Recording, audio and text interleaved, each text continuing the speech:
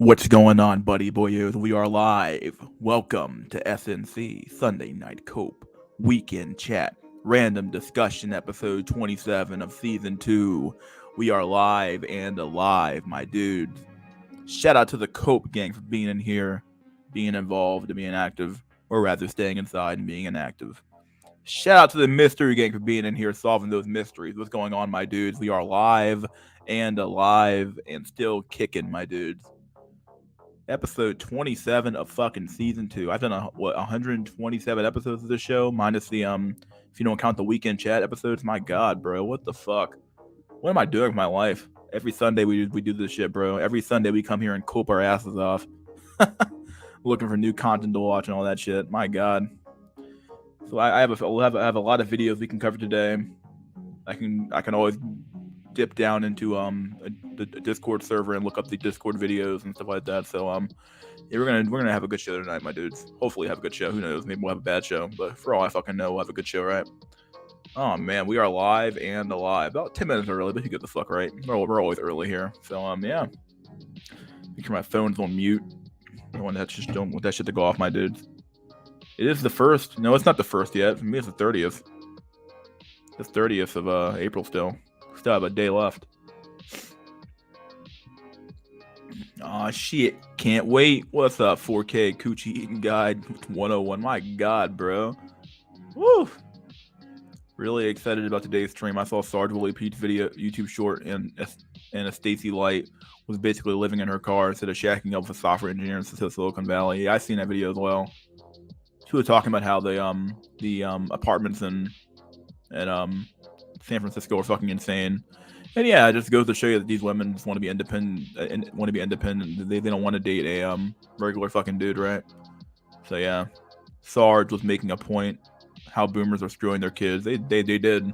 Boomers royally screwed up, bro. They have royally been screwing their kids. Like, boomers want everything, bro. They want to have their retirement check. They want to have the best economy, which they already did. They try to have it all, dude, and they actually do have it all. The boomers have it all, literally have it all. And at the end of the day, it is what it is. You know, you were born too fucking late, and you know you're gonna suffer in this this clown world we all live in now. You know, they grew up in a relatively homogenous society that had a great economy. You know, they got to invest. They got to get all the stock market gains, all that shit. You know, they got all the gains, right? And none of the losses, and we're gonna have to eat all the losses now. So yeah, it is what it is. I also just thought, even if you took women's rights away, they wouldn't play along. Yeah, I've been saying that for a while now. It's true. You know, like, as much as we cope with, like, oh, take their rights away, take their rights away. That's JP voice. I don't know why I'm doing that voice right now, but I mean, I'm not saying it wouldn't help in some respect. It definitely could help. But all I'm trying to say is that like, the women wouldn't just play along. Like, you know, like you would get some pushback for sure. Then again, women are pretty servile by their very nature. But like, you know, I've been saying this for a while, but the cake has been baked on women and men. So like, the women are fucked up and the men are all fucked up, and it is what it is. Like, the women aren't going to become trad wives overnight because the laws changed. In the same way that the Civil Rights Act didn't make racist not racist. It just didn't change the social dynamics on the ground. All it did was make the laws a little bit better, right? You know, I'm not saying you shouldn't do it. I'm just saying that, like, to expect these women to just become trad wives and shit out kids for the rest of their lives is a pipe dream. You know, they'll self-delete or delete men. They'll be. I don't think women have the guts to actually go out there and take men out, but they'll be homeless. Maybe they could, but I think women are far too prissy for that shit. You know, who knows? Then to be with a non-chat, we're past the point of no return, and it's eye-opening just what women will do nowadays. They don't care about us, and they want to enslave men for their utopia based. What's up, Finleos? Yeah, what's up, Finleos? Madigan Coping, what's up, Madigan? Hype. What's up, VVS? Again. What's good, my bro? What's up, Certified Curry Cell? Happy first day of May, buddy Goyos, rather. No, we're not in May yet, dude. Not in my country, but I'll be sleeping soon. We'll watch the video tomorrow. Brutal time zone pill. Oh, bruh. What's up, Lone Hiker? What's up, dude? I have a link to a video of a guy getting the cops calling him for being creepy. That's sad, bro. At a post office. That's fucking sad. That is so fucking sad, bro. When Cells United. Urban Tang, what's up, dude? Once the stock market crashes, they try to shift to a new currency. Boomers are out on the street by the end of the day. That could happen, but who knows? Mystery, would you pay one of these passport pookies for a consultation on tricking? It's become a big industry. $200 for a 15-minute phone call. Why would you pay Why would you pay $200 for a 15-minute phone call and beyond that for tricking? Well, don't you just pay your? Isn't tricking pretty self-explanatory? You just pay your money out and you're done. Like, it's not a matter of like you're not doing anything like special. You're just paying money for sex, right? And it's insane, bro. These women would not go back to being trad. Look how much of an attitude they have now. Yeah, they would not go back to being trad, bro. No fucking way. All the passport pookies are dumb. They claim they are escaping the Matrix, but go to Pattaya and are wifing up bar prostitutes. Ha, dude, I don't know, man. Like claiming they're trad wives compared to the American black women. Yeah, like that's the problem with going overseas as well. You don't know what you're actually getting. Like, you might think you're getting a good woman, but you don't know how many dudes she's really been with. You don't know her reputation around town. Then again, honestly, the same thing would apply for in America as well. You don't really know what anybody's doing anymore, right? So I guess it still applies. It doesn't really matter either where you go. But it's very possible that these dudes are probably wifing up. Some of these dudes are wifing up prostitutes, yeah, or just hitting up these women who are fucking out of their women who are who are just not wife material, but they think that they're, oh, she's submissive because I have American dollars, therefore I'm getting a trad wife. I don't know, buddy boy, you might want to reassess your life. But you never know. I discovered Sergeant Willie P back in 2008. Well, yeah, I've been watching him for a while now. I like that guy. BVS Void, this was mentioned in a previous stream already, but women will unapologetically say they are exactly what the black pill has observed them to be. They would just keep wanting you to be a cuck. Yep. Yeah, they don't care. I don't qualify for single mothers. I have single grandmothers. I have had single grandmothers hit on me. Women have had decades since their last menstruation to consider me a viable option. Wow. All women are biological. Yeah, they are. That's true. I think there was even a study that talked about how even the parents are lookist, right? I mean, it only makes sense, right? So I think I can't find the study right now. Someone can probably find it for me. But it basically talked about how even when, so like the parents would list out all these great qualities for men, right? He has to make a lot of money. He has to be ambitious, confident. All the meme buzzwords, right? But when push came to shove, the parents would still pick the taller, more attractive men for their daughter to date. So it's kind of funny how like even the parents, succumb to a biological determinism when it comes down to like picking the best genes for their daughter to have a kid with, right? It's just insane, like, so even the parents who you think would be a little bit wiser about, well, I think my daughter would need a man who makes more money than a man who looks good. Even the parents will succumb to lookism as well. So that's just the reality of where we're at right now. Traditional women in foreign countries won't date Western men. I don't know how true this is, but it's probably true enough. I wouldn't know. I've never been to a foreign country before. It's funny how red pillars jumped on passport matching, but act like black pillars haven't been talking about GeoMS for years. Yeah, it's kind of funny. Guys don't want to admit to being pseudo-incel. Yeah, like it. I brought that up before, and people were like, well, they put it into action. And it's like, I don't know, dude. Like, I feel like enough incels were traveling overseas way before this thing became a meme. Nobody wants to give the black pill credit for anything, right? Like we'll say something and then 5 years later it'll become true, and people are like, "Wow, guys, this is a new topic." Like, bro, we've been covering this shit for fucking like 5 years. What are you talking about? Kind of like the whole a birth rate thing, right? Like, when that came up, and like all of a sudden you hear a bunch of red pillers talking about how the birth rates are going down. And it's like, dude, we've been covering that for the last like 3-5 years, maybe even a little longer than that. So what the fuck are you talking about? Just insane, bro. So many pookies such as Zoom. So many Pookies such as Zoom to Thailand have tens of thousands of subscribers, even though Zoom has been exposed for sleeping with Thai Troonies every month because he claims Troonies hit different. Oh, bro, that's some nasty shit, bro. That's some nasty shit, bro. I could walk into the street and half the men I see would be sexless for 4 months straight out of the year. No shame in being incel. You just have to let go of things being in their control. Yeah. After internet, there's no traditional women. That's true. Like, I think the amount of women who remain virgins till marriage is like 5% or some shit. So like, yeah, you ain't getting no prime time fucking prime time poon here. You ain't getting none of that, dude. If we could come up with the BP 10 rules principle we all agreed upon, that would benefit guys coming up. For example, 1, how you look is how you will be treated. Maybe we should do that. I don't know. It'd be a good topic to talk about later on tonight. Maybe later on the stream, we have the whole group on. But it's over. It needs to be post. Needs this post. VVS Void. It's over. Needs this post put into a Library of Congress. Huh. When you're just so ahead of the curve, motherfuckers can't catch up. Yeah, I don't know, dude. Just insane, bro. Indian PE, the bald chubby curry who claims he slept with 1,000 women in just over a year. 1,000 women in just over a year. Oh my fucking god, bro.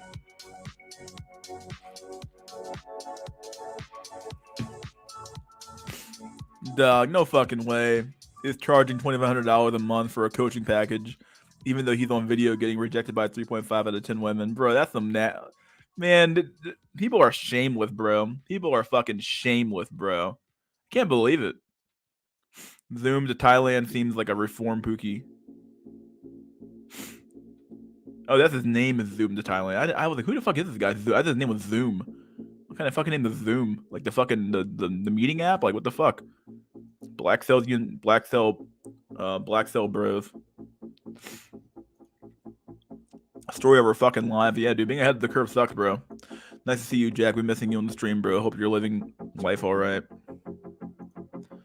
I open a beer whenever you stream. That's sad, bro. People drinking on stream and shit. Women and merchants, yeah, have no loyalty. That's true.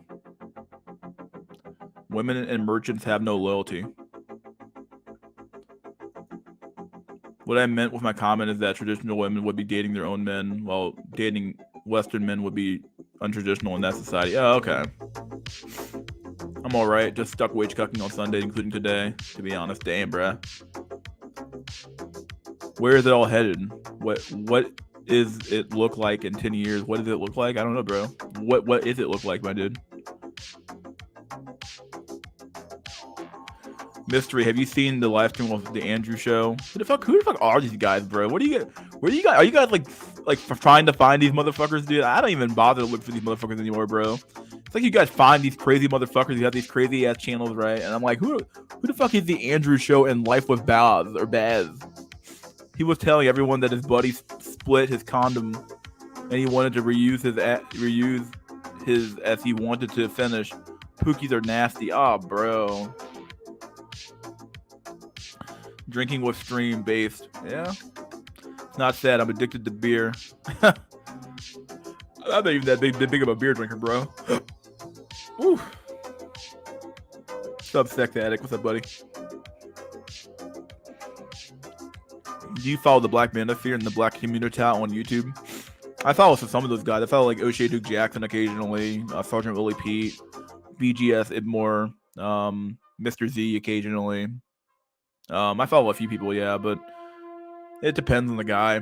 And even then, the only person I watch on a regular basis is BGS. I mean, and even some of his takes are kind of weird because he's so old that he doesn't understand the current market sometimes. But he's a little bit more down to earth than most of these guys are. So, hey yo, what's up, Base Pillington? Life sucks and then we die. There you go. Drinking beer is gynocentric. Friendly reminder that femmes don't see 90% of men. If they could, they'd want them dead. Yeah. Any articles or videos today? Yeah, I have a few. Rainy hellscape at my place. Yeah, it's been raining all day today in my place as well. So we got 41 viewers. I have a Timcast or Tim Pool video I can play. I'm gonna cover this video I saw posted in my Discord by this chick.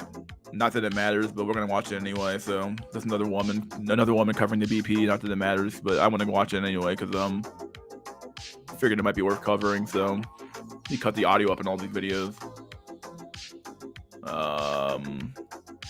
I have the Steve Harvey video where he's talking about how men need to date single mothers. I have a funny video I want to watch by Kent TV. The back in the day, the old videos, man, shit's funny as fuck. All right, let's do it. Whatever happens to the demographics video you were gonna show, that video it's like an hour-long video. I'm not sure if I want to watch it or not. I'll watch it later on. I'll watch it at some point.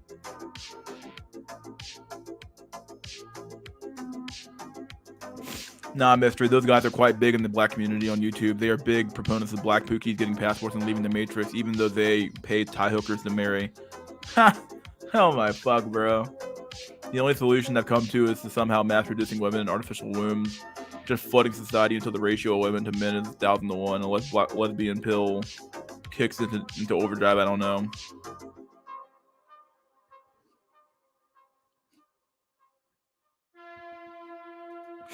Why care about ratio when you could just make clones if I had hypergamy or hypocrisy? That's true. If we took away women's rights yesterday, society would likely heal once every person living today is gone. Get F and P. I'm not doing that shit, bro. I don't want that much autism on my fucking stream, bro. I can't do it. I don't want to do it. I can't do that shit, bro. I'm good. That's too much autism. All right, let's do it. Let's watch the first video here. We got a temple video we want to watch, but about women being fucking taking not STIs. My God, they all do have STIs too, but they're taking anti-depression medication or some shit. So let's do it. Let's cover it. Pause the video here. Timcast IR Timcast. All right, let's do it. I think it's time we reevaluate our priorities in this country and ask ourselves why it is that women are depressed. Look at this chart, bro. Look at the white women's, bro. Like, literally, where are all the white women's at, bro? Where are all the white women's at? Demographics of long-term antidepressants, bro. Older white women account for 58% of adults who have used antidepressants for at least 5 years. Bro, the fuck, bro? Look at this shit, bro. Look at the chart. Like, nobody even comes close to white women, bro. White women, bro. The fuck? We're all, like, I'm not sure if this is because they're childless or they're just fucking crazy, but, like, or they're more liberal than most women, or I don't know what it is, bro, but they're fucking insane, dude. Minority women down here, barely even hitting the chart. Minority men don't give a fuck. Younger adults, pretty high. White men, next up in line. White women, look at the gap. The fuck, bro? Seriously. And this, it's amazing because I was in a thread earlier on the 4chans, and there was a thread talking about how women are the happiest women on the planet are the ones who are single with no children. It's like, yeah, you got to really look at that stat again, though. It's in particular, it's women between the ages of 18 and 30 who are the happiest on earth, because they have all the validation and attention from society, right? As women get older, and I'm not saying they hit a sexual wall, but the reality is that, you know, there is a quote unquote wall for women, and apparently there's a wall where past a certain age, when you get less attention and less all this shit from society, the society stops giving a fuck about you. Women become extremely fucking depressed, right? So it's like, yeah, you go from being extremely happy to extremely sad. So, and because you don't have any kids, because you're single and all that shit. So I'll keep going. This article from 2018 in the New York Times, Demographics of Long-Term Antidepressants.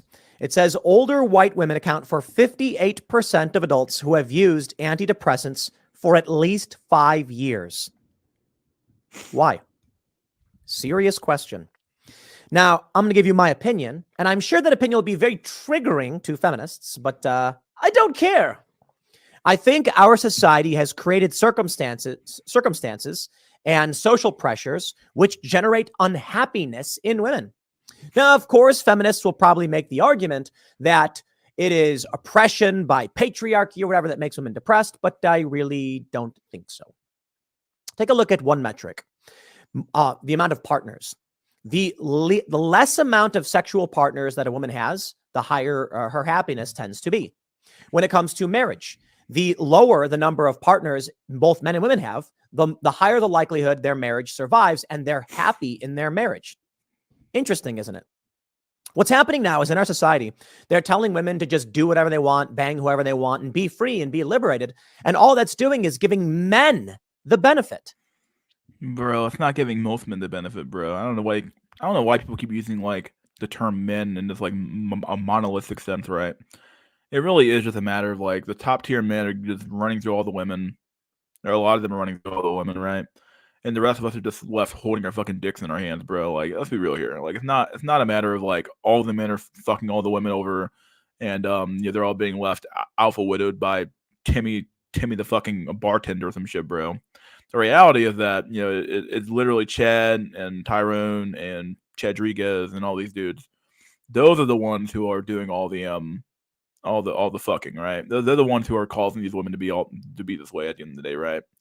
I don't know why we keep doing this game with the apex fallacy, but at the end of the day, we keep saying, "Oh, it benefits men." Does it really benefit all men, though? It benefits a certain subset of men.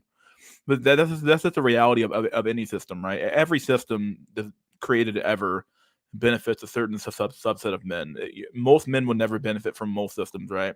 You'll benefit less than like, okay, I'll change my wording here a little bit. Like, depending on the system, it could benefit you in some way, but you're not going to be getting most of the benefit of the system, right? It's mostly going to be top tier men getting most of the benefit, and then you might get some marginal benefit from the system, right? So yeah, I want to show you this tweet here, where this image went viral. The real Miss Joe says, "White women, what on earth? What is wrong with their lives that they have to medicate so much? Sold a dream of you can have it all, and then find out that having a fated career and 2 cats is not enough." There is also evidence from many years. The American Psychological Association has looked at the difference between men and women and antidepressant usage. Again, it's clear. Also shocking is 12.7% of all Americans over the age of 12 take antidepressants. Elon Musk asks, is this definitely accurate? And Ms. Joe says it comes from the New York Times, and here's the article. So I'll tell you what I think. First, I think a lot of people are on antidepressants because doctors prescribe it because they make money off it, and big pharmaceutical companies need a product to sell. I think that everybody gets depressed from time to time because it's the natural part of the human experience. And those that are... Why does Tim Pool always wear a condom on his head? I'll tell you why. He's balding. He's coping. He's coping hard, bro. Coping fucking hard, bro. This dude is coping hard with that fucking baldness, dude. I understand, bro, but like he's coping hard. Like that beanie is there to hide that fucking Norwood Reaper collecting as always. Yeah, the Norwood Reaper came for his ass hard, bro. He just got screwed over, dude. It is what it is. He's bald and ugly, yeah. He's pretty ugly, I'm not gonna lie. He thinks he's aging gracefully, he's not. My dude, he can barely fucking grow a beard. That dude's fucked, bro. It's completely fucked. Pyramid is getting shit on an Infomatics voice chat server. Is he? I don't care. I give half of a fuck.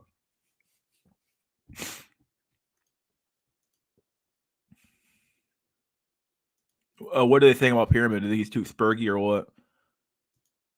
Think Temple was such an inkwell in denial. He is, dude. If he didn't have his money, bro, he'd be fucked. Like, it's real here.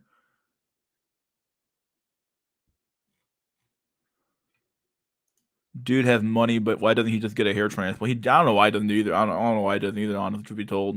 I don't know why he doesn't.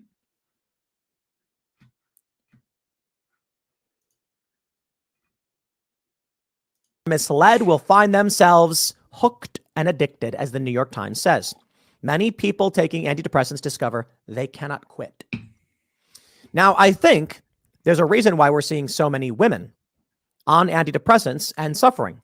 First, women are, in my opinion, more susceptible to emotional swings. That is not a dig at women. That is a fact statement that women are more emotional. And I'm saying for better or for worse, whatever. You can argue that men are worse off for not being so emotional. Women are better off for it. But my point is this. Women are more susceptible to social pressures. They're more likely to experience more powerful emotions, which is why I think it's that women on average cry once a month, men on average cry once a year. In fact, I'd assume for most men, it's substantially less than that. I'm assuming most guys just don't cry in general.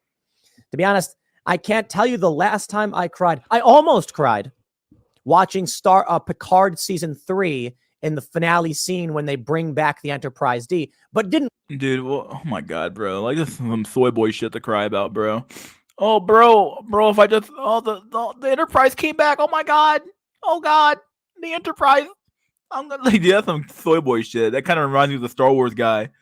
The guy who cried during the Star Wars trail. That shit was funny as fuck, bro. This is funny, bro. This is unbelievably fucking funny, bro. Bro, they made Pyramid admit that he has an adopted brother. I had no fucking clue. Is living the life that was planned for him because he is a genetic failure and got cucked. Oh, bro, getting cucked by a goddamn fucking, by your fucking your adopted brother. What the fuck, bro? No way. Are you sounding kind of? I don't think I'm sick. I think I'm just my nose is just kind of stuffed up from the allergy, all the pollen and shit. So who knows, bro? What the fuck? Peter Poole, yeah, Peter Poole, dude. Didn't quite. It's funny though. It's like, of all the things to happen in the world, that's the one that gets me all welling up. Watching the old Next Generation crew getting on the Enterprise, I was like, oh, geez, it was so amazing. I love that season, by the way. But guys typically don't cry. Now, if a woman is feeling emotional pain and she seeks help for it, what's going to happen? They're going to give her drugs. She's going to get hooked on those drugs, and it's going to mess with their brains. If men are less likely to seek help for emotional issues because of social pressures, and also because they're just less likely to experience it, it's going to be more women who are hooked on these antidepressants, creating a systemic problem in society. But I also think it's fair to point out it probably has a lot to do with social systems. I think that modern civilization is out of sync with evolution, is the easiest way to put it. I'm reminded of that scene from the movie Snatch where Jason Statham's talking to his buddy and he's like, don't drink milk. It's out of sync with evolution, man.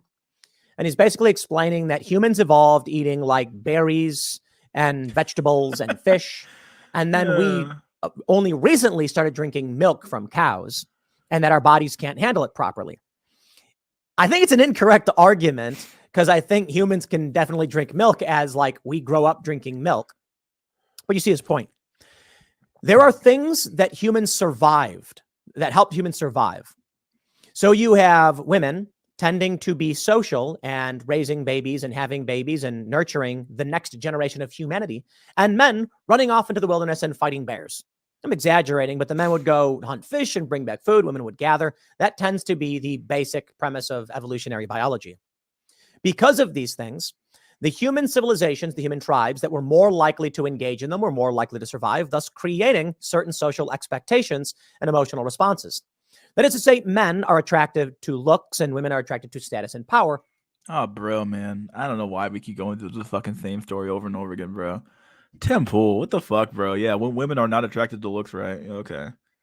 I think he's gonna like preface this by saying like by and large, but like, yeah, the status and the money matters, but like that not attached to the looks is like, it's just like the reality. No, I'm sorry, bro. And even beyond that, like men being attracted to looks, bro. Like I was having a conversation with my I bowl with two dudes on a league, and we were out on Saturday night practicing our just practicing in general, right? And they were talking about how they would like bang fat chicks and shit. I'm like, what the fuck, bro? Like men are not. I mean, like, yeah, sure, we're attracted to quote unquote looks, but like at the same time, bro, like we have such a high variation in what we will accept when it comes to looks that you might as well not even say that we're attracted to looks, right? Like if the variation is so high that it's not even like that, it's like basically any and everything, and it's not really a standard, right? Like who gives a fuck? On average, not absolutely. All people as individuals are different, but these are tendencies that we see among men and women. The tendency we see amongst women nowadays is that literally they seem to be attracted to looks just as much as men are. So what are you talking about? Especially women, given an environment where they can have their own money and stuff like that. Well, then yeah, of course they're going to be attracted to the most attractive men. But even then, even without the forcing them to, because they didn't have because let's say we were to backtrack in society and go back to some agrarian society where we were all farming and shit. Yeah, sure, women would probably be with the farmer guy, but at the same time, they would still want Chad. They would still want the more attractive men. It doesn't change the fact that women are still attracted to genetics, to genes that are displayed via your a phenotype, right? So it's just crazy. I don't know why this rumor persists, but The result is then, in a society that tells women to be hunters, there is going to be something out of sync with evolution and likely generate a negative response. Why? Humans survived through these practices. The human tribes that chose a different path, they're not around anymore. The human tribes that chose this path survived, and now it's ingrained in us to a certain degree. It seems like there's a grand experiment to try to pull things out of people, to change their behaviors and make them act a different way, to socialize them in a different way.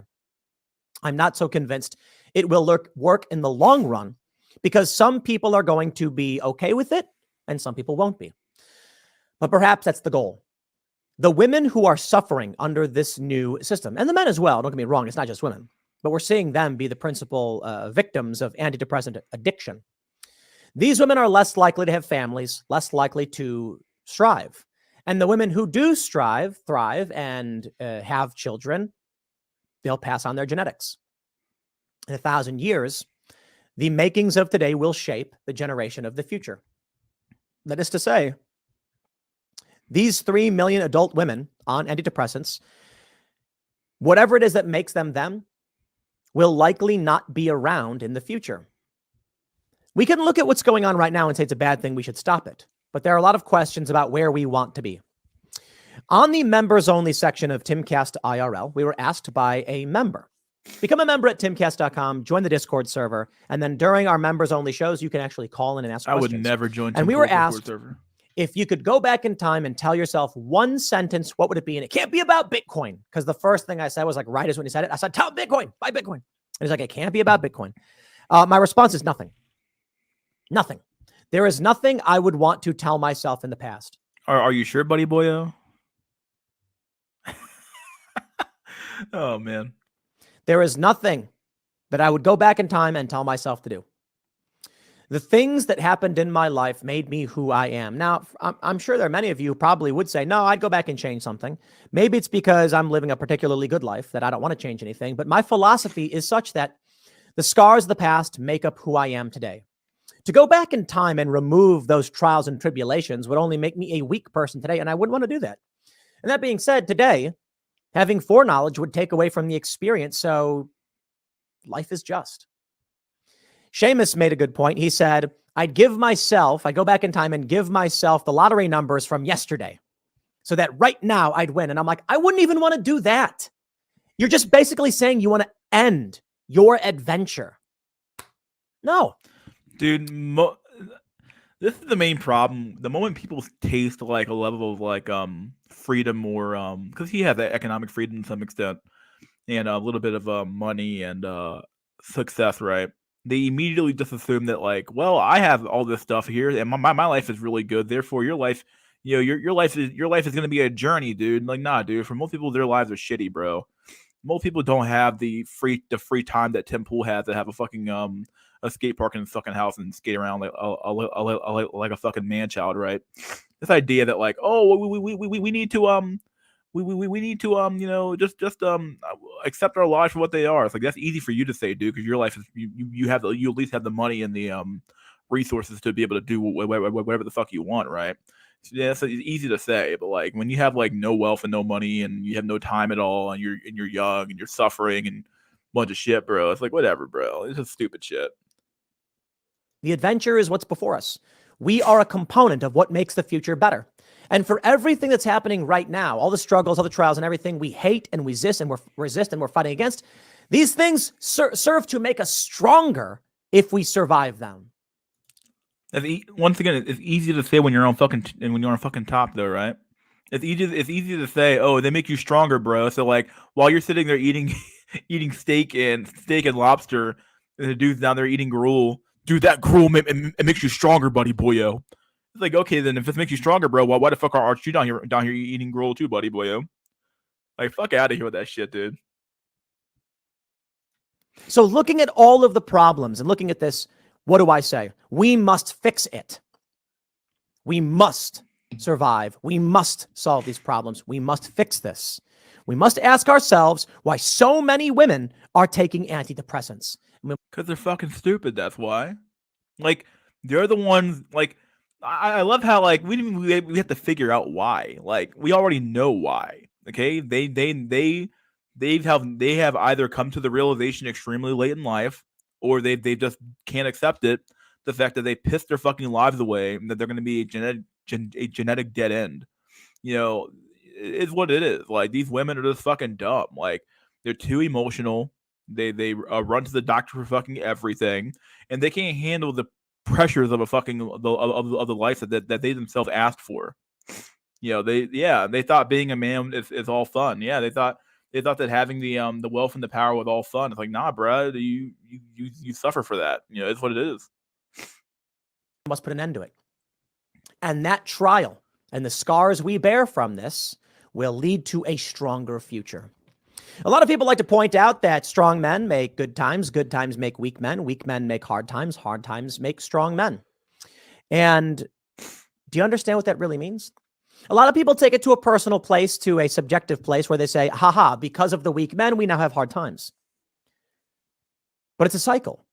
The hard times, the trials that we face lead us to being stronger in the long run, and the cycle continues. But once again, it's really easy to talk about that cycle when you live outside of the cycle, right?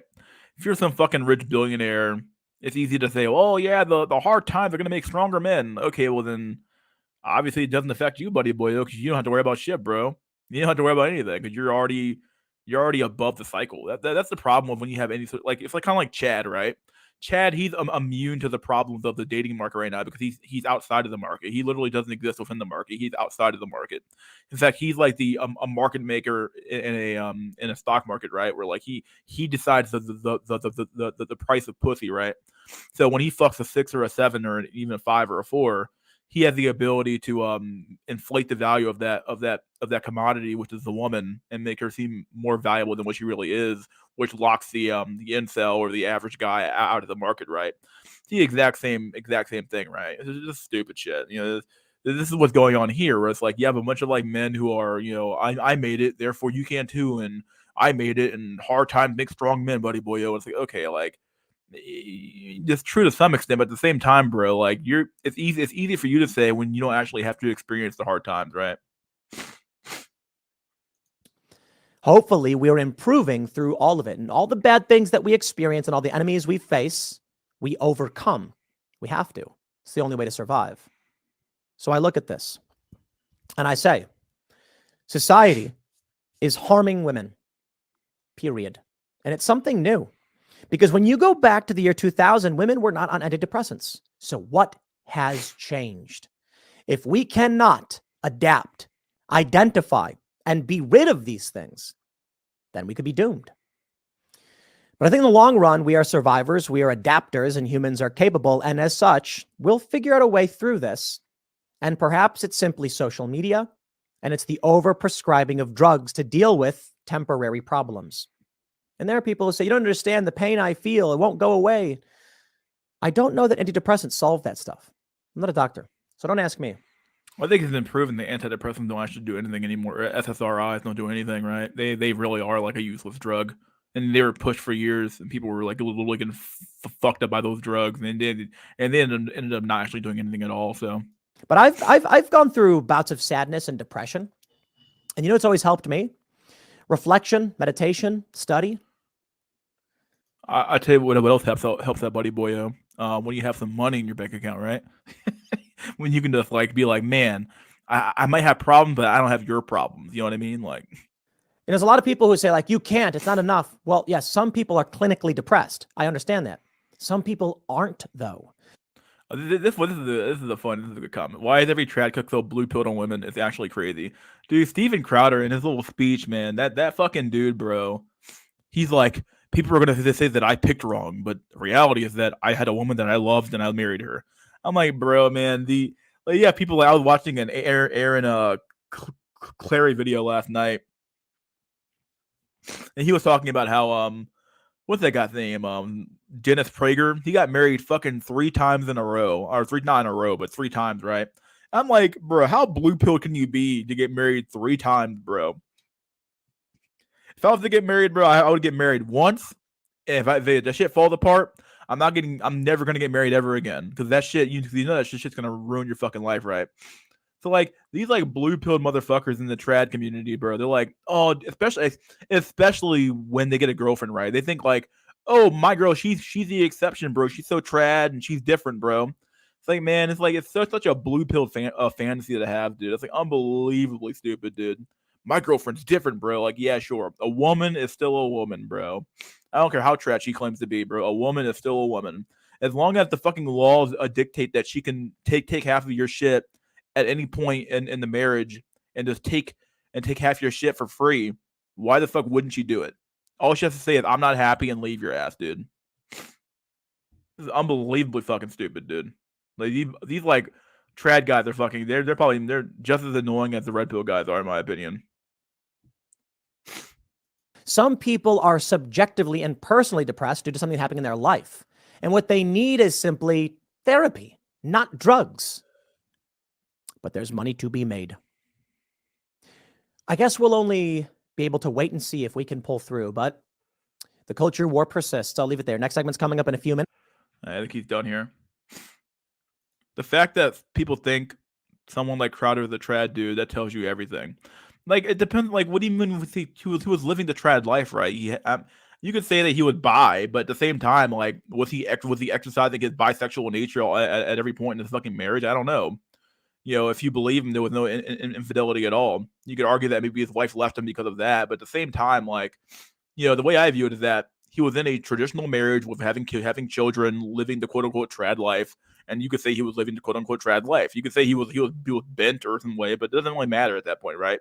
He still was living a trad life at the end of the day, and he claimed that, like, oh, if you need to get married and have kids and be a trad conservative guy, and it's like, yeah, I don't know, dude. It's not true. Like, it's not how fucking life works, dude.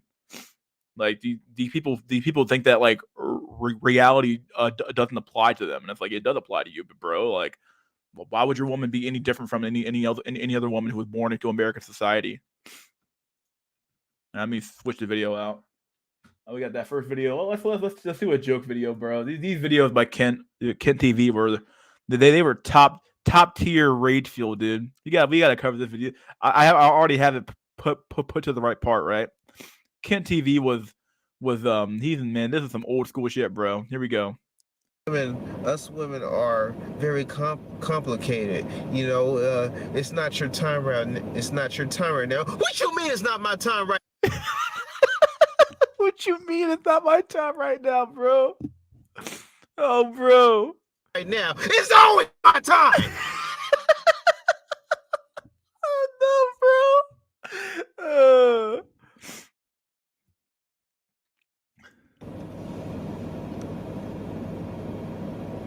Their time is up. My time is now.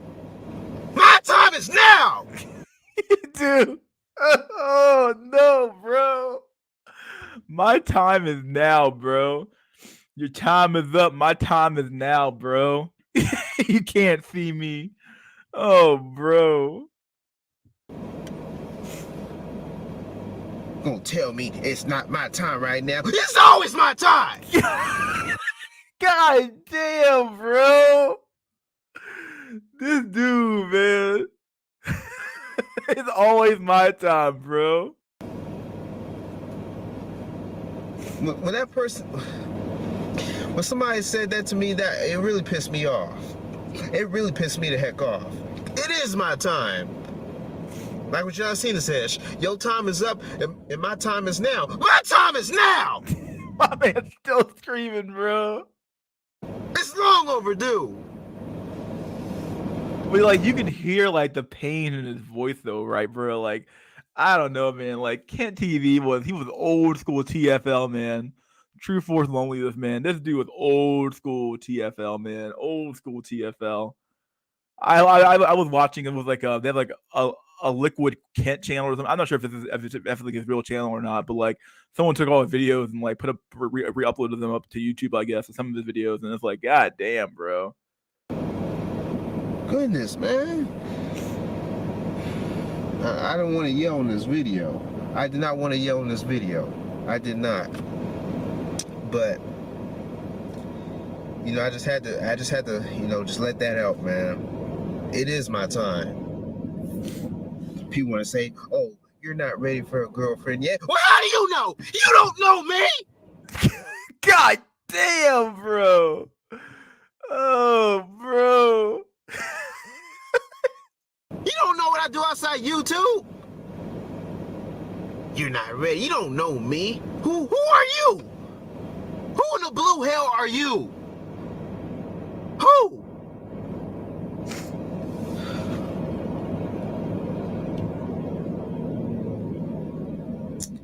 Goodness. All I do is get rejected, get turned down. I mean, you can tell he was suffering, bro. I'm not going to play the whole video, but like, you can tell this dude was suffering, bro. You can just tell this dude was suffering, dude. Bro, man, it was like, what the fuck? All right, let's watch this video of this woman talking about the fact that men aren't getting married and shit. I don't fucking know. It was in Kent like 5'2". I think he was. Like, he was pretty short, bro. He's pretty fucking short, dude.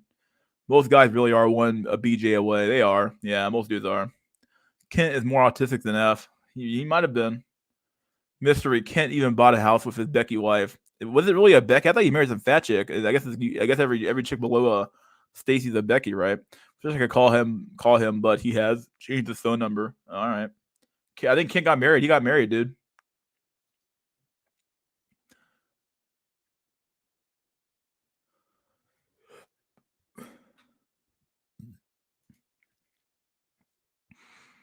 Ken is a married man. He married a white Becky and is a manager at Foot Locker now. He's collecting sneakers and caps. I spoke to him on the phone a couple years ago. Dang, bruh.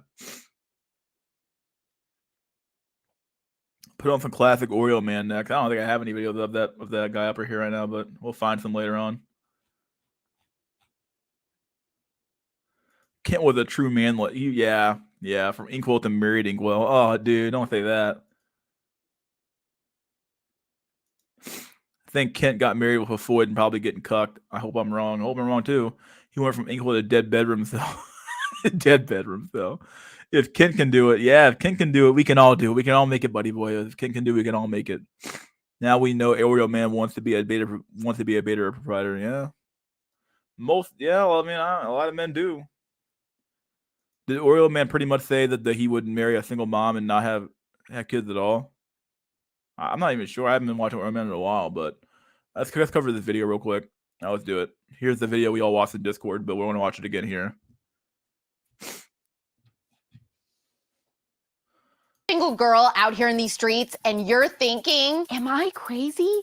Or are these guys like not even wanting to date and hook up, let alone get married? Am I the problem? Are we why these men don't want to get married?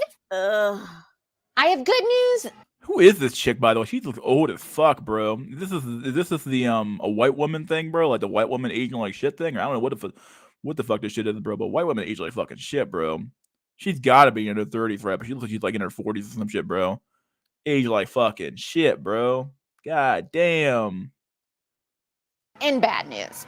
The good news is you're not crazy. The bad news is it's worse than you thought. The very minuscule amount of kingpin level good men, the ones that are actually husband material, are almost.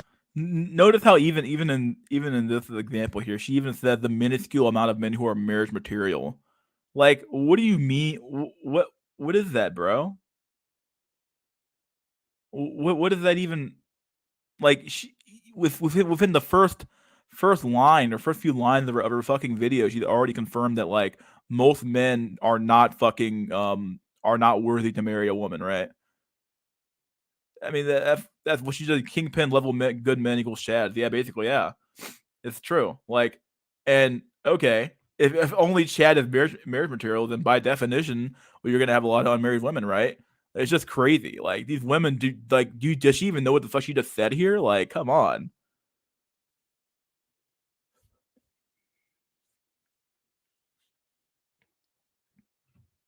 certainly already married, about to be, or here's your very grim reality check, rotting away to near extinction. There goes our last mail. Oh my god, I hate Alex Clark. She's so dramatic. Am I? Is it me? Am I the drama? I don't think I'm a... Is this a man? Oh my god, that voice is deep, bro. Whoa, bro. It can't be real, bro. Aw, man. drama? Maybe I am. Turns out, the large majority of men 18 to 30 years old are single by choice. You're not crazy after all. Don't believe me? A new Pew Research study found that 63% of men don't want to pursue any sort of relationship with women. That means serious or casual. They literally feel no motivation to leave their house, period. You know things are bad when guys think a booty call is too much work. The evidence points to some very specific problems. I've seen multiple conservative commentators speculate about what they think is the root of this shift, and no surprise, they're wrong. Let me tell you something about 99% of female commentators on the right who talk about dating, culture, and relationships. Hardly any of them have had significant real-world experience with dating, culture, and relationships. They think they're too highbrow for dating apps. You're disgusting, and I hate you. They marry the first or second guy they've made eye contact with, and their understanding on what it's actually like. So what she's basically saying is that the women who did the right thing and got married early on, they're wrong. They have horrible choices in men, right? No, like in theory, now those women are still women. So at the end of the day, they're probably going to still treat their husbands like shit. But at the end of the day, like women should, if women were smart, they would have less body count. They wouldn't be on the market nearly as long as you are, and they would be doing the quote unquote right thing and finding a man early on in life to marry or have kids with. They wouldn't be doing this. I'm playing the marriage market game where I'm just gonna be on Tinder or Hinge or whatever dating app for 20 years and find no husband or boyfriend or anything at all. Like what's she talking about? She can't be serious. Out here is, hate to say it, no I don't, derived from trad wife Twitter accounts secretly run by gay men trying to catfish straight ones.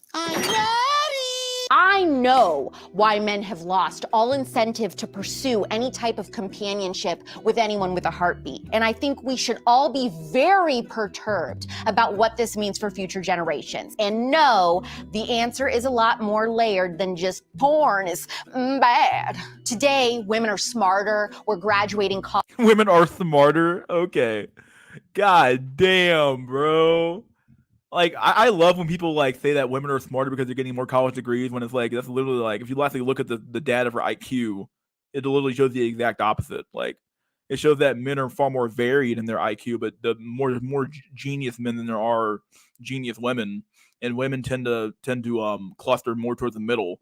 And if women are getting more college degrees, right? What it really shows, what it actually tells us is that, okay, that means that education is meant for a midwits, and it's not really in tune for high IQ individuals to begin with, right? I mean, a high IQ individual can make it through college because college is literally meant for the lowest common denominator nowadays, right? Just crazy shit like this. I can't believe this rumor still persists because like they have more college degrees, like, and I mean, come on, dude. College at higher rates than guys, and I know women don't like to admit it, but we are, by and large, making more money. Okay, I'm sorry I'm not poor! We spent half a century telling men that the future was female and that women allegedly didn't need to rely on men for anything. We couldn't have credit cards, couldn't own property, couldn't vote, had no voice. Well, of course we'd partner up with a man because we needed one so that we didn't starve to death. We don't. Yeah, this is a very damning indictment of like the way women view men. This little clip here, it's true though.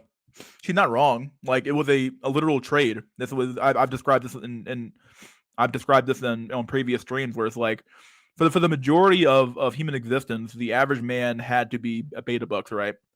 And beta bucks, the implication of beta bucks is that, hey, I'm trading you money. It's basically prostitution with more steps, right? I'm trading you money and resources or my time and effort for your womb and sexual access, right? That's what it comes down to. And that deal is now broken for the majority of men. And now women now get to date for looks and other shit because, like, at the end of the day, they can. It doesn't mean that women didn't always want Chad, but the reality is that, okay, well, it's either starve or fuck a beta Billy and do what I got to do. So at the end of the day, like, even the women back then didn't really like their husbands. They didn't really like to fuck that guy, but at the end of the day, they needed to eat, right? So, like, yeah, like it was a trade though. With a trade, you traded your labor and all your resources and time for her womb and her vagina, right? That's what it comes down to. And it's a hard pill for a lot of men to swallow because, like, they think that, oh no, I'm a good guy, I'm a good guy, and that's why she really likes me, bro. Nah, dude, she only liked you because of what you gave her and what you could do for her, not for you and not for you yourself. I mean, you could argue that they don't really even like Chad either. It's just meant that Chad, he's a good looking enough to warrant her attention, but. At the end of the day, I don't think women actually really give a fuck about men. I think they give a fuck about what men can do for them at the end of the day, right? So I think that applies to all men. I don't think they give a fuck about men at all. I think women are some of the most vain, materialistic, and just evil beings on the planet to some extent, right? Just evilness. Need men. So if it comes to being in a relationship, it's a matter of bringing something to the table. It's amazing though, because but at least back in the day, right? The trade was fair, right? The trade was somewhat fair. Okay, in fact, no. Back in the day, the trade wasn't. I'm speaking a little about the cuff here. The trade wasn't fair. Like, the man had to trade his entire life essence to work his ass off in a field or work his ass off in a factory to support a woman who didn't have to work at all and whose only job was to fulfill a biological imperative at the end of the day, right? And now it's like, like, the trade is now like, okay, well, now that I make my own money, I don't need you anymore for that anymore. So now you have to bring more to the table than just a paycheck. And it's like, okay, what the fuck? It's like, what do you mean more to the table? Like, what else do you want? And at the end of the day, like, truth be told, I'm not even sure what women, other than the obvious lookism shit, what can a beta male really provide a woman nowadays? What can the average man who's just working as IT job or an accounting job or these STEM jobs, what does the average man really what can the average man really provide extra if let's take her claim as true, right? Where, like, okay, yeah, a woman's making big dollars, right? A woman's making big dollars, right? What can the average man bring bring extra to the table, short other than this paycheck? So the paycheck's no longer a factor now, right? What can he bring? What can he bring her? And it's like, okay, well, like, the average man is effectively useless to the average woman now. That's what happened. Like, it was a matter of need. It was a beta need back then. It was alpha seed beta need, except for the fact that at least you had a mechanisms in place to keep the alpha seed out of the equation, right? So, like, it's just a completely fucked up market, right? It's completely fucked up, and yeah, I don't know. I don't think there's any fixing it, right? And of course, it's a black woman saying this, obviously. So. And if what you're bringing to the table is a toddler-like mentality where you are expecting a mommy and expecting some kind of subordinate, concubine kind of setup, no woman wants that. Naturally, men started to harbor this sense of hopelessness where it felt like, I'm never going to be able to meet women's increasingly high standards and expectations anyway. So the first shoe to drop was men thinking it's acceptable to get complacent. If women are doing all this work, why? But, like, that's the problem though. Like, what? This is something that even what's that guy's name? Destiny, the streamer, that cuck guy, the cuck. Destiny the cuck brings up. He's like, men need to bring more to the table. What do you mean by more to the table? Like, keep in mind, they always say this, but they never actually specify what it is. Like, Destiny says stupid shit like, oh, men need to be more emotionally available or some shit, as if that shit even fucking matters to begin with, right? If you're feeling emotionally available as a man, especially a beta male or some fucking sub 8 male, you're the fuck, bro. You're that pussy dries up faster than a puddle in the middle of a fucking desert, right? So, like, what exactly is a man supposed to bring extra to the table to get a woman nowadays? Like, the world's not that exciting or complicated, if that makes any sense, right? Like are men supposed to be flying around the planet like fucking Superman and doing, like, what do you mean more to the table?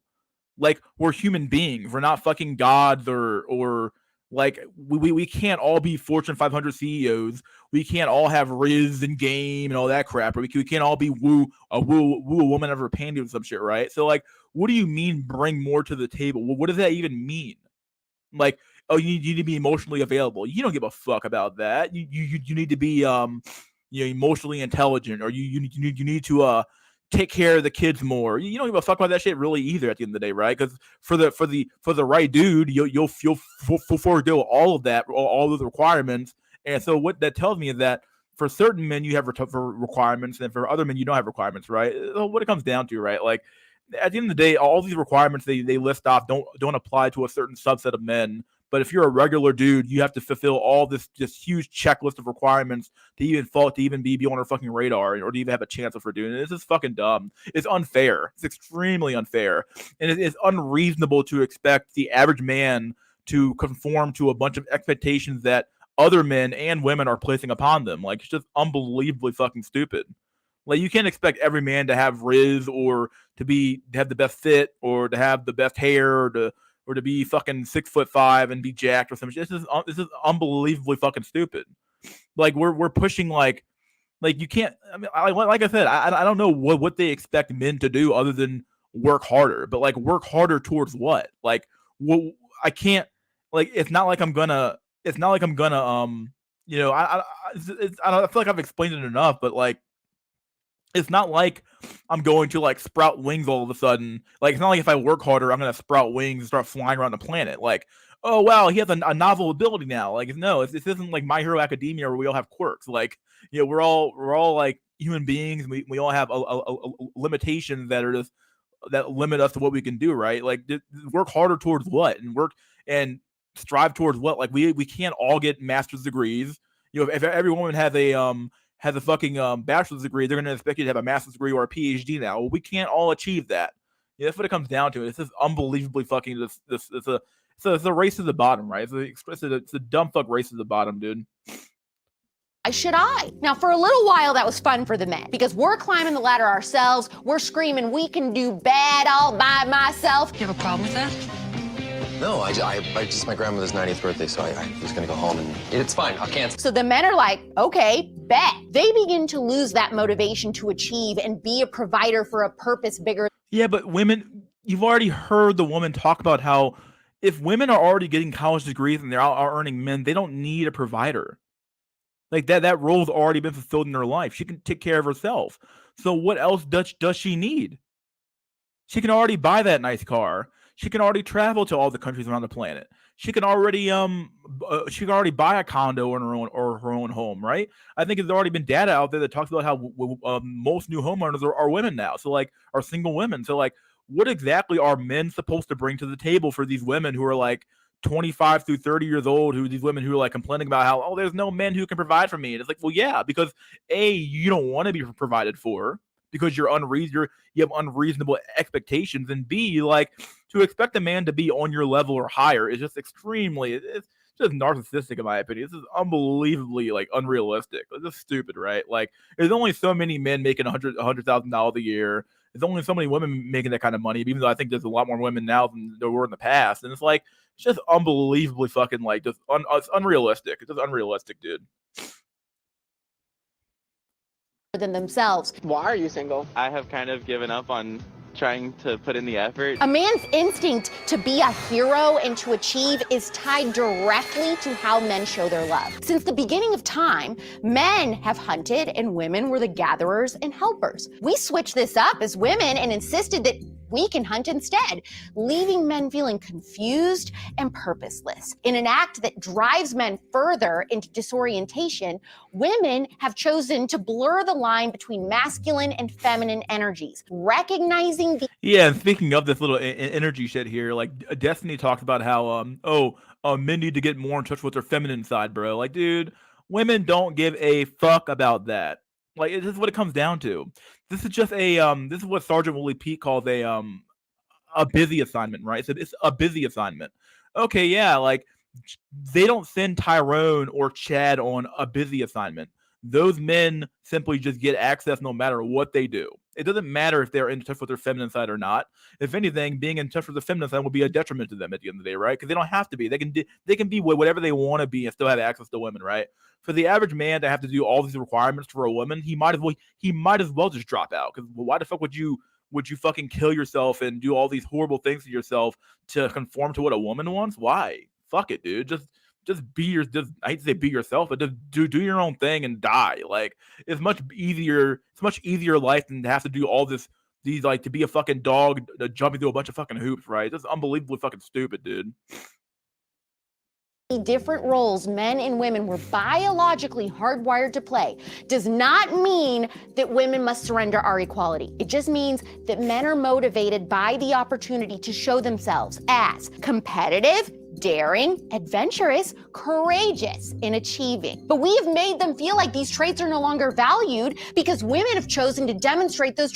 Because those traits they were valued in the context of like, okay, this guy can provide for me. But now that women can provide for themselves, they now value the look thing because now they're like, okay, well, my needs are being met by myself now, so I have access to I want to have access to the top tier men for the top tier genes. That's what it comes down to. Okay, like those traits are only valued when the market dictates that those traits are valued. Chad doesn't have to exhibit any of those traits. He just gets pussy on tap for existing in and of itself. Like, come on.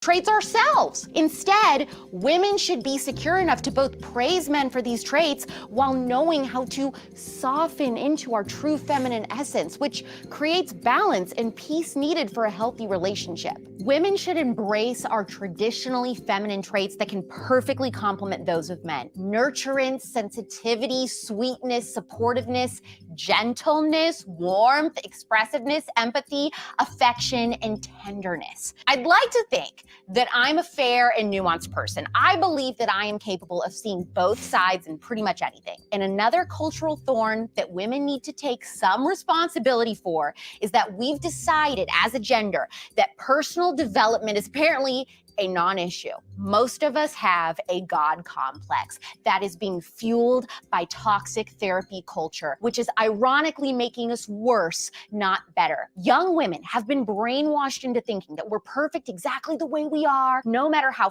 fat, lazy, mentally ill that could be. You'll feel it soon. I won't. I told you, okay? Endorphins don't work on me. And any news ever promised to your runner's high is full of It has propelled the sin of self-obsession and created a barrier preventing us from considering any other possibility.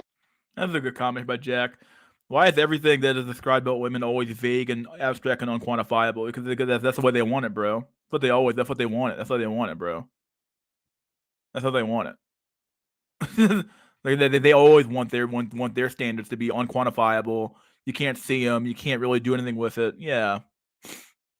Other than they want to hurt me, they're out to get me. Anyone that attempts to hold us to a higher standard is toxic and emotionally abusive. You're not my supervisor! The glorification of hyper-selfishness propagandized us into the belief that every last one of us is a 9 or 10. Ask the ladies to rate themselves on a scale of 1 to 10.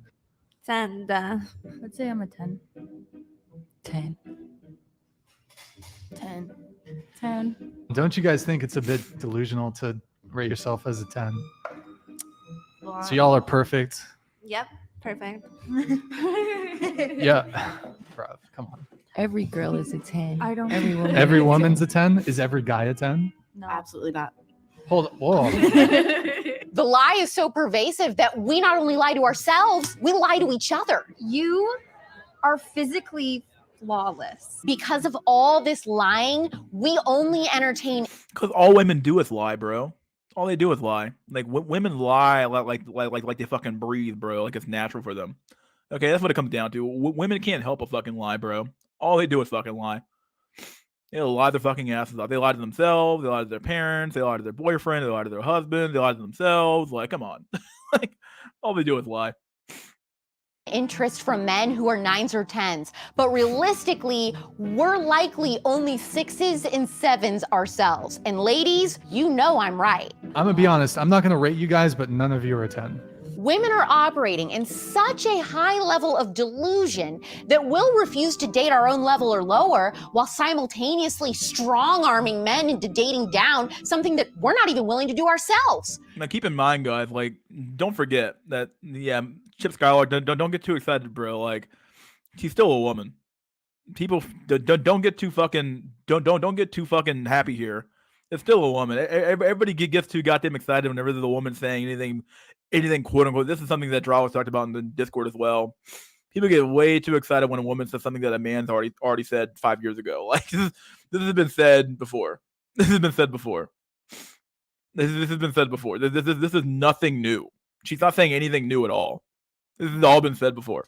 There's no need to go beyond and say, "Oh, this bitch spitting, bro. She going crazy." Nah, this is nothing new. Like, we already knew this information. Like, we already knew this stuff.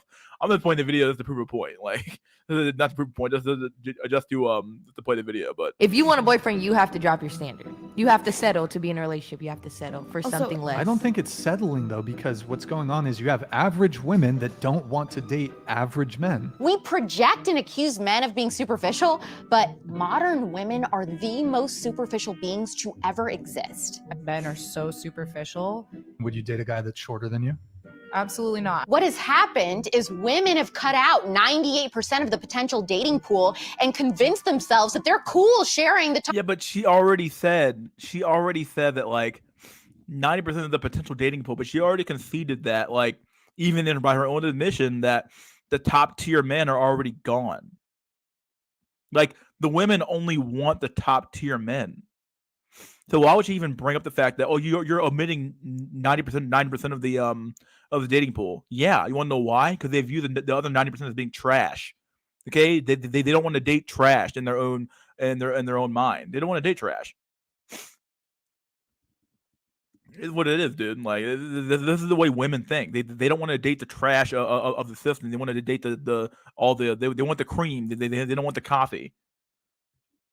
Top 2% of men, because we'd rather perpetually be in the talking stage with a 10 than having a meaningful, fulfilling, and monogamous relationship with a 7. If you can't accurately assess, here's how attractive I actually am, you're going to keep chasing after men that they're going to have an accurate assessment of what you look like, and they're going to say, I'll hook up with this girl. I'm never going to commit to her. I'll keep her along and keep her. I'll never give her commitment. According to Tinder data, while men swipe right on 40% of women on average, this number is only 7% for women. No wonder men feel like dating is completely pointless. For the guys left barely hanging on, it feels nothing short of fatalistic. If a guy tries to embrace his masculinity and show chivalry, it's deemed toxic at best, sexual harassment at worst.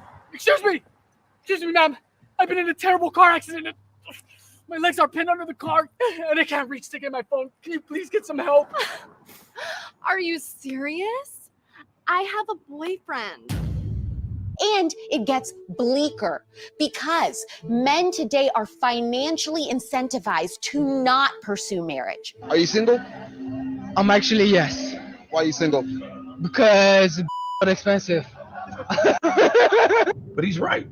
Women are 70% more likely to initiate divorce, according to the American Sociological Association. Men know if they choose the wrong woman, it will end in divorce. They choose there is no right woman, in the same way that there is no right man. Okay, your risk of divorce is. I'm not gonna. Maybe I'm speaking too far out of my ass here, but like, it seems to me like it doesn't matter who you pick. Like, your risk of divorce is up in the air, right? Okay, you don't know what's going on in her head until she says something or until she initiates divorcing you, bro. It doesn't matter at all. So, like, you can marry the trad as well. I'm not other than maybe like chicks who have extremely low body counts. The rest of this shit, bro, is like, the reality is that your risk of divorce is extremely fucking high. Like, considering that only 5% of women are remain virgins until they're married, bro, or have low body counts at all. You're just completely fucked, bro. Like, you don't have a snowball chance in hell of fucking of finding a good woman out here. It's not gonna happen for you. So this idea that you're gonna be able to find some woman who's gonna like this idea that the woman even matters who you marry, it's just absurd to me. divorce. And the research shows that she will be the one to benefit, not him. While both spouses lose, men typically suffer a larger hit because of child support and alimony. Men are looking at this and weighing the risks, and the unfortunate reality for women is that instead of seeing these statistics and thinking, okay, true love in a family is a pro that outweighs the con, they opt out of the equation entirely. Men are more willing to put up with loneliness because in their mind, they'll still get to keep their money and dignity. Plus, thanks to the pandemic, they have learned that they can also get all of their sexual and self-esteem needs met without leaving their couch. Confidence is boosted through comments, likes, and retweets on social media. Sexual needs are met through pornography. Why would men feel motivated to go to bars, for example, to spend their money on drinks for women who may or may not even be interested? There's a lot of bars in New York City. You go up to someone in a bar, they're like, why are you talking to me? You can cut to the chase. My dude was right, bro. My dude is right. You like, what's the point of like, why are you talking to me? Like, yep, dude, he's right. He's right, bro. My dude wasn't lying at all, dude. Not lying at all. That's the reaction you're gonna get, bro. With pornography, and many men took advantage of the opportunity in lockdown. Fast forward 2 years later, the habit has been formed, and the men are drastically different. The false identity of women and the increasing apathy of men, to say the least, is literally adding up to human extinction at this point. Gen Z and young millennials are just not getting married. We are living through a serious crisis. The eligible bachelors are buying pretend land in the metaverse and subscribing to the OnlyFans of the girl next door. They aren't building a house or a life beyond the digital landscape because we've done a horrible job as women making commitment and marriage look like a worthwhile risk. Unfortunately, I don't have a feel-good solution for you. I personally think Gen Z and younger millennial men may be a lost cause, but something we can do is instill better self-worth in the men of Gen Alpha. That's the generation. Yeah, you mean the generation that won't fucking exist? That's gonna barely fucking exist? The fuck's she talking about? Oh, we can instill better values. And who's going to instill those values into those children if the parents themselves didn't fucking learn those values? The fuck's she talking about? Does she think values come from nowhere? This is absurd.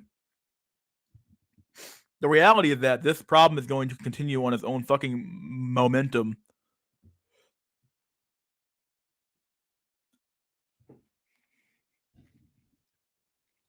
It's going to continue on its own momentum, whether we like it or not. This idea that like, oh yeah, you're going to have you're going to be able to instill different values in your children. Sure, you will. Like values that you yourself didn't learn, that you're going to somehow be able to teach those values to your children, bro. It's not going to happen. Generation that comes after Gen Z, because if not, this will be the end. We are already at 63% of men under 30 who have just left the dating market. If we don't change course now, that statistic will reach 100% in no time. If you think I'm off base at all, I am open to criticism. Send this video to the young men in your life and ask them if anything I said is untrue. Ladies, let's commit to letting men be men. Whatever you say, Trap Thought. Someone said, brought up with Larry, said, where's her ring at, bro? Yeah, where's your ring at, chick? Kind of like, what's that chick's name? Just Pearly thing. Where's her fucking ring at, bro? It's so funny because I watched a Bachelor video that talked about Pearly things. And he was covering a video by what's that chick's name? He covered a video by a mystery meat girl. What's that chick's name? A mystery meat girl. What the fuck's that chick's name? Brittany Venti. And in that video they covered Just Pearly things. And Brittany Venti, she did a pretty good job exposing Just Pearly things and all her hypocrisy and stuff like that. And one of the good points that she brought up is how like she claims that women are waiting too long to have kids and to get married, and it's like, okay, Pearly things, you're also a late 20s woman who's waiting too long to have kids and get married. So who the fuck are you to even bother making these videos, right? Like it's crazy, and it's just funny. Like all these women are fucking hypocrites, bro. They all want the same thing. These women still want Chad, whether they want to admit to it or not. They think that, oh, I'm different, teehee. I'm making a video about this issue, teehee. No, you're not. You're not any different than the average fucking woman out here. You're not. Like, why is Just Pearly Things or Pearl still not married yet? What's going on? Why she not married yet? Where's her ring at, bro? She's 26, 27 years old. Why she not married? She's getting real close to fucking 30. Why she not married yet, bro? What's going on? Pearly is dating. I think she was dating a millionaire. I'm not sure if she is or not. But I think she was at some point. I'm not sure if she's still single or not. But yeah. Let me cover this video by this is Basic Social Politics covering the Steve Harvey shit. Steve Harvey's a fucking cuck anyway, so you give a fuck. Let's cover this guy anyway. I'm Jada Black. Salute to everyone tuning in. There's a lot of people that's been wanting me to speak on what Steve Harvey had to say in regards to what he feels like is a generation of men who should not be asking women to bring anything to the table. You know, Steve Harvey believes that it's a man's job to take care of a woman, even her children as well, because he's done that. You know, he took care of her. Steve Harvey's a simp, bro. He's a maximum simp, bro. I think he's been married twice, 3 times, some shit. I think he's been married at least twice. Another man's child. And now he's here to shame a generation of men who, by the way, were raised by women to tell them what they should do for women. You know, I have no problem with Steve Harvey having his own thoughts and opinions about what he feels men should or shouldn't be doing as far as a man's perspective, right? But we all know that Steve Harvey's perspective is very warped because he's wrote a book to women about how basically to manipulate a man. We see why Lori Harvey is the way she is. Even though she's not his daughter, this guy is very much so about the woman. He's about putting the women in position to get over on men. I feel like Steve Harvey is losing his mind. You know, Steve Harvey lost his show as well. You know, I spoke about Jada Pinkett losing her show on on Facebook Watch. He lost his show as well. You know, his show is now homeless. And he's doing this interview with Shannon Sharp, and he's basically pledging his allegiance to the heifer, the 2023 heifer. Let me tell you something, Steve.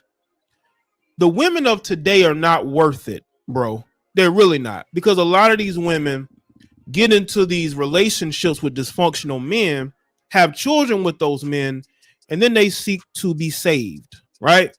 Once they've been ran through, they seek a man to save them. And not all men want to do that. Also, you got this feminist mindset that a lot of women have, especially in the melanated community. In the melanated community, you have a lot of feminist-minded women that will not follow a man. It don't matter if that man got money. See, Steve thinks that if a man has money, it's going to change that woman. No, it's just going to hide who she is for a little while, but eventually she's going to show who she really is. And a lot of men are not trying to deal with a dysfunctional heifer. We're just not going to do that. A lot of men will prefer to be single than deal with the Western woman. We're not going to. The fuck is going on her fucking eye on her fucking eyelashes? The fuck? The fuck is this shit, bro? God damn. Man, black communities, yeah, Chip's right. Black communities finished, bro. The fuck is this shit? Just take her baggage on. We're not just going to take care of her children by another man. A lot of men of today do not want to wife up single mothers because a lot of times those women don't have the qualities that men want in a woman. That's why men are going overseas, Steve. Steve, I think you're losing it, bro. I know you wifed a baby mama, but the majority of Western men are looking for an escape, to escape the Western woman who has done nothing but turn his life upside down. For you to get on this particular podcast and for you to act like this generation of men are the problem, you must not see what's going on out here and how crazy these women have gotten. These women are not feminine anymore, especially women in America, North America. They're not feminine. They hate masculinity. They want to usurp it. But here you are saying, is something wrong with this generation of men? These women talk about how educated they are. They talk about how successful they are. So yes, men are going to say, okay, what you bring to the table? You don't cook and clean. You refuse to take care of the home duties that a wife would do. You want 50-50. So why wouldn't we ask what they bring to the table? That's because they're not bringing much except for their bodies. That's it. So let's get into what Steve had to say. All right. But that's what's wrong with this generation today. These young boys today, what They're gonna slap at the goddamn fucking on the table, dog. does she bring to the table? The hell you mean, man? What do your ass bring to the table? Here we go again. Like, men are expected to be Superman while the woman can just show up with her fucking body and her biological imperative and still provide and still get the same and still be treated as equally as you are. Get the fuck out of here, bro. Fuck out of here. I'm sorry. You got a woman that can come to the table that can make another you. So fucking what, bro? So fucking what? Well, I'm so tired of like women have the they have eggs and can make children. Okay, you mean the women who don't want to have kids to begin with? Like, what are you talking about? The women who aren't even doing that right now? What the fuck's he talking about? Oh, bro, dude, I'm so tired of this shit, bro. It's like I'm so tired of like, oh well, women can make children, therefore they have value. It's like I guess it's valuable, but at the same time, bro, it's like they're abusing that power, and beyond that, bro, it's just is what it is. Like, okay, so what? You can make children, bro. You know, like at the same time, like at some points, you're a liability to fucking have around to some extent, right? It's just weird, dude. This is a weird standard that we have of like men have to do all this shit so a woman in order to have the same value of a woman who just inherently has value. It's just stupid, dude. As if men's inherent value of being builders and providers and protectors is not inherent to men as well. It just appears to be something that men want to do and not something that men do because of a woman or some shit. But you know, at the end of the day, like nobody seems to value the inherent value of men, but we somehow take something that women have naturally and we say that it's like such an invaluable thing that we need to like die and symbol over it, right? This is absurd. I don't think so, Steve. I don't think so. I don't see a lot of women elevating men in 2023. Where are the women who are elevating men in 2023, Steve? Steve, where are the men that are where are the women who are elevating men in 2023? Where are they?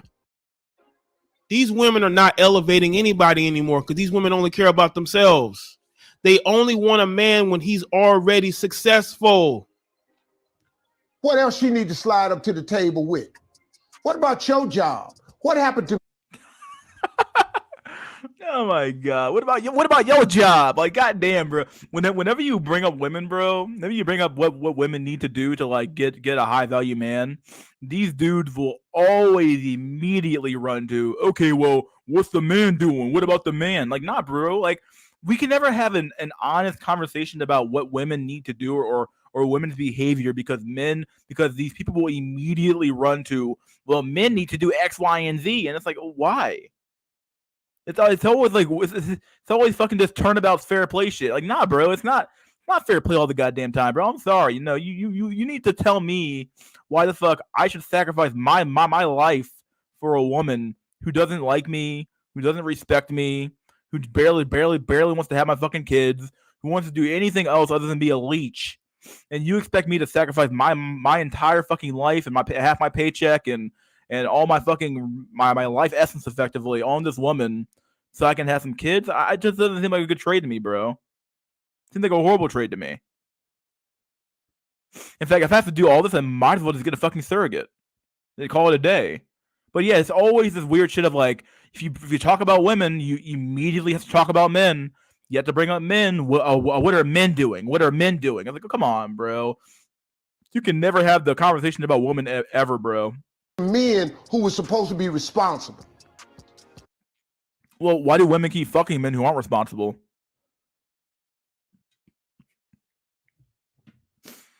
like any criticism you can throw at men for being irresponsible can be just as easily be thrown at women, especially when it comes to the black community and all the pookies and ray-rays having kids out of wedlock.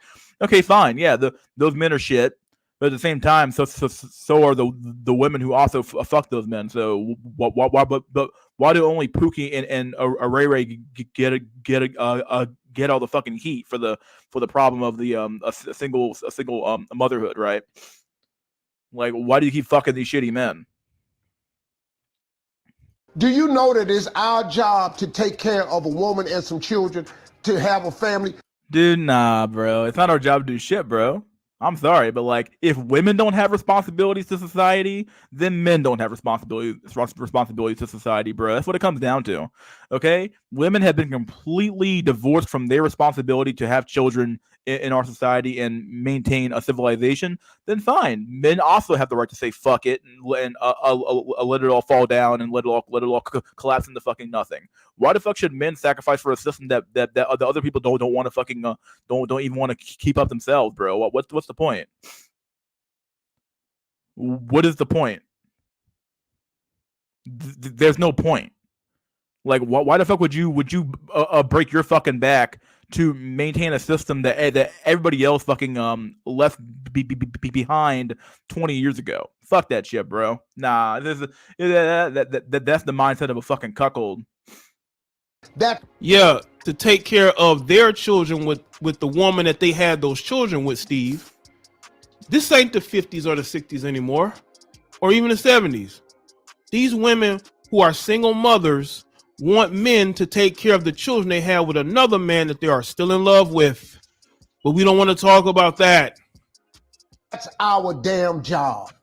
You say it's our job, bro, but I'm sorry, bro. I'm gonna stop it here. I just wanted to watch the clip, but shit's crazy, bro. Like these old heads. Someone said it earlier. These old heads, bro. This is the black old heads, bro. They fucking crazy, dude. The black old heads are fucking crazy, dog. They be the main ones pushing this simp ass cuck shit, bro. This is simp shit, bro. Like, yeah, I think it was Steve Harvey. Yeah, Steve, you set it up here, man. You were like, man, old heads, man. These old heads, bro. Black old heads are the worst simps. They are, dog. Some of the worst simps on the planet, bro. Some of the worst simps. Just unbelievably fucking snippy, bro. Have any good memes before I go to intermission here? I'm gonna any good memes? Now we'll skip this one. We'll come back to it. When the fuck did being a cuck become normalized? First it was accepting non-virgin women, and now they're trying to normalize being a cuck. Yeah, they're trying hard for that shit, bro. I might play that Chris Williamson Destiny video. Let me close this video out. Close this video out. Close this video out.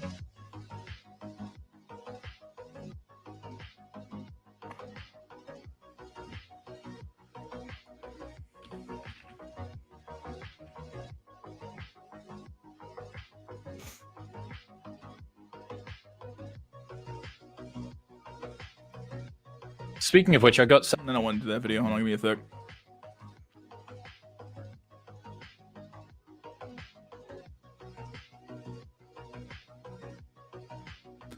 He had a video where he talks about the manosphere.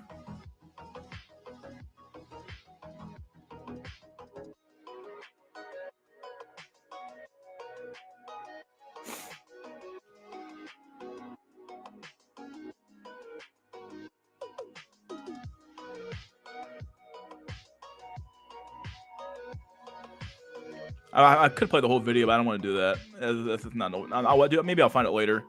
All right, let's intermission real quick. An intermission for the video intermission. We'll do a little short one here. I'm gonna do a short one today. I'm not gonna do a long one. Here's the meme for the day. Meme of the day for real quick, and let me do the invite link. Copy the invite link. There you go. Join up here if you want to talk. Send the message. I'll be back in probably 2 minutes, 3 minutes. Really, I'm not gonna be gone for very long, like I like I typically am. So there's the StreamYard link. Join when you're ready. I'll let you in when I get back. And let me put the meme on the screen and we're back, dudes. All right, be back in a few minutes.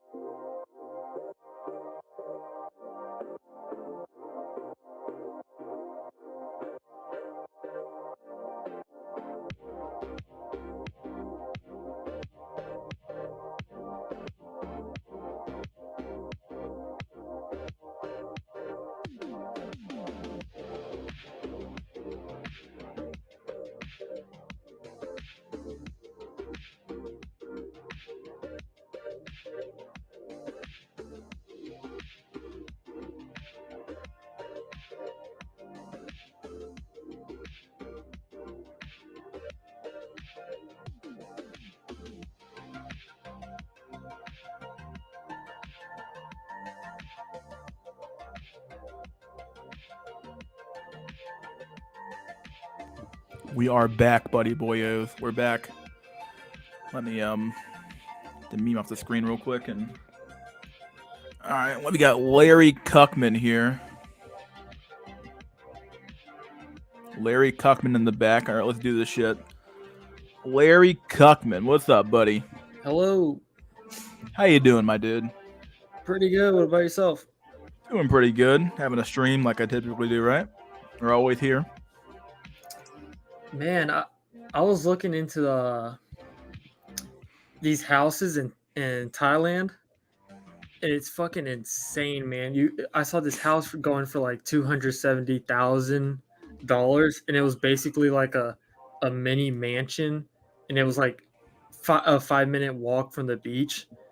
That's insane, man. Like $200,000 in the U.S. will buy you something in the middle of the fucking nowhere. Yeah, definitely. At least in my area, man, like the houses go like a minimum for like $400K and up. It's unbelievable how fucking insane the housing market is in this country, bro. It's fucking stupid shit. Like it's unbelievably fucking stupid. And like how you said,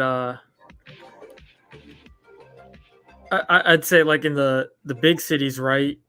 Women are now the leading ones, like purchasing houses, single women. Yeah. Which is weird. I mean, I don't know how they're affording it, other than the fact that these loans, they're just giving these loans to these women just because they can. I don't know what's going on anymore with the market at this point. Because like, you would think you would need 2 incomes to be able to afford a house, but I guess these women must be doing pretty damn good for themselves to be able to afford a house that's $400,000 or plus. It's insane. It's kind of funny how women can like actually like ignoring the red pill like MGTOW narrative. Women can actually cope pretty well by being single. They can for a time. Like I said, I think I said it earlier, but the stats say that the happiest person is a woman between the ages of 18 or something like that, or 15 and 30. And then I guess their happiness starts to decline around that age. But yeah, it's but they tend to be pretty happy when they're single for that, because it makes sense, right? Like you have all these opportunities being thrown at you. You know, you can fuck any chat you want within in those ages for sure. Even going well into your 30s, right? So like it's just really you basically have the entire world is your oyster, right? So it doesn't really matter what you do, you're going to be loved wherever you go. So it only makes sense that women would be happier than men in that type of environment, right? Yeah. And I was also in the other Discord talking. God, I forgot what we were talking about, but Pyramid was in the chat, and we were just, God, what the? I'm kind of sorry that I joined the stream and I don't really have much to bring to the table. I was like, I remember you brought up how they were like clowning him for something like that for his brother or some shit. I don't know what's going on, dude. But oh yeah, I mean, I was gonna bring up a topic that wasn't like involving Pyramid. We were basically talking about how there's like, for example, in my local police force, every time I look into like a cop car, I never see some like young guy from like Gen Z being a cop. You know, it's always these guys that are like at the youngest cop on the force might be like 28. And it's amazing to me. I think I read an article talking about how in LA or one of these liberal cities they're refunding their police.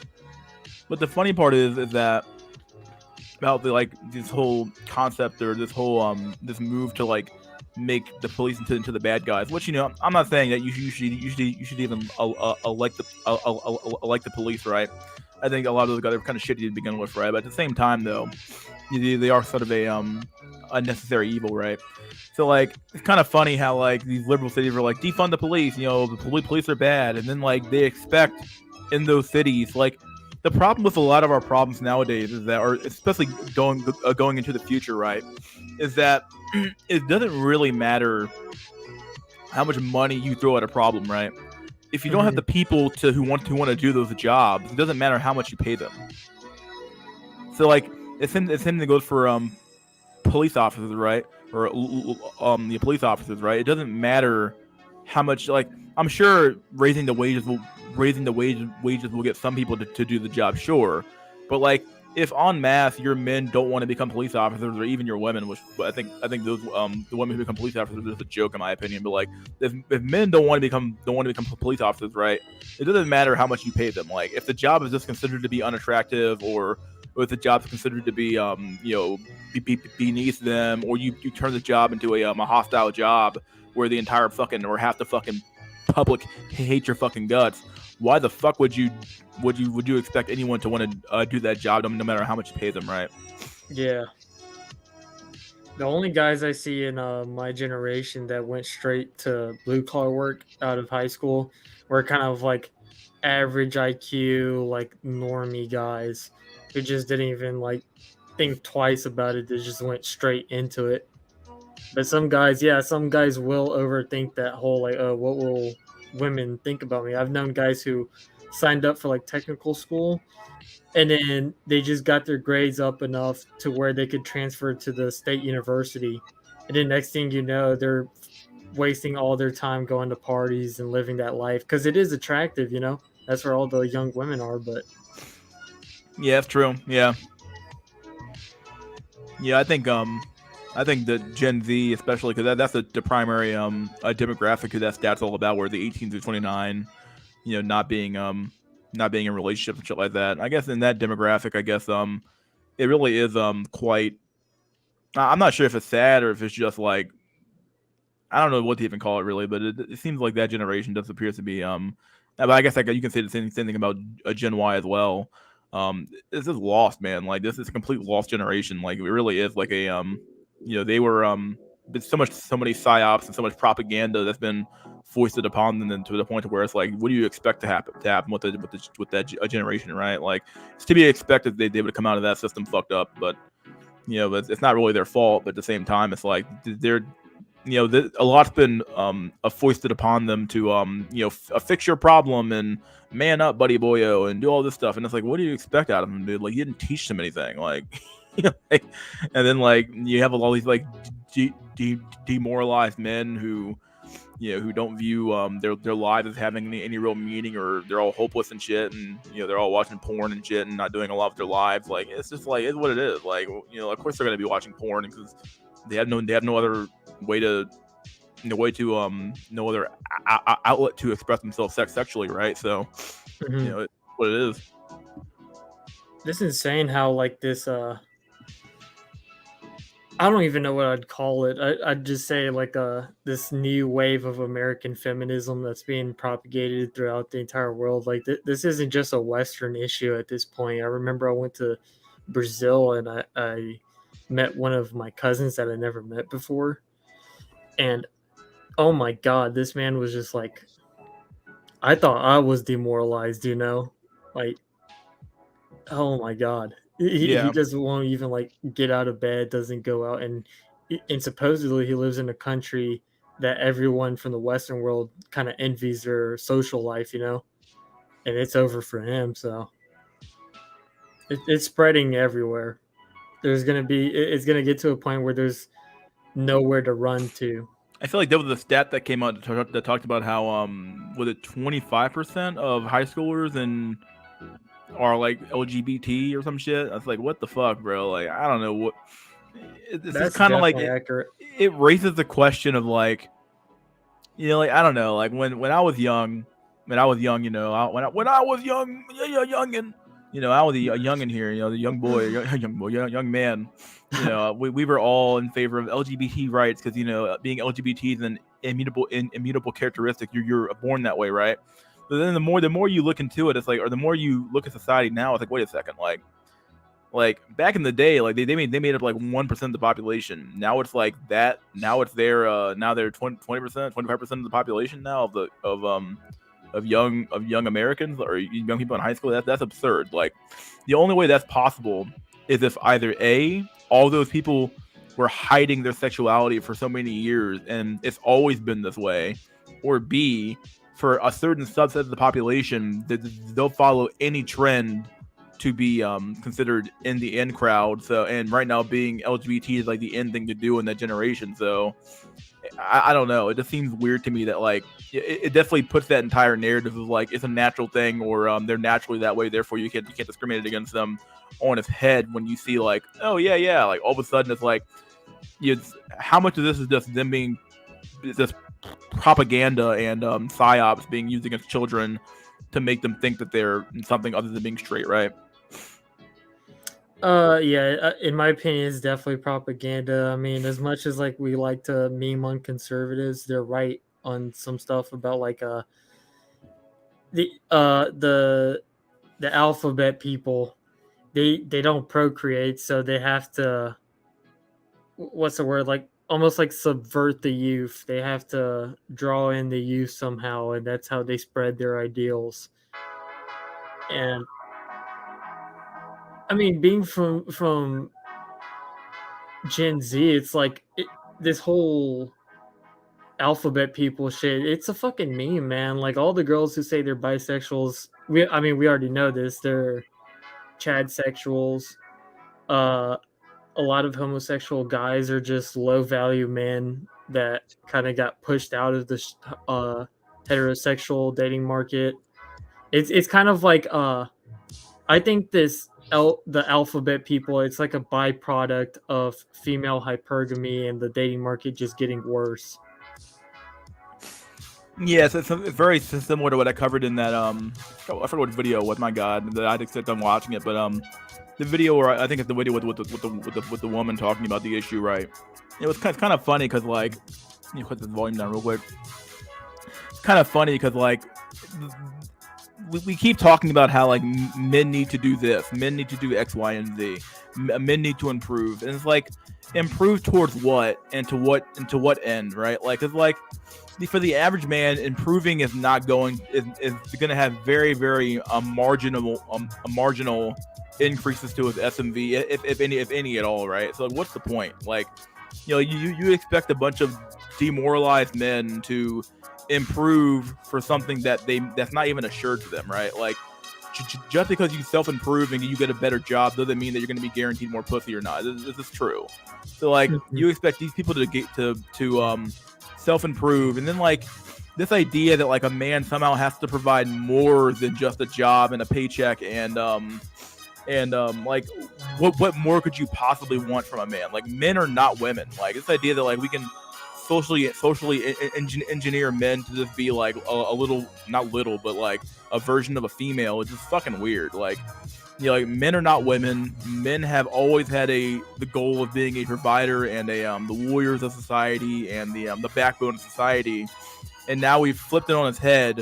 And now it's like all of a sudden it's like, well, men need to do X, Y, and Z now to be acceptable to women. And it's like, what? Like it's like just like you're trying to put a square peg into a round hole. It's like it's not how life works. Like you can't expect all those men to fucking like conform to that standard. This is not gonna happen.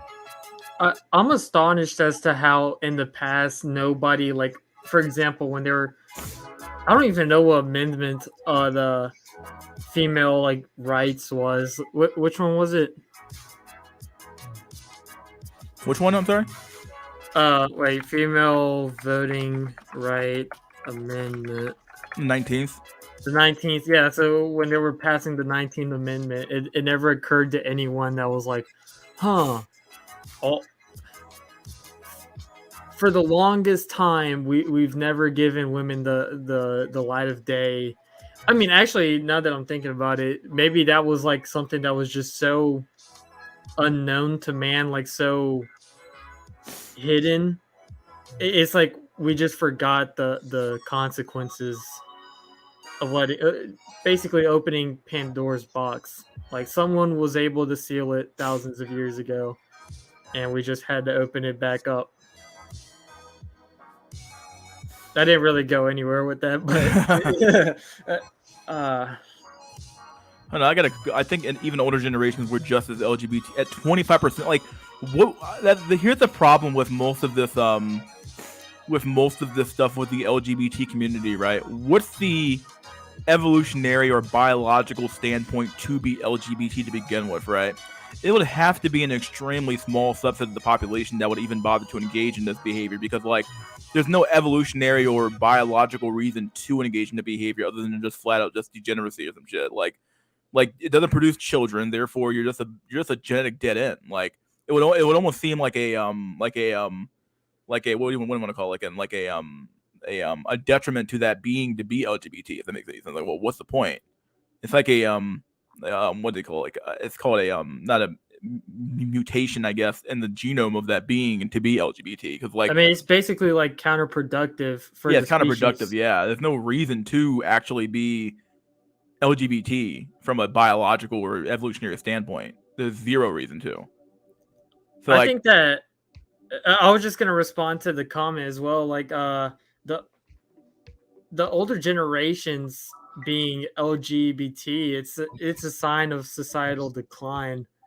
Because like whenever we kind of look back into the prime of the United States of America, there wasn't this like I don't even think there was like people hiding the fact. There wasn't really even an LGBT culture. It was almost like, yeah, but noticing how you're focusing on the bi part and not the L and the B and not the B but the L and the G and the T part. What about the rest of that? Like not just the B, what about everything else? And even then, most bi men, like I think I've heard even most women will not even have sex with bi men. They view them just flat out being gay. Like you can't un-gay, right? yeah. What it comes down to, most women won't even fuck a bi man if they find out. So like, this is one of those things where it's like, there's literally no reason for a being to there's very little pressure to actually become a bi man either. Like, I mean, is this just the end result of successful empires? We just grow so powerful, so economically powerful. well, yeah, I'll let you finish, but yeah. I mean, we already know where I'm kind of getting at with this, but like we just have so much food and there's so much like peace. There's no really external threat that we There's just no threats, yeah. If there's no threats on your life or your survival of your species, or not species rather, but your even your species, but there's no threat of to survival of your species or your empire or your tribe, then what reason would you have to even like there's no detriment to not having a weaker population, right? A population of weak servile men who can't fight for themselves or can't think for themselves and just want to be fed goy slop and watch a goy ball and go on the goy internet and just be happy little goyim. Like there's no reason not to be a goyim in a society where like all your needs are taken care of generally. Yeah, sure, housing prices are out the wazoo, but in general though, like that's not gonna have people fucking in the street rebelling or some shit. So for the most part though, like as long as the a goy slop keeps flowing and you have enough going ball to keep people occupied, people will generally just accept their fate. Yeah. I just had two ideas that came up at the same time, but it was like basically, isn't there that theory that the reason why we can't find like life in space or something along the Great lines Filter. of that? It wasn't that name, but you might be onto what I'm trying to say. It's that we can't, to a certain extent. I think the civilization just dies. Like it just hits its peak and dies. Like I don't think there's like this infinite growth that humans like us humans, we love to cope that, oh, one day we're gonna go to Mars. Like if we can't even control our own women, I don't think it's gonna get to a point where we're going to Mars. The Fermi paradox. Someone said that. Yeah. Oh, okay. Yeah, I think the Great Filter kind of tried to explain the Fermi paradox, where it's like there's like a filter that filters out the organisms that don't become I think it's a type. What's it called? Type is it type 1 or type 2? I always forget the types of Oh, I know what you're talking about. Type 1 or type 2 civilization. If you can't get past the filter, then you basically just kind of like you fall, right? You end up back at square zero basically at the end of the day, right? So I'm not saying there's something similar going on here, but it definitely seems like something's wrong, right? Like because because like the problem is that we have a very we have an extremely unrealistic view of how nature and the nature of reality actually works, right? Like we think that especially in the modern era, because like progress has been so fast. Like if you look at this from the time of the industrial revolution to now, like science has just been going crazy for the last for all of the years. And if you look at like the progress we've made, it's insane, right? But like people think that progress can keep going because that's the fact that it happened in the past, so it'll happen again, right? But it's like, who knows? Maybe with AI, we can keep improving in exponential ways. But like, we don't know where we don't even really have an idea where we're really going per se. All we know is that progress is going to be made whether we like it or not. But we don't really even know if that progress is progress for any real goal or meaning at the end of the day, right? If that makes any sense.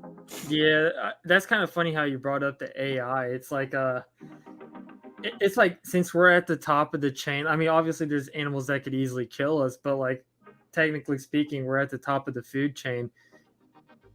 It's almost like I feel like we're creating our own apex predator that's gonna hunt us down. Maybe like not even literally, but like metaphorically by like, for example, stealing our jobs or white collar jobs. Because like I've said this before and like to other people, but like in my dad's construction company, we could barely find any like blue collar hands on guy to work, but like white collar work, like the office type jobs, we found somebody overseas that's willing to do that work for like 4 times less than what we would pay an American to do. And the fact that we're introducing AI into this is probably the end of humanity as we know it. But also take that with a grain of salt because I don't really know much about AI. Yeah, I think that the AI stuff is going to completely obliterate a lot of these like traditionally safe white collar jobs that we used to take for granted. Yeah, it might not take them all out, but it might be like you aren't going to need as many paralegals to do basic legal work if AI can do it for you. You're not going to need as many accountants to do accounting work. Even like AI can literally do all the bookkeeping for you. You don't really need an accountant for that. You're not going to need as many tax accountants either, really, because like all tax accounting really is just following the rules. So that's all it really is, right? So like, as long as they have rules that you can that can be easily put into an AI, and an AI can perform it in a reliable and a systematic way, that job can be automated in a lot of ways. So yeah, I think a lot of these white collar jobs can be automated away. Even like a low level coders can probably be automated away to some extent. Yeah.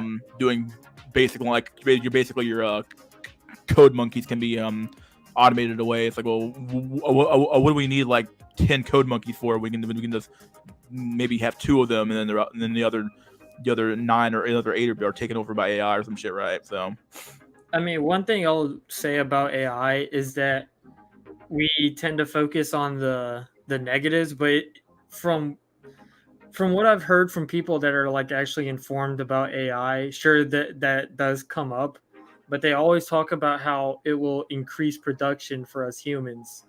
And I mean, that's a given, obviously, but like maybe it might usher in a new era of like technological advancements if we have. well, it definitely will. Like we don't know like what will the jobs of the future even look like. The problem is that we're all confined by the era that we grew up in. Like we're all of our minds are kind of like shaped by the era we grew up in. So we're so used to like human minds and human labor being the source of the information and jobs that we've all taken for granted. And with an AI doing the job, like you might be doing some other type of job that may or may not require a college degree anymore. Because like if an AI can do most of the thinking, then like what do you need? You wouldn't anybody could in theory do certain types of work, right? You wouldn't necessarily need a college degree or a high level degree to do certain types of work anymore. Our society is basically going to turn into the fucking Wall-E movie. It might, yeah. Hey, I'm not complaining though. If I got to just be a fat fuck on a fucking scooter watching like YouTube and then slurping fucking slushy out of a straw, yeah, fuck it. Coding would be okay. Customers are terrible at explaining what they want to real people. They're gonna have a hard time explaining what they want to an AI. Yeah, but AI would be just as receptive as a real person is, depending on how advanced the AI is, right? So it could probably do the exact same troubleshooting and Q&A that a person could do as well, right? Like, now I'm not saying it's gonna completely kill coding. That's just bullshit, obviously, because you need coders to make the AI run. But at the same time, like your low-level code monkeys are probably like gonna be fucked. You know, like who needs a code monkey? We can just have AI do the basic level of coding, right? And just have an upper level engineer do the real complex shit, right? Man, I'm pretty much a fucking NEET. I am not well versed in this area. I'm just writing it out, man. Any info that wonder for artificial womb's life are more than welcome if you're an incel and you also side against the left with your right. With the right, you'll be killed with them. Coding out and consulting in. Even consulting could probably be automated, right? Like, I mean, like, I guess consulting requires some level of experience, right? But you could, in theory, you could input scenarios into an AI.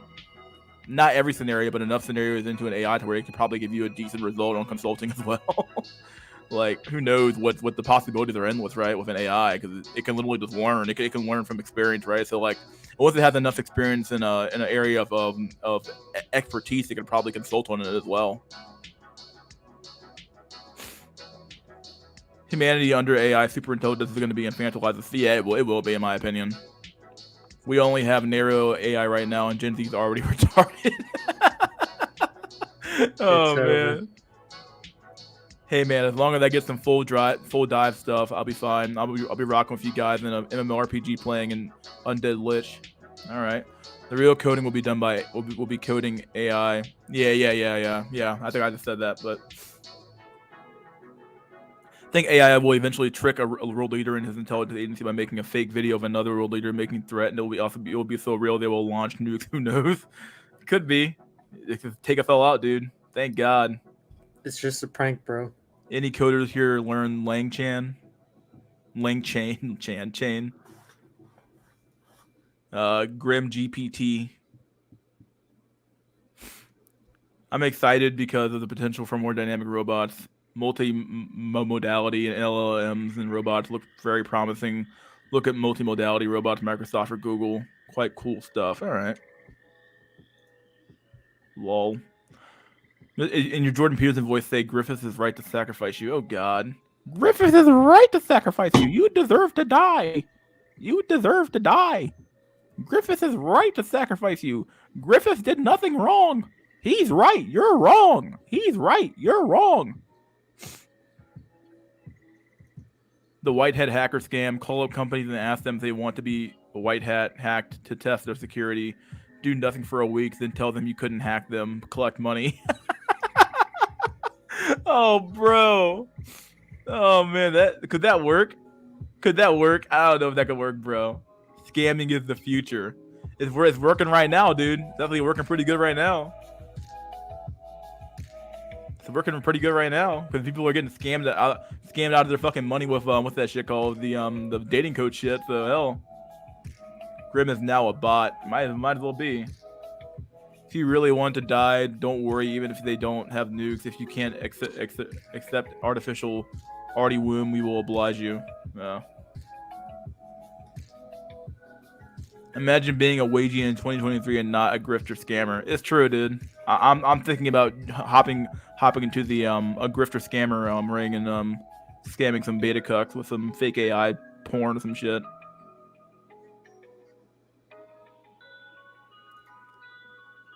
Aw, shit. You know what I'm thinking about? Chicken? I don't know. What are you talking about? They're gonna fucking put the baby boomers' brains into a fucking computer and they'll rule over us for a millennium. Oh, bro, I would never fucking want that. I would never want that, dude. They can't do that to us, man. The boomers have to go. It's the boomer fucking remover at the end of the day, right? We gotta get rid of the boomers. the boomer remover. It's either the boomers or the fucking millennials ruling over us. It's over. Oh yeah, they're all pretty bad, dude. Oh, I know I'm pretty bad. We're all pretty bad, right? Just wait until Gen Z gets into office. Oh my god. Busting for real. Oh God. Idiocracy. Yeah, dude, for sure. Like we're gonna do a quick meme real quick here. We have a ring, right? We have a ring. What's going on with this ring? Give it to her. She's ready to settle down. No. Funny man. No. They aren't busting worthy. for real. It's busting, dude. Busting for real, dude. ONG.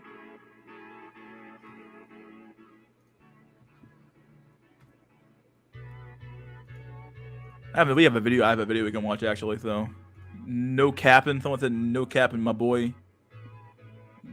A no cap. For real. No. Mystery School, please say in Peterson's voice, if you disagree with women, you need to wash your misogyny off your penis until it disintegrates into dust bucket. My God. It's a lot of fucking work, dude. David's bridal set is filing for bankruptcy. Yeah, I've heard that shit was happening. I'm like, well, it was bound to happen, right? It's bound to happen. Like all these old dinosaurs of these of a bygone age of the like back when marriage actually meant something, dude. Is like, that shit's yeah, it's what it is, right? Like, like I think David's bridal is going bankrupt, and then you have the all the big jewelers are having problems. They aren't selling any engagement rings at all, so they aren't making any money either. It's just funny, bro. They fucking deserve it though. This real needs a reset, boyo. Just sit back and allow it. Don't run the show, bud. They really don't run the show. Yeah. Fur no cap. ONG bussin'. Yeah, dude. Fur no cap. Nancy Pelosi is a lizard person. you just see this lizard. She pulled out for fucking her wig one day, and it's like you see the wig in her mask, and it's like, what the fuck is that thing? She's like, I'm Nancy Pelosi. She sounds like a fucking drunk. I think she is a drunk, but sounds like I'm Nancy Pelosi. And you got fucking Mitch McConnell like, my how do you fucking sound like my friends are Democrats? My friends across the aisle, they need to okay, Mitch, whatever the fuck you say, dude. Like Mitch McConnell, the fuck a cuck too, dude. You can't trust any of them. I trust no one over 35. We're gonna watch the video real quick. You find it real quick. I can't find it. Let me see. Hey, in response to VVS Void saying, what happens when 30% of jobs are Thanos snapped away? What will America do? I think everybody's just gonna fucking they're gonna try to get whatever blue collar job they can. All those jobs that they've been ignoring and thinking it's like low tier, low value work. Oh man, just wait until Gen Z wakes up that there is no light at the end of the tunnel. Their degree isn't going to be worth shit. Oh my God. It's going to be over. Women are right to take your job. You deserve to be poor. You don't need money. You need to work. Work those blue collar jobs. Go back into the field.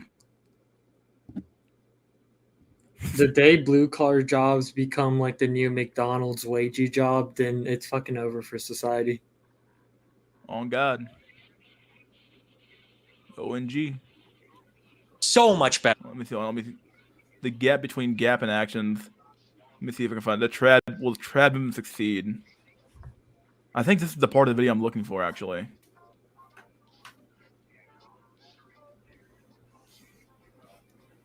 I think I can find the clip video of this. Yeah, for real. There we go. Okay. I think I found it. We're gonna watch this Chris Williamson video. Not that I care about this guy too much, but he's obviously look at this Chad, dude. Look at this Chad. This fucking Chad, dude.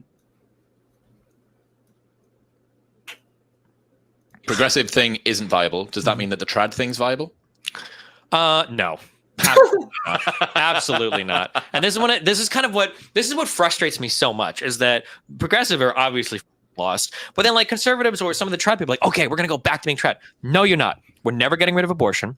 We're never getting rid of birth control. Women are working in ways that they never have before, and they have so much control over reproduction that the world is fundamentally changed. Yeah. And whatever we go forward with in the world, it has to take into account those two realities. So anybody that's walking out here expecting that men can get women with paychecks or by being alpha, everything you're saying is doesn't matter. But that's the problem, though. Like, this is my problem with Destiny, right? Like, what exactly is a man supposed to do then? Okay, so I can't rely on my paycheck anymore, right? Okay, fine. I can accept that. But like, what exactly are we supposed to do? So we're just supposed to accept men being pushed out of the dating market and act like it's the new normal? Yeah, because like if the old paradigm was that, you know, a beta simp orbiter, not orbiter rather, but a beta bucks, and you pay for a woman to be your incubator for, you know, X amount of years, and then you stay married to her, and then you die and you retire, and you're basically her retirement check, right? You trade in your labor for her womb, right? That was the old trade, and the new trade has been taken, and that trade has been taken away by modern day society, giving women jobs, higher tier jobs now, and they can all work now and have money and abort your kids at will and all shit like that. And what are men supposed to do? Are men supposed to just like I always hear people say men need to do better, but do better in what areas? Like, what do you mean by do better? And keep in mind, you can't just say do better. You have to do better in the context. And keep in mind, like, for some men, there is no quote unquote doing better. Actually, there's no way to do better to improve your odds. Like for you, your only odds might have actually been to be a money maxer and make a bunch of money for women, right? But now that avenue is being taken away from you because women cannot make their own money, what exactly is that man supposed to do if he has no other redeeming qualities? Let's say he has everything else maxed out, right? He's not that good looking, but he at least he's not fat. You know, he's relatively doing okay. He has all these other opportunities, but he just can't get a woman. What's he supposed to do? He's supposed to prop up the society and take it like a good little cuck. Because like they always say, men need to improve, but like improve in what areas? What areas should a man improve in to improve his odds of getting a woman now? If women can now make their own money anymore. You're talking about a world that doesn't exist anymore. And anybody that's talking about like very traditional roles in terms of like who's earning more money in the household or whatever, you're probably not relevant anymore. So we have to carve out some world in the future where we have some idea of a masculine or male archetype that's compatible with the fact that your wife might be earning or even out earning you, right? That has to be a thing, because once Pandora's box is open in terms of like the reproduction shit and the working shit, it's just not going to go away. Women are going back to what they were before. It's not going to happen. And it sucks because like it would be interesting to see a lot of like trad talks in that direction. There's only one person I've ever heard give a good take on trad relationships, and it was fucking Ben Shapiro. Did you see Ben Shapiro's conversation with Lex Friedman? Bits of it. I come from a very conservative background. I grew up Catholic. And when I listen to traditional people talk about male-female relationships, the fact that the woman was staying in the house, it was always something that was spoken about with the utmost amount of respect. A woman might stay in the house, but like this whole the way that like the father is the leader, like it's kind of true, but it was always with consultation and consent and cooperation. Yes, always. And the way that people talk about it today is with such fucking derision and hatred for women. And like, oh yeah, like she stays in the house. The man is the leader. The man is in charge. And it's like even the sitcom. Yeah, the reason why that's happening is because women buck the system, right? Like, if women were actually just compliant and were actually when you were actually able to lead them, then yeah, you wouldn't have that problem. But the problem is that like in order to correct somebody, you have to actually go above the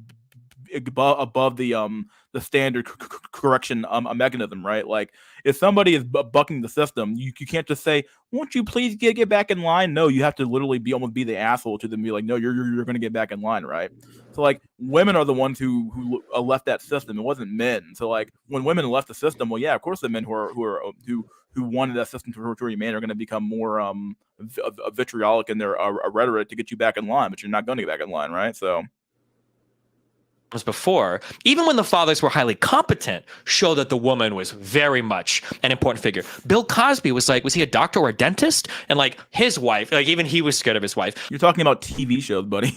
You're not talking about the real world, but whatever it is. In The Fresh Prince of Bel-Air, the Uncle Phil was a fucking high-powered attorney lawyer. Once again, another TV show, but okay. And his wife was very scary, right? That was always the case. And when you roll that forward into the period where men became the clowns, the Homer Simpsons of the world, the Peter Griffins of the world, it's even more. It's the woman that is the competent one. She's the one that's balanced. She runs the home. She runs the man. Notice how they don't say anything that's wrong with that, right? Like, there's never anything wrong with that system, but yeah, even in a traditional sense. So like when the trad people talk about this, is one of my big complaints. Wait, what? They see nothing wrong with the man being turned from the leader in the household into the fucking child of the household? What is that? Why would they do that? The fuck, bro?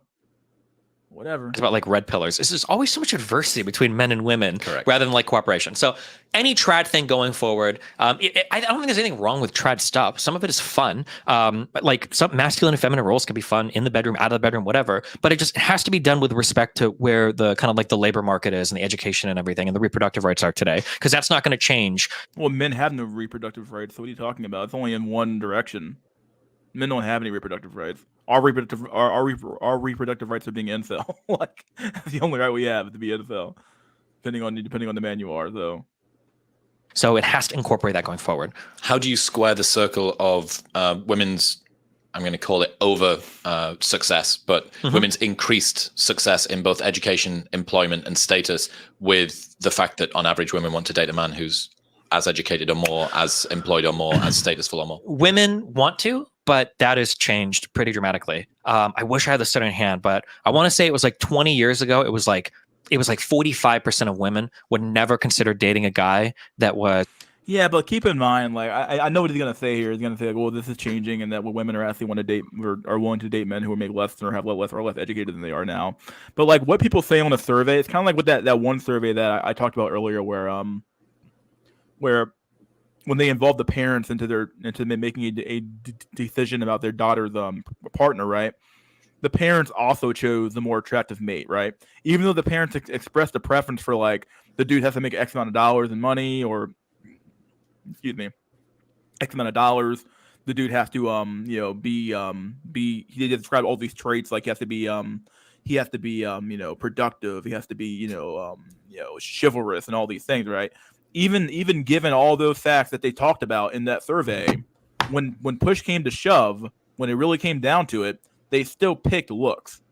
So like in the survey he's describing here, yeah, sure, women will say on a survey that they'll date a man who makes less than they do or who's less educated than they are.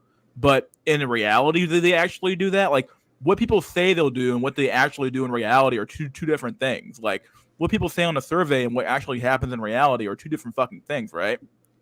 Like it's completely two different things. And it's like we can't keep using like surveys matter to some extent because it gives us a look into what's going on to some degree. But if you don't have the actual of if you don't have the actual of like when push came to shove, what did you actually do, in your actions, it doesn't matter what was on the survey at the end of the day, right? It doesn't matter at all. I think it's irrelevant to even bring up surveys occasionally. It's like, what's the point? Yeah, I would assume that you would probably see something similar here, where all these women they haven't a stated preference of like, oh yeah, I wouldn't mind if a man made a less than I do. But when push comes to shove, though, what do they actually do? What do they actually do? And and I'm sure it's as Chip just said here. I meant they do constantly date broke chads. Yeah. I mean, I'll get ready to say that as well. Where it's like, I'm sure that the men that they would date who make less money than they do and have less education than they do, they're probably really attractive men. Earning more than that was earning less than them, and I think that number has fallen out to like 29%, and it'll probably continue to change over time. But yeah, that's going to be something changing going forward.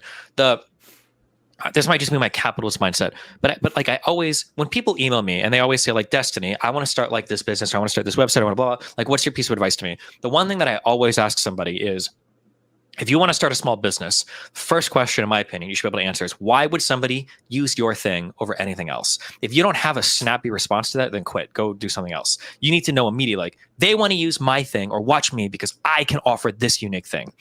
That's rarely ever the case, though, in my opinion, where it's like somebody's offering a unique service or anything like that. Oftentimes, this kind of comes down. It's like, you think every single convenience store or every single little small company is offering a unique experience to their fucking clientele? It's probably very rarely, if ever really the case, honestly, in my opinion. Now, it might be the case for like really big Fortune 500 companies, the really big guys who make it out there. But we're talking about somebody who's doing a startup, right? So it's people who do startups. It's very rare.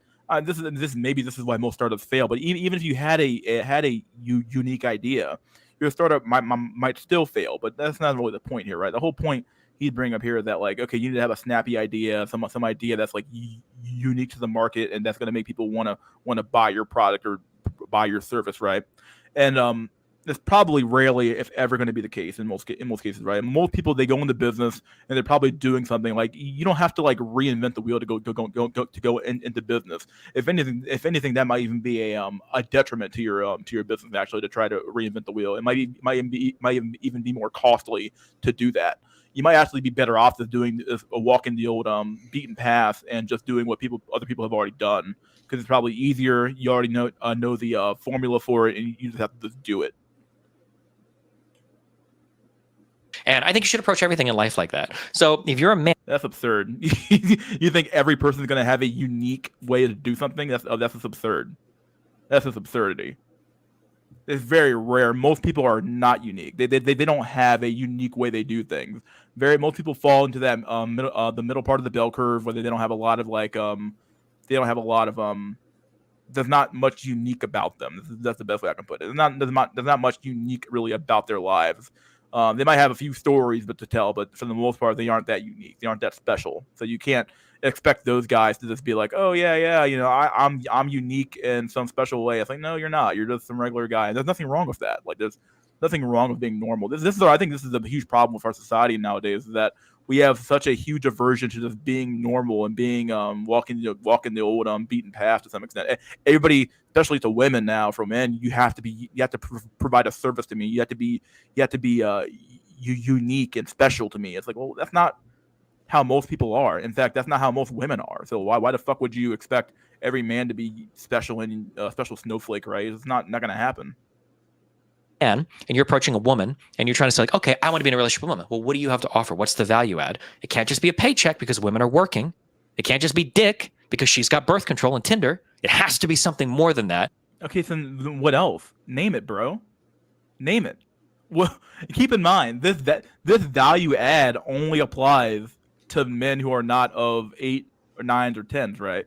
If you're an 8, 9, or 10, there is no. In fact, the value add is your looks. So, like, as Finley said here, yeah, looks or genes. Yeah, like, what's the missing component here? Yeah, the looks or genes, right? Well, if you don't have good looks or genes, you're just SOL, right? So, like, you're literally, by saying this, you're excluding the majority of men, because the majority of men, the only thing they might even have to offer is a paycheck and maybe a decent and the fact that they might be a good father to the children, but you can't prove any of that until you get past the a dating stage. And in order to get past the dating stage, you have to at least pass the look threshold, right? So it doesn't even matter.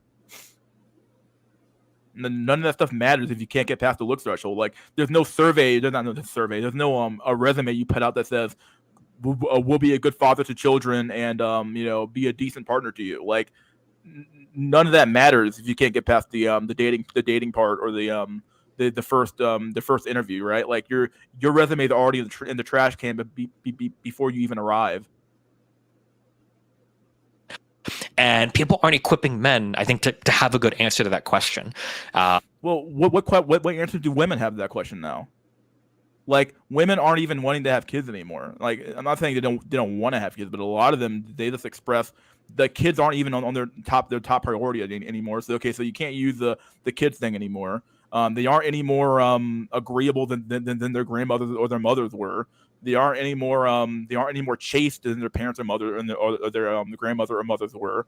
Like, they literally have, like, if you look at the things that men value in women, women are literally losing in every aspect of the market, other than the fact that men have such a high sex drive that they'll accept those things in women that they won't that women would not accept in men, right? So like, you know, like a man, he'll accept a woman with a high body count because he has no other option to, whereas a woman won't accept a man who has, you know, low body count or low body count effectively, or no body count at all. He's a virgin effectively.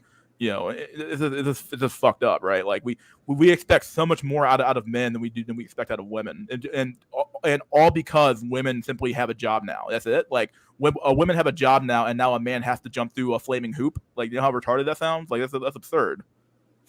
Like, especially because you already conceded. Like, it's kind of sad that people are now conceding that men only had value in what they could provide. They weren't worthy of love and respect and admiration and anything else because of who they were as a person. You know, their personality and their love of their children and their loyalty and all these things that we're supposed to value, right? No, that they were valued because they were a paycheck.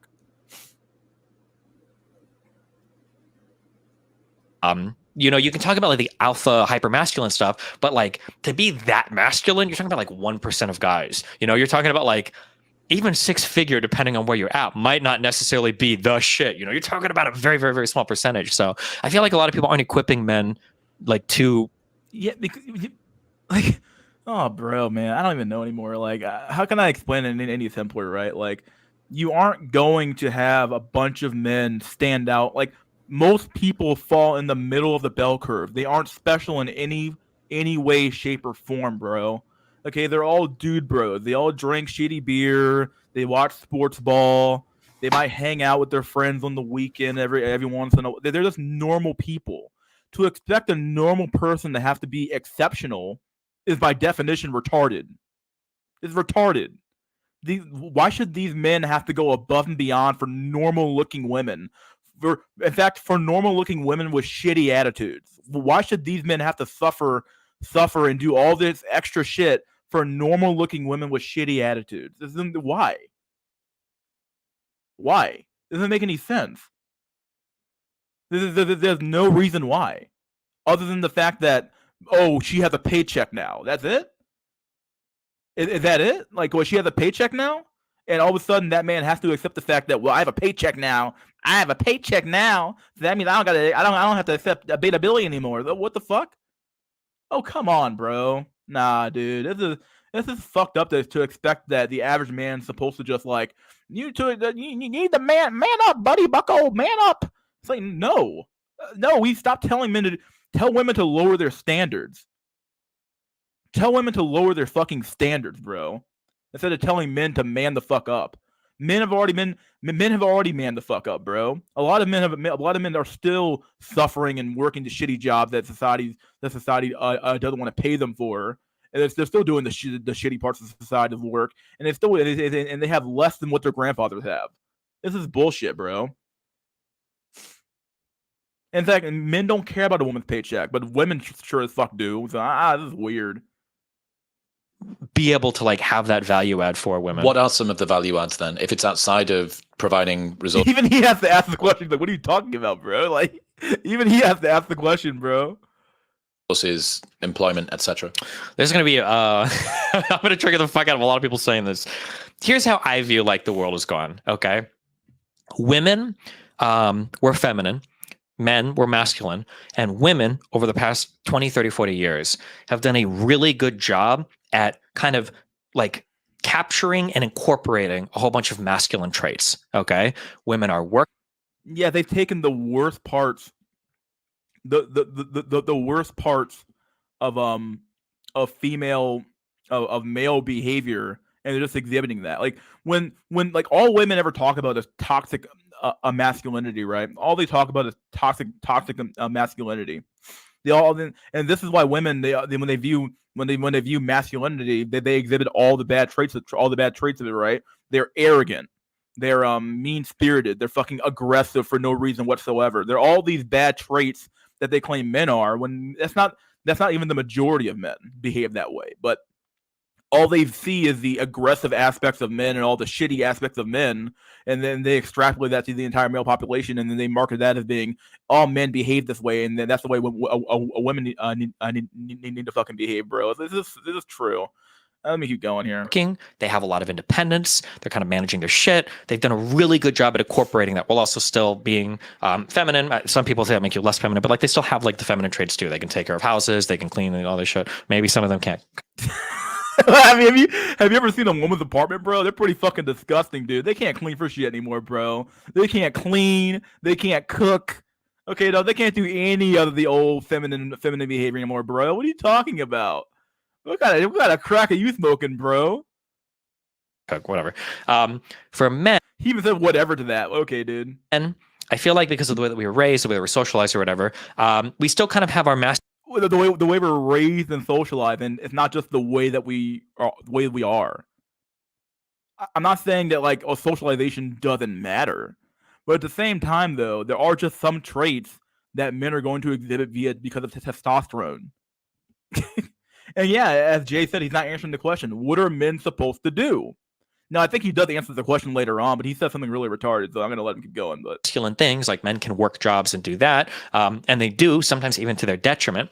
For example, like over the coronavirus pandemic, men were staying home more than women to continue working to provide for their families, right? So the education gap grew even more during the pandemic. 7 times more men dropped out of college during COVID than women. Yeah, to maintain like households and everything, right? So men are still working, they're doing that.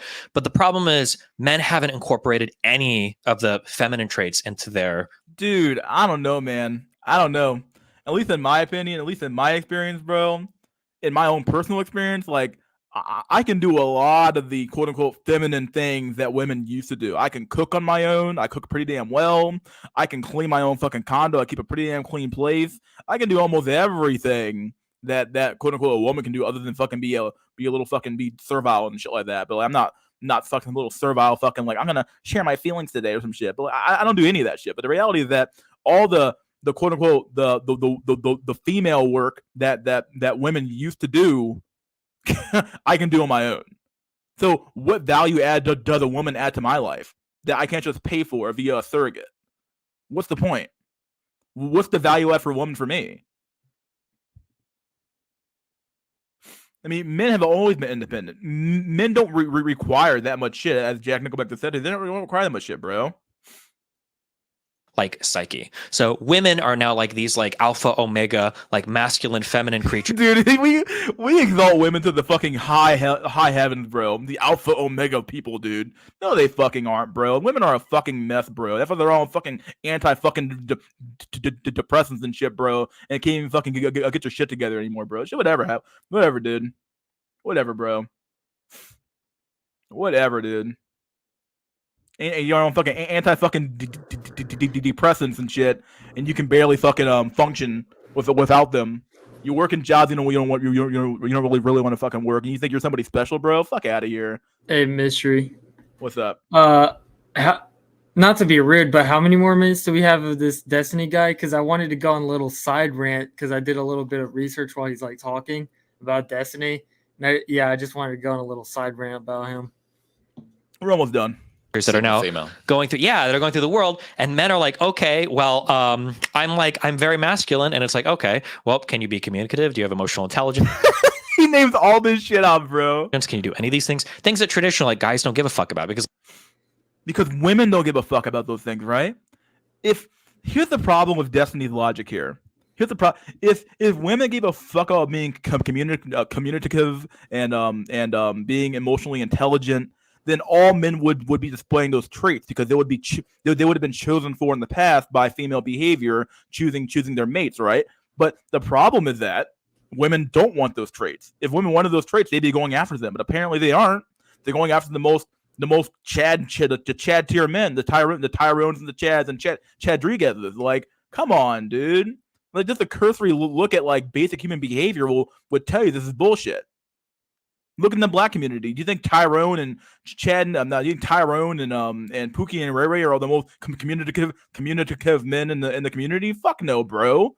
Fuck out of here, dude. And those are the men having most of the fucking kids in the community, bro. What the fuck are you talking about?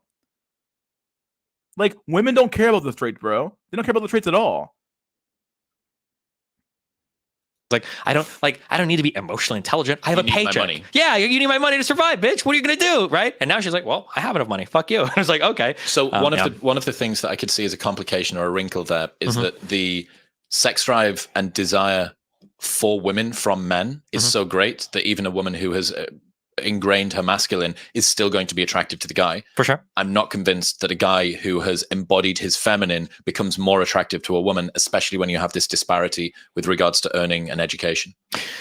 I think it's possible. I just think we have like really weird and toxic ideas of like what feminine means, especially from like red pill or manosphere spaces. I run into this all the time. That, for instance, it's oh man. Okay, here's a really, really insane example to me that I hear. Okay. I don't know if you've said this, but a lot of red pillars say this thing where it's like, you should never, ever be emotionally vulnerable to a woman because she might never, ever said that. I'm not, just to get it out there so that you understand my positioning within the world of men's advice. I'm not a part of the manosphere. I never have been. I'm not red pill. I never have been. Gotcha. Okay. I am so blue pilled that I'm cooked in the eyes of the manosphere. It's easy to be blue pill in your chat and women treat you well. Duh. Come on, bro. Of course you're going to be fucking blue pilled. I'm so bigoted that I'm a misogynist in the eyes of Guardian readers. So I split the difference straight down the middle. You have okay. And when it comes to the emotional vulnerability thing, that is a story that is told by men who have only ever been in relationships with women who haven't got good emotional control. There are women out there who will, and I've been in relationships with some of them that saw vulnerability as a strength. That saw me opening up as or even so people will say that like if you're ever emotionally vulnerable, she might leave you, right? But if you're like if you're an emotionally intellectual man, you know emotional intelligence. Emotional vulnerability is one of the biggest tools a manipulator can use to totally fucking mindfuck somebody, because showing limited amounts of vulnerability can get a woman incredibly obsessed with you. And any guy that like is like a manipulative person knows that. Well, think about what the push and pull is, right? The high-powered boss bitch female lawyer that wants to be tied up and dommed by her husband on a nighttime. Why is that hot? Why is that interesting? Because of the polarity. Sometimes, the same thing goes for the guy that can be vulnerable on one side, but is also super competent, going out there and doing his thing, is able to show strength, but show something else too. Yes, absolutely. The polarity is really important. And I know the polarity when it comes to Chad is really important, bro. The average man cannot afford, he just can't afford to fucking be an emotional fucking, not a wreck per se, but like emotional around his woman, bro. That chick's gonna dip out hard, bro. She's gonna dip out hard. My life, because I'm online, I'm like hyper aggressive, ultra debate bro, very I'll say masculine. I'm very, very, very aggressive. But then did you say want to be pegged in the bedroom? No, nice try. But like on a personal level, if somebody sees me and I'm like a bit more emotionally vulnerable or a bit more open to somebody, it feels like very special. It feels very earned. Like, oh cool. Like, and every woman I've talked to, I have never in my life had a woman tell me like, God, I wish you would just be more aggressive to me personally. It's always like, I wish you would open up more. I wish you'd be like more blah blah blah. And it's like I try. I have issues with it sometimes, but like but that's an idea of like what it means to be more feminine. But every time you say that to like a red pill or whatever, they're like, oh, you want to just like cry and sob and blah blah blah. It's like, no, that's called being a fucking child. Okay, not being emotionally intelligent. Think about that. It's better to be a warrior in a garden than a gardener in a war quote that everybody loves to throw around. Okay, turn that on its head and say it's exactly the same thing, but in this instance, being a warrior is being able to integrate your emotions. Yeah. But okay, is it not better to have an understanding of your emotions, be in connection with them, and then choose to deploy them when you think that it's appropriate and be able to open up, as opposed to being like, no, this is just a black box that me and no one else is ever going to look at, and I'm going to die at age 70 because of fucking like emotional, spiritual death. Yeah, it's really dumb. Like that, having that emotional intelligence is so important. It's the number one thing I need to work on in my life that I'm like actively like working a lot with my wife, even is like trying to be like a little bit more emotionally No, you mean your fucking wife, dude? Isn't wife meant to be a term for like exclusivity, not just some fucking term you throw around here for like, oh, some chick I'm married to? I don't know, bro. This is weird. I don't know. To say like, oh yeah, my wife fucks other dudes, and it's just weird. Because I've grown up like as a very stoic person, but I think that every woman wants like that type of communication with a guy on a healthier level. But a lot of men don't learn it because we don't really communicate with ourselves like that.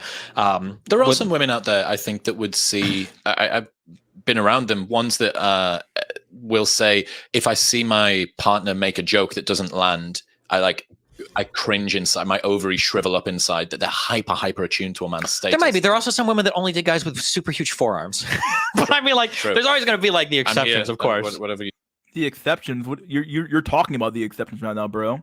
You're talking about these wonderful women who would accept a man who would accept the average man who doesn't behave like a stoic Chad. Well, most men don't have this luxury. We just don't have the luxury of like fucking around and being emotionally intelligent and being emotional with our woman, bro. We just don't have the we just don't have the fucking we don't have the luxury. We don't have that luxury, bro. I'm sorry, it's true. Now I know like you saying like, okay, yeah, it's one thing to communicate with your woman. It's a whole different thing to be emotionally intelligent. You're like, this is weird.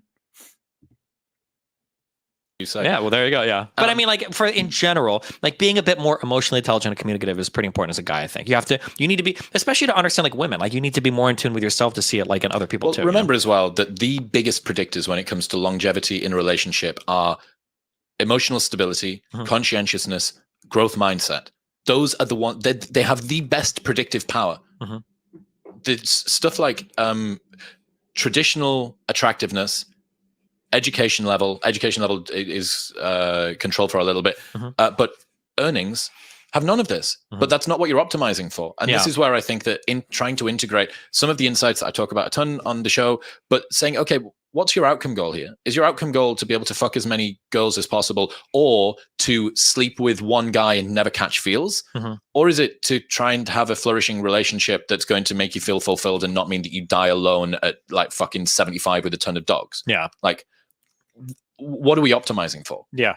And like I talk about, like in my opinion, there's like people treat it as like there's two boxes. You've got femininity and masculinity, and then like you try to like maximize women femininity, men masculinity. And I always see it as like there's like three boxes. You got like femininity, maturity, and masculinity. We all need to work on our maturity, and then like femininity and masculinity is like really fun things on the side. You know, if you've got a guy who is incredibly intelligent, he's a hard worker, he's really driven, he's in tune with everything, and he's tries his best, like.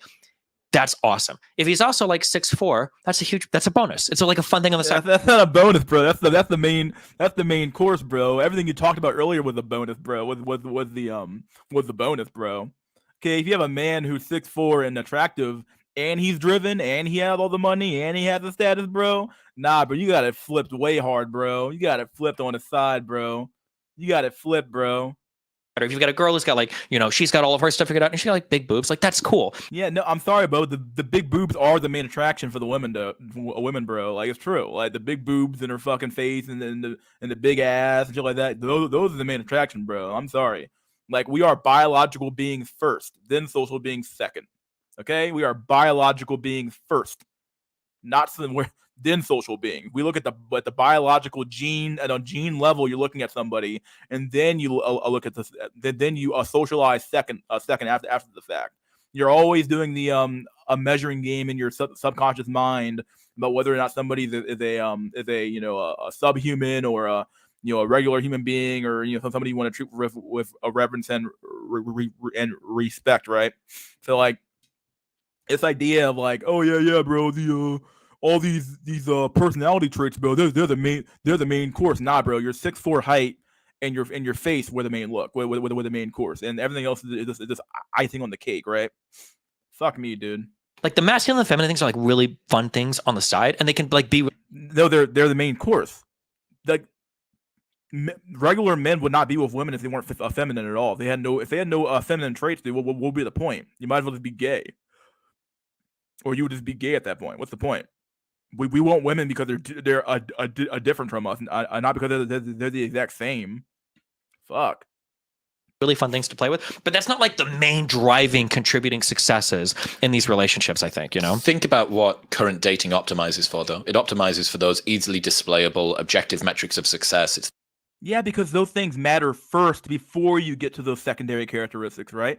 Those secondary characteristics might save the day, but if you can't get past the initial attraction point, it doesn't matter that you have those characteristics, right? It doesn't matter that you're emotionally intelligent, that you're conscientious, that you're agreeable. It doesn't matter that you're all these great traits if you can't get past the initial attraction stage. It's bullshit. It's stupid. Like we are biological beings first. We've been hardwired to look for genetic potential in our mates. Like why would we do otherwise? We're still animals. It's like these fucks. Like I don't know, especially Destiny, because he knows better. Like you would think like You're like, okay, like you know evolution, you know evolutionary biology and psychology and stuff like that. You know some of this stuff for sure. We're evolutionary beings first. We're not fucking just a bunch of like automatons you just input software into and we just do whatever the software tells us to do. We act on a very, very core biological level, dude.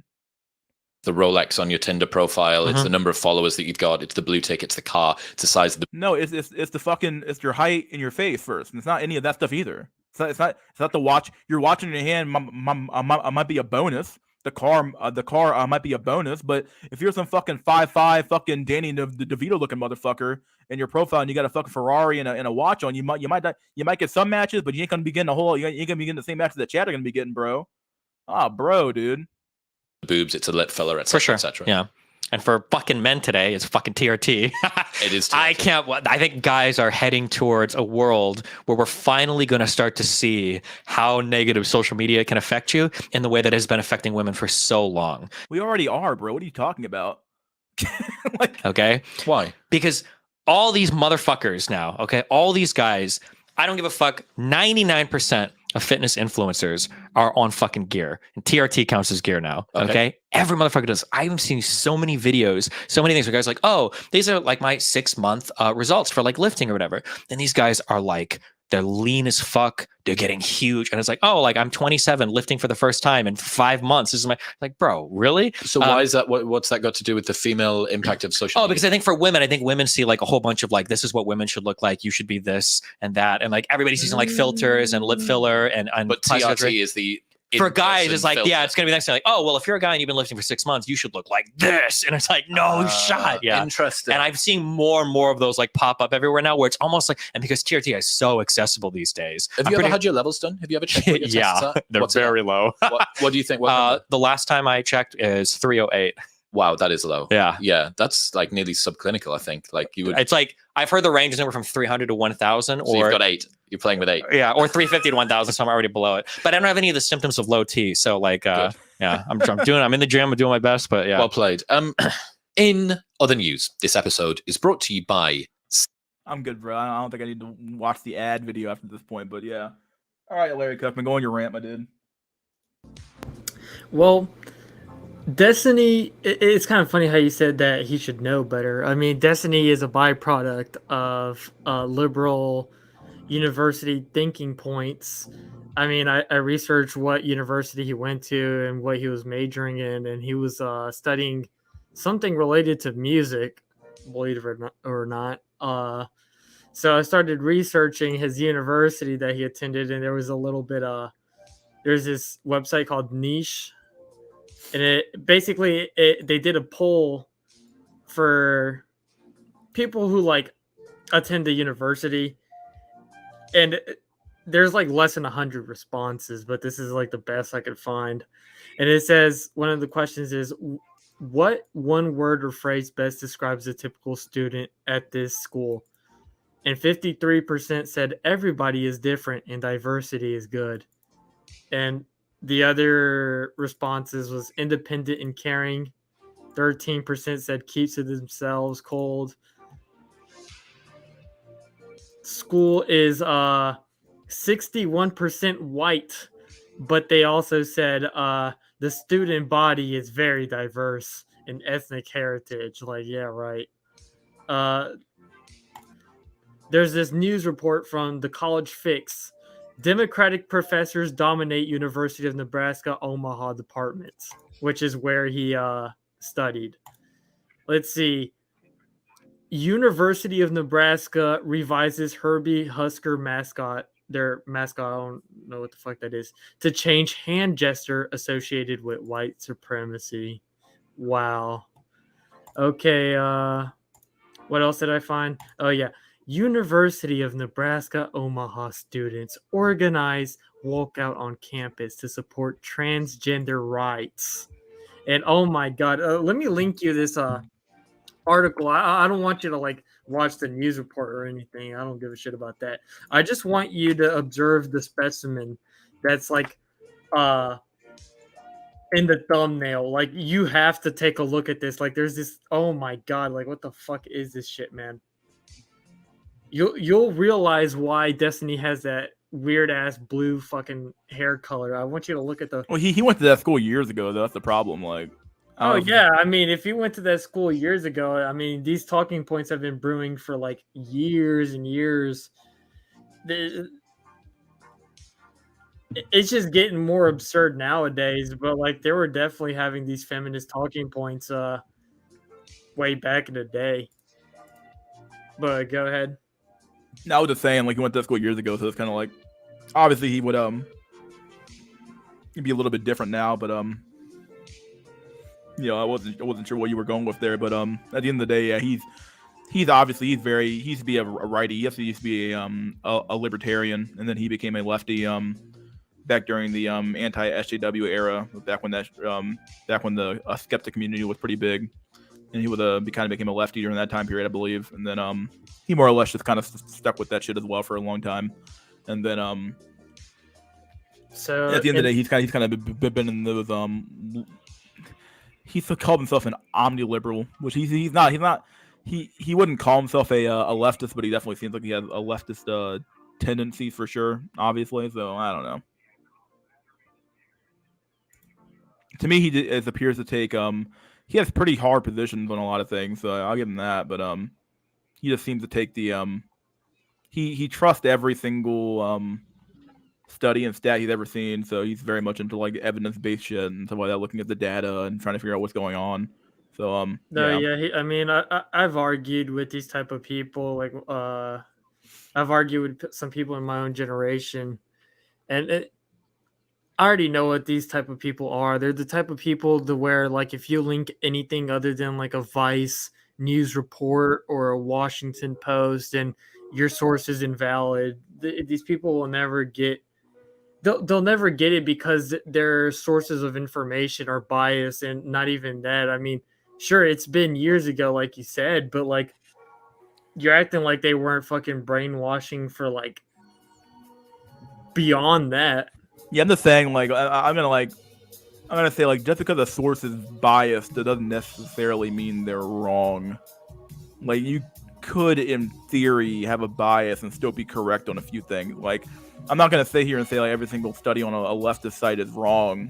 I'm just gonna say, like, you know, I would definitely look at it with a little bit more skepticism. My main problem with the left would be that not so much their use of data, but more or less their commentary. I mean, wouldn't it be correct to say that they're God, what was the word I was gonna use? Punditry, right? Yeah. Their bias is more God. Well, it appears to me like they'll look. I mean, you can look at data and you can come to a conclusion that's not necessarily there from what obviously the data can tell you something different than what it tells me.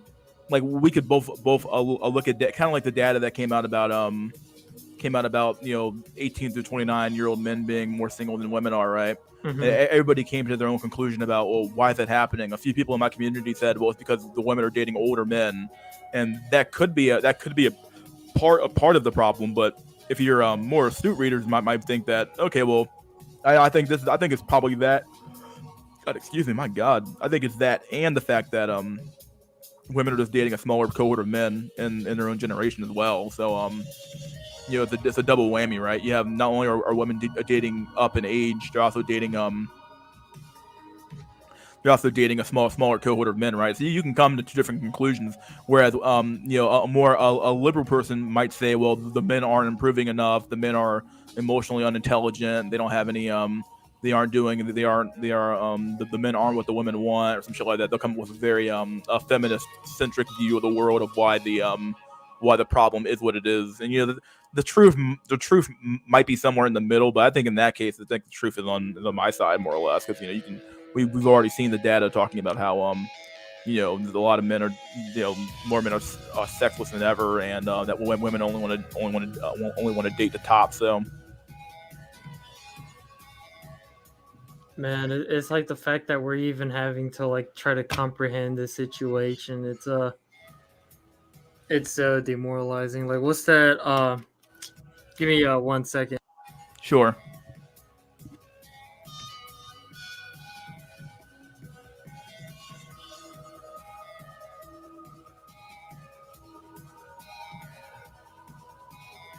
Oh, here's the word. I'm probably not going to be able to pronounce this. It's a gerontocracy. Oh yeah, gerontocracy. Yeah. Gerontocracy. Yeah. Geriatric. Yeah. Geriatric motherfuckers running the world.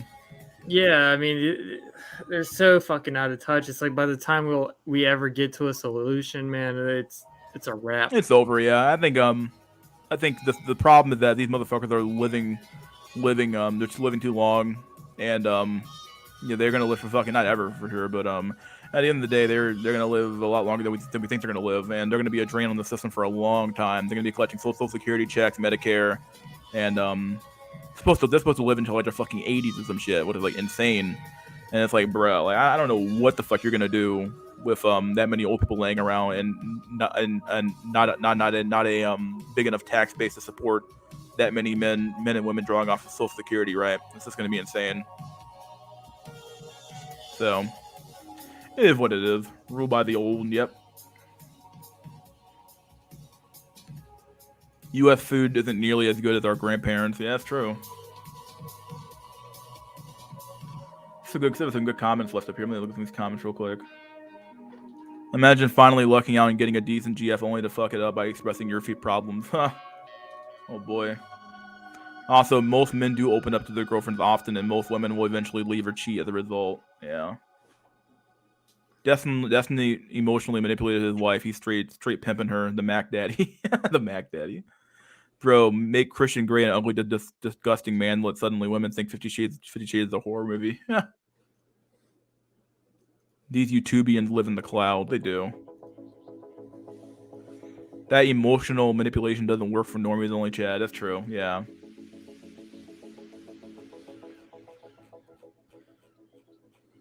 You can always watch another video by what's the guy's name? I had a lot of videos that I wanted to cover today. I just didn't cover. Yeah, we could do that. Fucking Rom Wills again. My God, he had a video talking about how Riz, if you're attractive, you still need Riz, bruh. Oh my God. You still need Riz. Oh, here we go. There's the fucking music, the porno music. That's what it sounds like, bro. Like porno music. Like what the fuck, bro? Like, in fact, nah. We gonna do something different, bro. We gonna do something different, bro. We gonna do something different. We gotta play the fucking the walk. We gotta play the walk. Yeah, we gonna play the walk real quick. Can you put the video out? Let me see. Welcome to my spot. You can't pull it out. Fuck me, bro. Oh man, you can't pull the video out. I mean, I gotta pull one of the videos, bro. I gotta do it. Hey, what is F talking about? That actually sounds interesting. This I don't know if you could highlight that comment. F? Which yeah, one? he said also boomers cut off salt from all the foods to help with their hypertension. This caused the food to taste so bad they had the sugar fat content, which called obesity in young people. Ha! That's funny. Not funny, but it's funny. I mean, is that actually true? I don't know. Wouldn't surprise me though. We need to lower the salt content of the food because of my hypertension. But fuck the kids. Fuck the kids, literally. Jeffrey Epstein, my friend. Oh my God. Some of these motherfuckers, they probably do believe that shit, bro. What the fuck does do that? There we go. I found the walk. Found the walk. All right, we're gonna play the fucking Riz walk. Oh, bro, this is the best video of all time. I love this fucking video, bro. Here we go.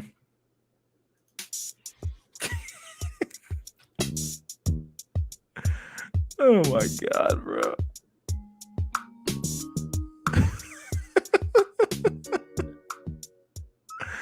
Oh my God, man got a glass of prune juice. Man got a glass of prune juice there. We gotta do it at least twice, bro. It's just too good not to watch twice in a row. Can you imagine being a woman and him walking up to you? Oh, even bro. I would feel disgust. Here we go.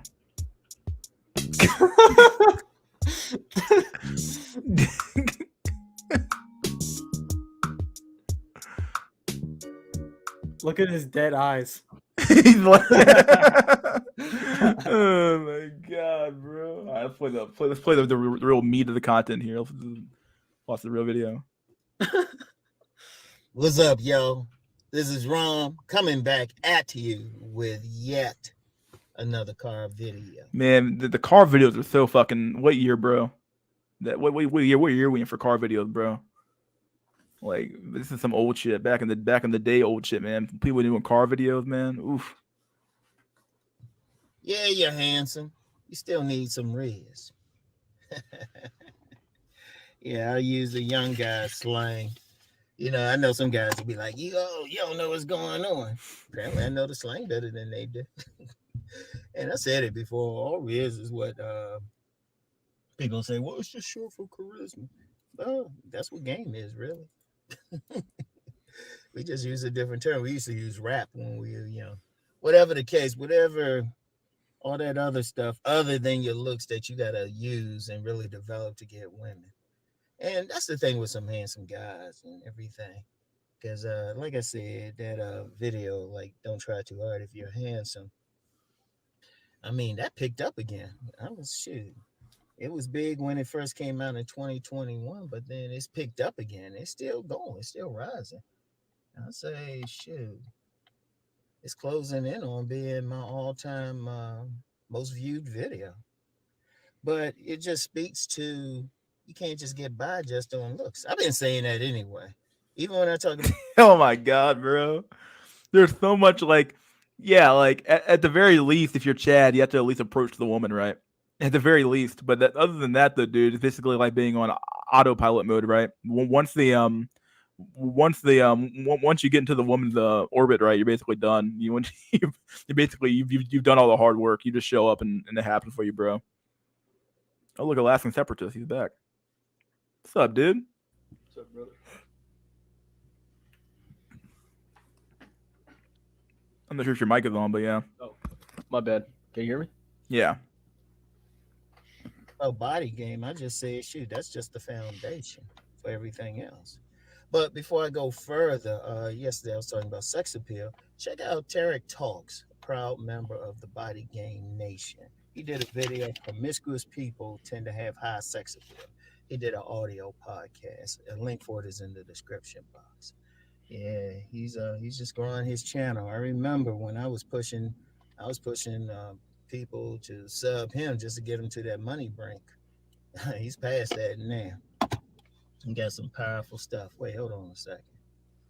Yeah, those signs. Oh shit! I just lifelong things. My man had to put on his old man glasses. Bro. Those glasses are a phalo. Oh my god. Glasses are never clean enough. But yeah, okay, yeah, you handsome. Over for glasses sales. I'll tell you what, and I've always said this, and a lot of guys don't get it because one, they don't feel like they're handsome, so they don't know. The handsome guys already know it though. The guys who consider handsome by people outside of their family, they already know. It ain't enough. Yeah, it's good. Like a woman can look at you and think you're handsome and keep walking. You know, no parts of her are tingling and everything. Bro, that's not how it works. Like even how they say it, they'd be like, now if they like, God damn, you fine. Lord, doing all this other stuff. Okay, you got some, but usually you still gotta have some other stuff. And let's just be real. 99.9% of the men in the world ain't at that level. Okay, let's just be real. They ain't at that level. That's all they need, and a woman is just gonna fall in line. But of course, guys outside of that think that because, well, they not even at that level, you know. And actually, they could be, unless you got a facial deformity, like genetic deformity. Anybody can fix themselves up. Anybody. No, man. No, I'm pretty sure it's over for myself. Anyone can fix them up, man. Look Anybody at his hairline. Can he fix that? Bro, I was looking at a picture of myself. I was like, bro, my eyes, I look like I have a 1,000-yard stare. My eyes are dead inside. I'm like, bro, I look weird as fuck. I'm like, damn. And my mom has to go to be like, oh my gosh, I saw this girl. She was looking you up and down. I'm like, bro, how come I can't see this shit? What the fuck? Oh, bro, like, My head, Similar I'm to like, being tall and down. athletic in basketball, obviously it's not enough for a man to be 6'10 and athletic to make the NBA. But being that tall puts him in the game. If he's 5'9", he's done. Yeah, That's actually not true. What's the name of that guy? The short basketball player? Just be him, bro. Moses him. The one Malone. that, No, one no, that no, played for no. the Charlotte Hornets. Oh, fucking Muggsy Bogues. That Yeah, guy, just right? be him, bro. Bro, We all can make it. we can all ascend. Anomaly Larry, yeah. And if you caught up into, well, your cheeks ain't thick. Any man can be conventionally handsome. What? No. What? Are you serious, bro? Being handsome is simply a matter of your genetics, bro. Like, I'm sorry. There ain't no fucking, like, I'm sorry. It's just true. I'm sorry. I'm just pure LTN, low tier normie. As he puts the glasses on, he probably thinks he's like Clark Kent or something. I'm not an Aryan like Clark Kent. Sorry, it's over. This lame thing. This lame. You whack as shit. Yeah, I said it. You whack as shit. Because women like different things. Women like different things, yet we always see the tendency for them to go for the same thing, bro. All right, dude. You do what you want. There's a reason why, like, we see like the women going for the top 7% of fucking men on Tinder, and like the rest of the men get fucking left behind in the fucking dust.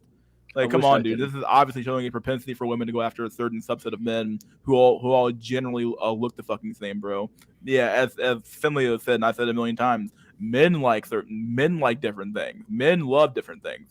Women do not love different things, though. It's all generally the same variation of the same shit.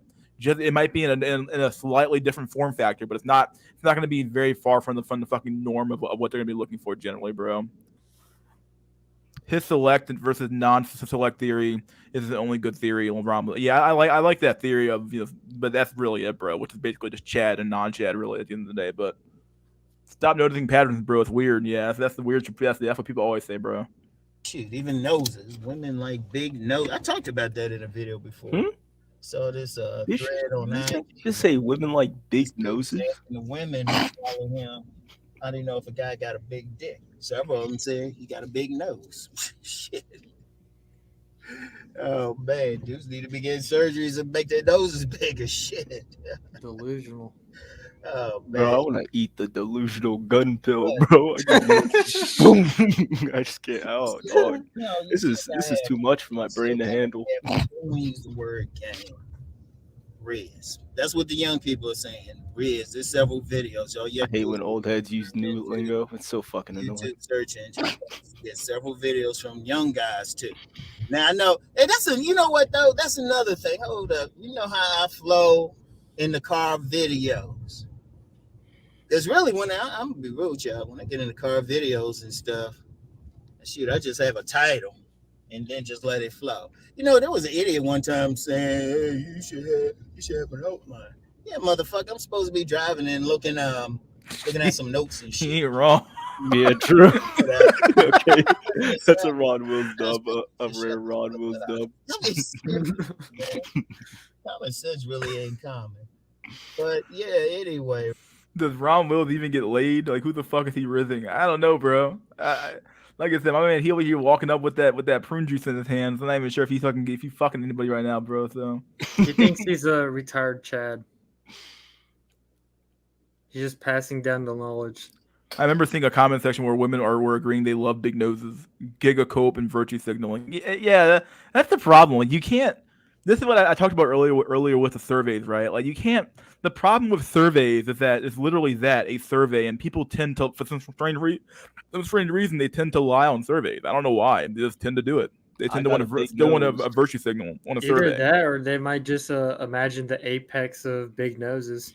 I got a big nose, yet I got no hose. What's going on, dude? Yeah, all I'm trying to say here is that, like, people will take, like, what's said on a forum or a survey or whatever as gospel when it's like, yo, bro, like, you don't know what that person is actually going to do when push comes to shove, right? When it actually comes to the real life example of, like, you're having to pick A or B, and they always say, I'm going to pick B. Like, B could be the socially acceptable response, right? But in reality, they're going to pick A every time. So Yeah, Jack got it right here because telling the truth on a survey means admitting shit to yourself. Yep, there you go. That means you're literally conceding that every single virtue signal that you fucking think about is like that's not really true, but I'm gonna say it's true to make myself feel better, even though it's not true. I know that when push comes to, it would be like all men saying, you know, I prefer fat chicks, bro. Yeah, a few of them aren't gonna be lying, but a lot of those men are gonna be lying their asses off, bro. Or a lot of men saying I prefer 80-year-old grandmas over 18-year-olds. Like, you know, like, yeah, a lot of those men are gonna be lying. Like, but a few of them might be telling the truth, but a lot of them are gonna be lying. This is true. Right. You know, because like I said, it gets some young guys, they think, oh, you don't know what's going on, but you got young people. They saying the same thing I'm saying. There's a lot of young content creators saying in general the same things I'm saying. Whatever I say about game, even body game, everything. They just might use different terms. In my day, we might have used I think some people still use swag, but we might have used whole different type of words. Like I said, back when I was young, we just say, yeah, he had a good rap. You know, some people will say mouthpiece or something. But it all comes down to riz. This basically comes down to what you got extra to pull a woman. And, you know, indeed, some guys will have unspoken riz, which means, you know, you got that look, you got that attitude and everything, you can pull the woman. Now, if you handsome, okay, that's great. Shoot. But that's just one thing that they're looking at. Shoot, women will look at a guy and put him, not even in the friend zone, the brother zone. Damn, that's even worse than the friend zone. In fact, here's a little secret. Women will tend to when women put guys into their friend zone, right? They tend to put guys who at least look like something. You know, hell, if they can, they'll put a select man into the friend zone if they can, and only deal with, like, they will totally avoid dealing with a non-select man. So you got many women out here, if you to ask them about the guys in their friend zone, they're probably, and if they deal with them, they'll probably be like, oh, yeah, he handsome. Notice how I said it. He handsome. They ain't gonna be like, God damn, shit, he fine. He fine. They're gonna be like, I honestly might even agree here. Honestly, truth be told, I think that women don't even want to put. I think that the friend zones for like high tier normies at best now. You're not going to see. You might see a few like a 5 out of 10 is at best an orbiter, right? But a high tier normie and getting into like even some Chad Lights could end up in the friend zone. They aren't likely to stay there because, you know, especially Chad Lights, they could probably find another GF and just totally avoid the I think that they're probably different tier of the friend zone as well. You have like a man who has an actual shot would be like a Chad Light. He's just kind of like a man in a waiting, right? Chad's is obviously going to be the first option. Chad Light's like the second option. High tier normie is like a third option. And then the normie's never really an option. He's just like an orbiter at best, or a beta cuck at worst, right? He's just kind of an orbiter in her orbit. She kind of keeps around for like entertainment or some shit. And then the true cell, he's not even in the orbit. She doesn't even want him around, right? So I probably would even agree with him here.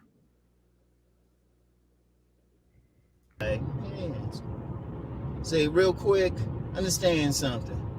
I'm not saying you should go into the friend zone. If just know that if she's putting you in the friend zone, that means that, okay, you're attractive enough for me to be around you as like a friend, but I don't want to fuck you because I have Chad, or I want to fuck a Chad, or at least a Chad Light, right? Yeah.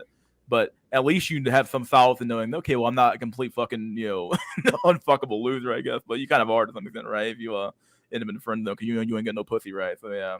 Either way, you're just like a servant for it, as Jack said. Yeah, you're a servant. High tier normies and high tier normies get in the friend and go into the friend zone. I think that normies get put into the orbiter position at best. Honestly, high tier normies get put into the friend zone, and then Chad Lights get put into the fuck zone. At least maybe the side dude zone, and then Chads are put into hopefully the boyfriend zone / fuck zone. Right? Friend zone equals is allowed to be considered human. That's a good one, Jack. I think that's a good comment, dude. It's a good comment. Yeah. Ooh, really good comment. Woman speaks. Don't just listen to the words out of her mouth. Look at her body language. Look at her energy. Like a woman can say hi, and it means 3 different things. Like they can look at a guy and say hi. And, some guys might who's They might think, "Oh, she said hi." Well, no, she's being polite. Or then they might be like, "Huh?" Like they trying to think about something. Then they might be like, "Ah." 3 different ways, all in their body language, how they looking at it, right? And that's the same thing with a handsome face. They can look at a guy and casually say he's handsome. In fact, it's really, I'll be real with you. That's like almost a default term unless you just totally busted. Seriously. Like I said, unless you got a facial deformity, any guy who just with a regular haircut fix himself up can be called handsome. It's very I still don't like this dude. He's saying any guy. It's not any guy, bro. Like handsome is a category of man where like you're not attractive enough to be as he would say fine, but you're also not cute. You're like I think fine is like it's a term meant for chads. Cute is probably meant for Chad lights, right? And then like handsome is meant for high tier normies, right? I get called handsome a lot, so I'm probably high tier normies in the day, right? And then you have like normie men don't even get a compliment at best. At best, you get called like fake handsome or some shit. They call you like, oh, he just normal, right? I don't know. I don't know what word they even use for you. And then if you're ugly, they don't even want to talk to you. Like you're not even on the radar, bro. So true. seriously, it's very easy.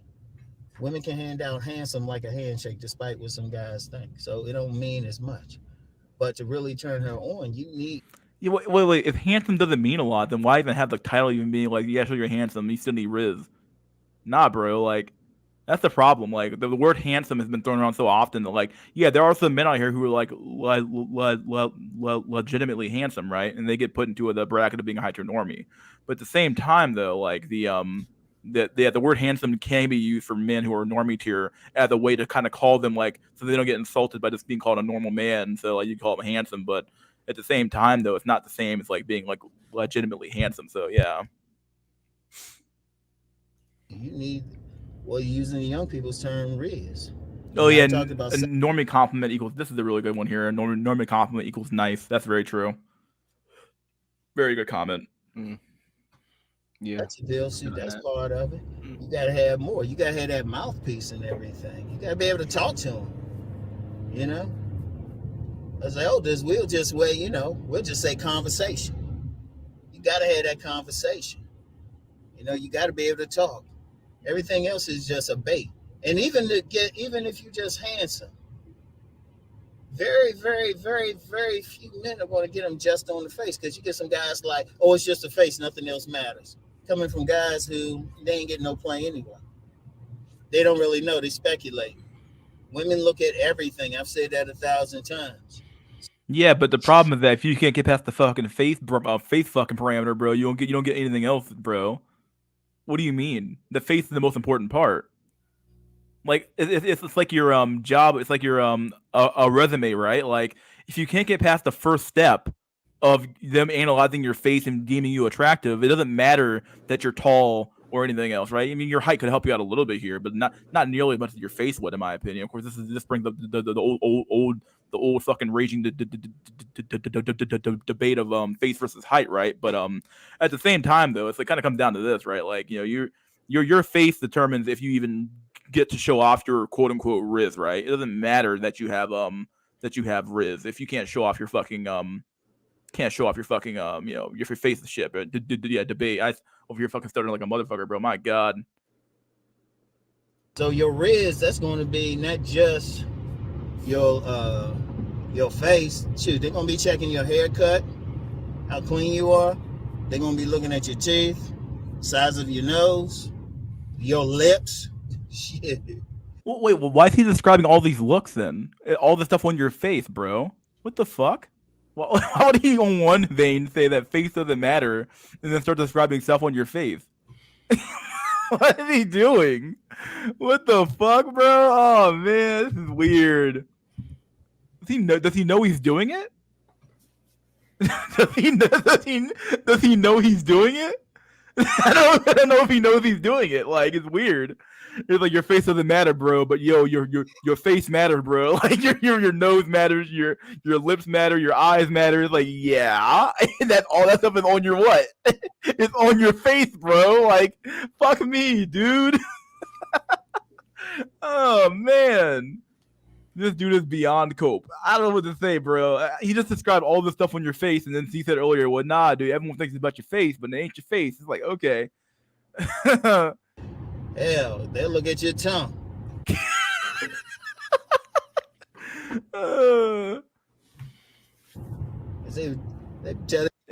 Don, am I wrong here? Is this stuff on your face? I don't know. Is your eyeball and your nose on your butt? Where's the stuff at? Mine is on my ass. I don't know about y'all. I'm sorry, dude. That's why I tongue get no game. bitches. You got good tongue game, my dude. Oh, I have no clue. The girlfriend, damn girl, you know, he's just all right in his face, but then he opened his mouth. That's all his tongue, girl. Oh, he has straight teeth. Shoot, women are compartmentalized. Straight eye, bro. you know, he got nice eyes, got those almond eyes and everything. Some. Bro, my eyes are cold, then bro. looking at the I got rest them of T50s. Cold and dead. Cold and dead. I literally looked at a picture of myself. I was like, damn, there ain't no life in my eyes. God damn, bro. You're too young to be dead inside. I'll have to separatist. God damn. It's over. I wish I honestly want to post a picture of myself in chat and you guys look at my dead ass eyes. Almond eyes. Looks don't matter, bro. Yeah. Why is he doing this, bro? Why is he doing this to us, bro? Why would you say looks don't matter effectively and then say looks matter, bro? I don't understand. I don't understand what's going on here. I don't know how is he doing this? Like, how can you hold two contradictory ideas in your head and just live with no shame in your heart? Like, there's no shame in his game, bro. And then they looking at your fit. They looking at how your clothes are fitting. That's looks, bro. You know? And then they looking at how you move. And keep in mind, your fit is determined a lot of times by like your frame, right? So like even the whole concept of being a frame cell, like yeah, that's part of look theory as well, being a frame cell. Like you could have a really quote unquote good fit, right? Your clothes could look nice, but because your body's so lanky or you're really fat or some shit, it just looks goofy on your ass. Like yeah, like that still look is enough. I was thinking, like if you have your frame just like really small or really weird looking, then yeah, you can just look like a complete goofball and really good clothes, right? But it's just funny, bro. I don't know, man. Are you cool? Are you walking in a cool way? Oh, bro. Like Will's walk. We were doing the wrist walk, that fucking music, man. Swear to God. It doesn't matter to a woman how you walk if you look good, bro. You could walk like a retard and be Chad, and they'd be like, "Oh, they got walk a game now, bro." I can't do this. Like shit. if a man, I'll put it to you this way, bro. Like we're getting into levels of like simping that shouldn't be possible now at this point, bro. Or levels of like pussy begging that shouldn't be possible. It's so funny because like these red pill guys talk about how pussy ain't worth it, bro. All this shit like that. Don't do shit for women, bro. And then it's like, nah, bro. You got to work on your walk, bro. It's like, what the fuck? It's like work on your walk, work on your fucking eye area, work on this area. Like what? What are we talking about, bro? What the fuck? Like, yeah, every part of a man is scrutinized. Yeah, spec streaming is right, bro. Every part of the man is scrutinized, dude. Frame is the game, jaw the law, height is the light. Dog, there you go. For somebody who talks big game about clothes, look at what he's wearing. Hey, man, he in the car, bro. He doing a car video, bro. He probably going out to the gym. I don't know what he's doing, honestly, but his walk video, man, he wearing that shirt's about, I don't know, it ain't looking too good on him. His glasses kind of look like one of those like feminist chicks, like those crazy SJW glasses. The cat eye glasses. Yeah, that's brutal. Shit, they're looking at all of that.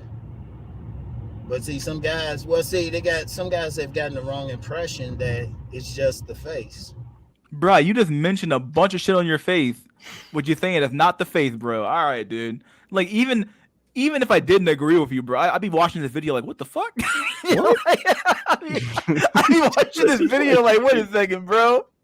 I didn't realize that my fucking lips and my nose and my eyes were not on my face, bro. Like I didn't realize that, bro. I didn't know how blind could I be. I've been looking in the wrong mirror the whole time, my whole life. I'm like, what the fuck, dude? How could he not know? Like It's just unbelievably stupid, dude. Like, even if I didn't agree with it, or even if I agreed with him, I'd be like, what the fuck? Like, you mean like getting like whiplash? Like, what the fuck? Whoa! He just said the looks didn't matter, but my fucking face? What? That's like, nah. If you got a handsome face, cool, but you better have some other shit on point too. You still got to dress well, you know? And then you still got to have a personality that clicks with, no matter what. That's part of your riz. Shit. Women look for it. Shit. They want to be excited. They want shit. Women want that I gotta excite a woman all the I can fucking tell you time. what excites She's a woman, so dog, is fucking annoying. that height, that frame, and that jawline excites the woman, bro. And it has very little to do with that personality, bro. That personality, bro. Your personality could be you have the personality of a fucking hamster, and the woman, as long as you look like fucking Chad or a fucking what's that guy's name, Meeks, like Jeremy Bro, Meeks, bro. Saint You're Meeks. yeah. Yes. As long as you're like Saint Meeks, you're basically you're in the door, buddy boy. You're in the door. You're already smashing her that night, bro. You could be a serial pedophile if you look like Yeah, Saint please. Meeks. It don't matter. Oh, to be like Saint Instead Meeks. of tapping their arms, they want to tap those thighs. Shit, they want that drug. They want that pleasure. Shit, use that riz to bring it. And that's the one thing. See, Like all these dudes, like any of these old heads, bro, they love, man. They love game, bro. They almost need game to exist because like it would like if you tell them that like they were successful because of something that like they did nothing for, it would like destroy their entire fucking grift, bro. Their entire fucking like their whole life would become like just shatter in front of their whole eyes. Like, wait a second, what? I'm not good with women because of the game, bro. Like, nah, bro. You were just attractive, bro. Honestly, that's better. Honestly, like shit, I'd be like, oh, it's pretty cool. Nah, dude, these dudes here, men need to know that like it was something else other than the fact that they were just born that way, bro. Like, I don't know, man. It was crazy. I wish I was born handsome. Damn. Take the same guy, change his eye area from hunter eye to prey eye, then women will automatically have a vastly different opinion on that man's personality. Bro, honestly, dude, I hate to talk about my own brother this way, but it's somewhat true, bro. I have a brother who's got prey eyes hard, bro. He got prey eyes hard. He got him pretty. I have hunter eyes. Not very like not like crazy hunter eyes, but I definitely have better eyes, a better eye area than he's got.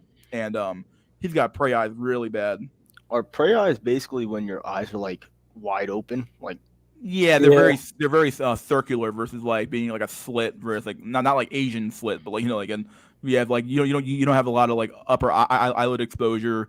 Your eyes aren't all that But my brother's like 6'3" or 6'4". He's like 6'3", I believe. He's pretty tall, but man, he got brutal eye area. It's bad, and it's like, man, I feel bad for him sometimes. He has a lot of problems with women, so that eye area, man, it does matter a lot.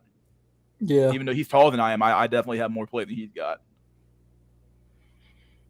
Game as the old man. That's the entire religion. That's true, bro. Old black man, entire religion. Black men will need game, bro. If game were to die or become like irrelevant, bro, black men be like, what the fuck? Nah, man, we can't lose game, bro. Game was that's what we got. The white man took everything else. I think someone said game is the force for niggas. Like, it's true, bro. Force for niggas. Oh, man. The only game that works is crime. Yeah, there's a little bit of truth there. Just have an 8-ball is what you need, apparently. Never miss with it. You can get a girl without looks, but you're on strike too. You have to do everything else perfectly or it's over. You got to put the Akuma combo in perfectly the first time you fuck. Or they had game, but they playing field was far more fair. Yeah. Game is astrology for men. That's a pretty good one. Just have hunter eyes, bro. Squinty eyes. I have Bino cell. Okay. Women can't see my eyes well. Okay. Hunter eyes equals slanted rectangle. Yeah. You need to look like a fucking panther with your eyes. Just squint, bro. Yeah. This is what's funny, bro. Like squint, man. you got literal people telling you to just squint, bro. I'm like, what the fuck? Like you gotta squint the whole day? You don't want to ditch. I don't want to date with some woman, bro. You'll get you're squinting the whole fucking time. You gotta keep the game going with that fucking Bro, just rope, bro. You gonna be tired all day long, bro. You be like, we're good. Bro, I'm just gonna rope at this point. This is too much. It's Just crazy, squint, bro. Oh no, you gotta do all this shit.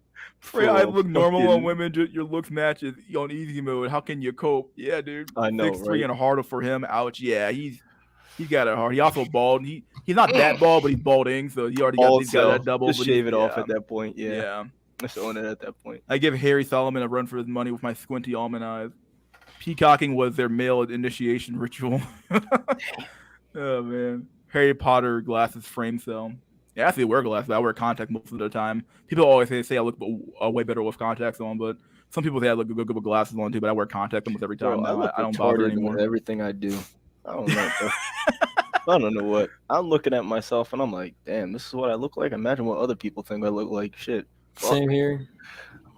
In my days, we used to get bitches with just game. Yeah, I've IF'd some fours into phone numbers. Oof.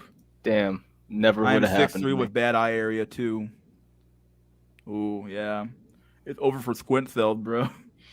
This is why I'm not probably that much of a fascist, because like, dude, I'm kind of realistic, but they're like, that's defeatism, and I'm like, dude, do you not see fucking society? How can you not be fucking realistic? It hurts, dude. I'm like, bro. Yeah, it's not me that has the eye area shit. That's my brother, but yeah, he's 6'3", but he's taller than I am. But he just said the eye area is brutal for him. I'm like, dang, I didn't really notice it either till I got older and started looking at the look of them stuff. I'm like, whoa, I'm looking at the eye like, dang, he got prey eyes, bro. I didn't realize that. I'm like, man. Wait, does Ron Wills have prey eyes? Nah, he got it's not great eye area, but it's good enough. He's probably got my eye area, I think. Bifocals, I mean. Oh yeah. Oh, definitely. I don't know what the fuck you meant. What the fuck are you writing here? Just squint, bro. Oh fucking god, dude. Did you see that model that legit squinted all day at work? What the fuck, bro? Nah, dude. You gotta mute and squint. You gotta mute and squint at the same time. Just hang upside down while lifting weights.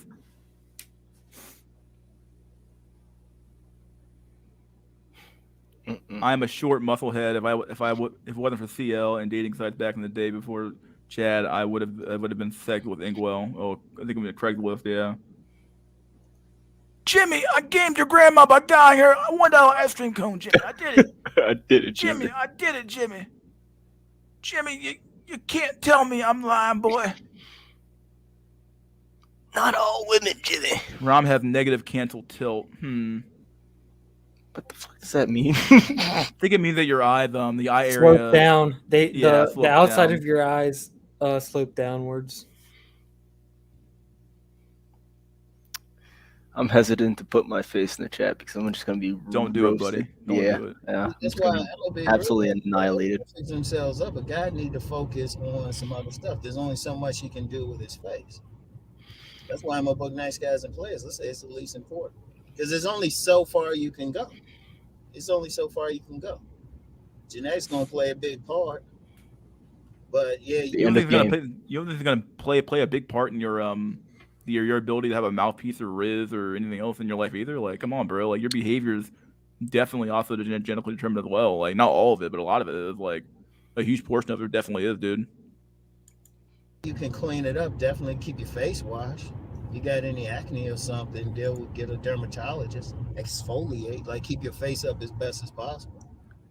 But as far as like your shape, your jaw shape, all that, there's only so far you can go. So don't worry about it. Other than what you can do to fix it up. Don't worry about it, bro. Don't worry about half. Don't worry about half the fucking shit that. Don't worry about the majority of the of your initial contact with a woman, bro, which is your face. Don't worry about it, bro.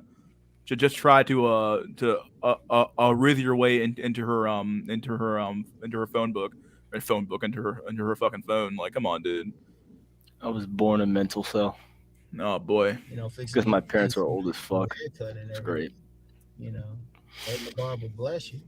There's only so far you can go. But then if you feel like, see, here's a problem. Here's the problem if you like too focused on it. Here's the problem. You feel like you're gonna give yourself low self-esteem, develop low self-esteem because you're looking at yourself every day. You don't like what you see, which means you hating yourself, which means You're gonna start doing destructive self, not only to your mindset but to your body itself. And you're gonna have, and if you got that low self-esteem, which means you don't have that confidence, then she's gonna pick up on that. See, women, I'm gonna hammer it to men who don't understand. They looking at all of that. That's why you can get a guy and you can think he's as average as possible. You can think he's medium ugly, but the woman's like, he's gorgeous. He is gorgeous. Because look, one thing, understand something with women. Even when they say a guy is fine, right? Like fine, like they going crazy. They looked at the whole thing. So the thing is, develop everything you can control. You can still control how your hair is presented, your beard, mustache. You can take some time to fix your teeth. It might take a few years and some money, but you can do it. Shit, you can get a good dental plan and just gradually fix your teeth up.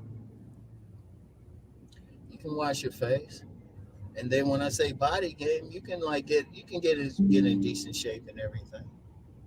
Very. I want you to guys know that my Microsoft antivirus didn't find any viruses in my computer, my dudes. Oh, dude, that's good, man. Appreciate that. I really needed to know that. Thanks, bro. Very fucking easy, you know? And then you can develop your clothing style. Like, women are big on style. Now, it might not make sense to men, but... Bruh, I mean... I fucking how much copium can I take anymore, bro? I don't know how much copium I can take at this point, bro. The black pill has guided me to hatred. This dude, man, he just thinks you could outrun your fucking genetic potential by just wearing some clothes and just having some riz, pretending to be confident, bro. Like, this is some like old school red pill cope, my dude. Like, this is some old school red pill cope. Like, fuck me, bro. Just talk like a southern plantation owner, sir. We're not women. There's some shit we do that don't make sense to them. Instead of trying to think why they care about style and all of that. They just do. Stop. Don't worry about it. Sometimes don't get so deep on some shit. If it worked, it worked. If you get laid based on your pair of shoes, don't argue. Keep your shoes. Yeah. I gotta go back. Not get laid on your pair of shoes. I'm gonna take my son's shoes to a professional shoe shine place. I want them really. I could do it myself, but I'm wanting. This is a prom. That's that's a big deal for some people. So I want him going there. We got his tux he's gonna wear, and get those shoes right. Gotta bless him that day. That nice cut. Did you say bless his shoes? What? No, yeah, when they get the haircut blessed, I don't know. Oh, what the fuck that means? Okay, I see what they doing. Yeah, bless him with that nice cut. Yeah. Damn, Jesus Christ cutting his hair, bro. That's crazy. He is, bro. I didn't realize it, man. Jesus Christ, he went from a carpenter to a fucking barber, my dude. That's the actual canonical tale. He wasn't a carpenter. Yeah. Man, cut hair. My man was cutting hair, man. Didn't believe it. No one fucking knew it, dog. But it's true. Hitting his disciples up with a nice fade. And thou shalt have fade. Oh, hit him with that nice line, not too far. With that nice line, dog. She ain't crooked at all. Like, oh shit, boy.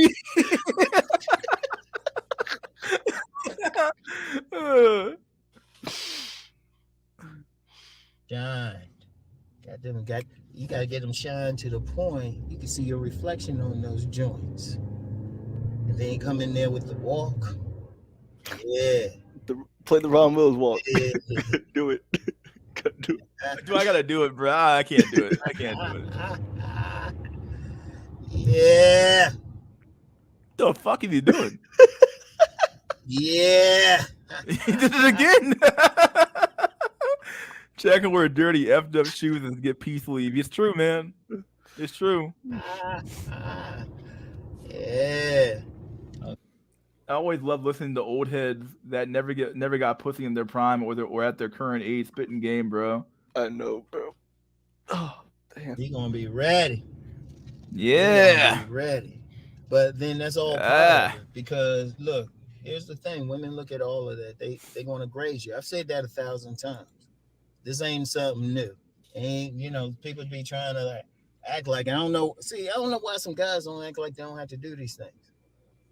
The men out here who actually be getting women, they do that. They're going to have a lot of things going for them that the woman's going to find attractive. They're going to like the man's face. They're going to at least like it regardless of who else gives anything about it. Which, incidentally, men need to stop judging other men's faces and shit. The only person that needs to like it is the woman. If that man gets only 12 women a year who likes his face, shit, in 5 years he slept with 60 women. The average man gonna sleep with 5. So it's like, you only need The average man is sleeping with 5 women. I didn't know that. Damn. Shit. Black men in general are held to a much higher standard of the dating market. Even Tyrone's. Take that, snow cells. Oof. A man need only look good to the women he wants to have sex with. That's why I say if somebody because I get some people, they try to come at me. I was like, I guess I don't make their vagina tinkle.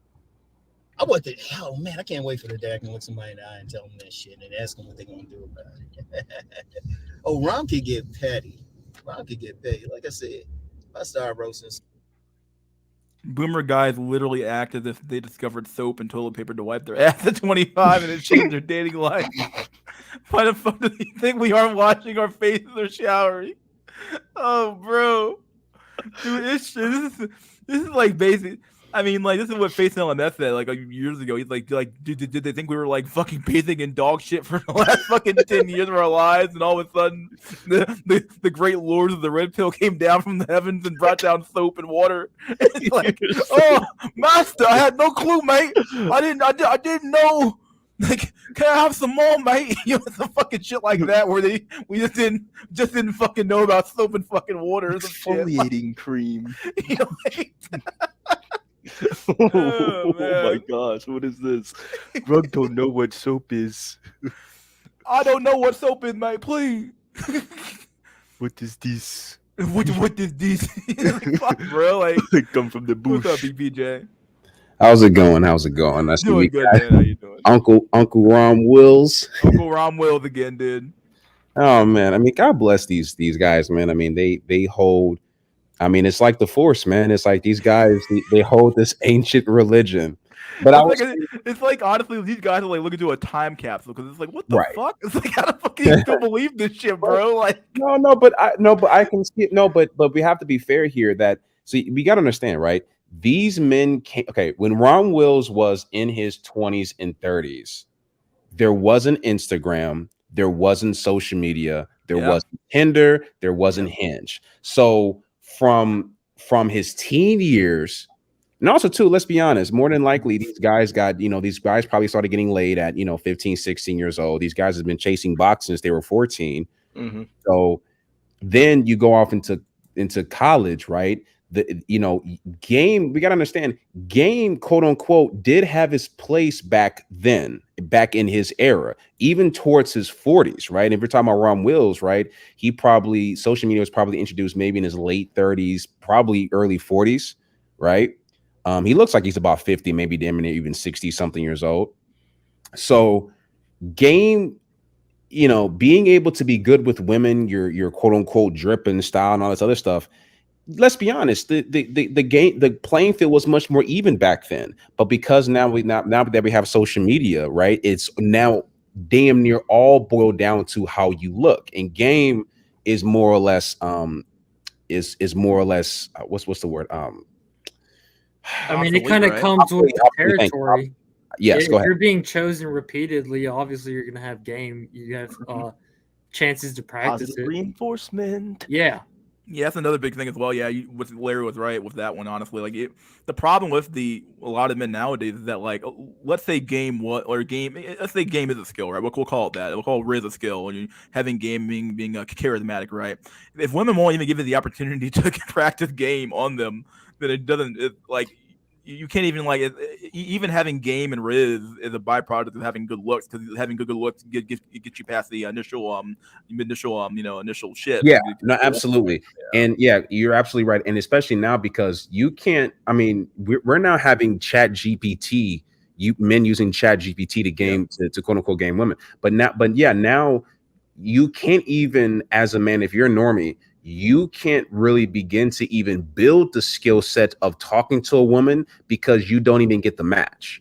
So if you're a guy who, and I forgot, I think it was maybe Wheat Waffles, God bless him, who kind of broke this down in like a debate, where if you're a guy who gets 20 matches a week versus a guy who maybe gets 1 match a week, that guy who gets 20 matches a week is going to be able to much better develop his quote unquote skill sets far greater than a man who's only able to attract 1 a match. And let's be honest, the guy who gets 1 match or maybe 2 matches a week, he's not getting a reply. Doesn't matter how witty his initial message was. It honestly doesn't matter. It doesn't matter how funny it was. It doesn't matter, that he what it is.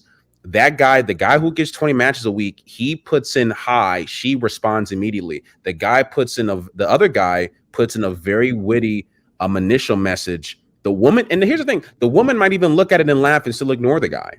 Yep. It looks is far more, it just doesn't matter. And when we translate this same thing to in person, it still doesn't matter, because as witty as this 5'9" normie guy is, even if he does get the number, we're gonna go back to my philosophy on an invisible tournament. It doesn't matter. You're still competing with the dozens of men already in her phone and the 4 guys who are already fucking her. So it's already a done deal. Yeah, it's just like you have so many more opportunities to fail. Like there's just too many opportunities to fail in this system, honestly. Like it's so unfair. Like you have even if you have the perfect pickup line in your initial message to this chick, she's talking to 25 other dudes, or maybe even more than that nowadays. Maybe even less, for all I fucking know. Who doesn't really matter, honestly. You're always go ahead. Yeah, no, just like, even because here's the thing, and guys who are able to fuck women, it's like I've recently dealt with a couple women, and it's like you can literally be fucking throat fucking a chick, and she will still take 2 days to respond to your text message afterwards. Damn. Like, no, it's fucking You're not wrong, bro. This is not even a fucking joke. That's someone's mother right there, future mother right there. It don't matter nowadays, bro. They will still take, like, these women, they will still, like, these, even when you are getting to a point where you're fucking a chick, these women, they don't remember, like, back then, even like maybe fuck that, probably like 8 years ago, you would fuck a girl and you would have this whole thing of like, men get the upper hand once we fuck. No, you don't. Yeah, I've been bringing this up quite a bit. I think I brought it up in the last stream as well. What really is ascending nowadays? What does it mean to ascend? Like, what does it really mean? Like, getting a phone number means nothing.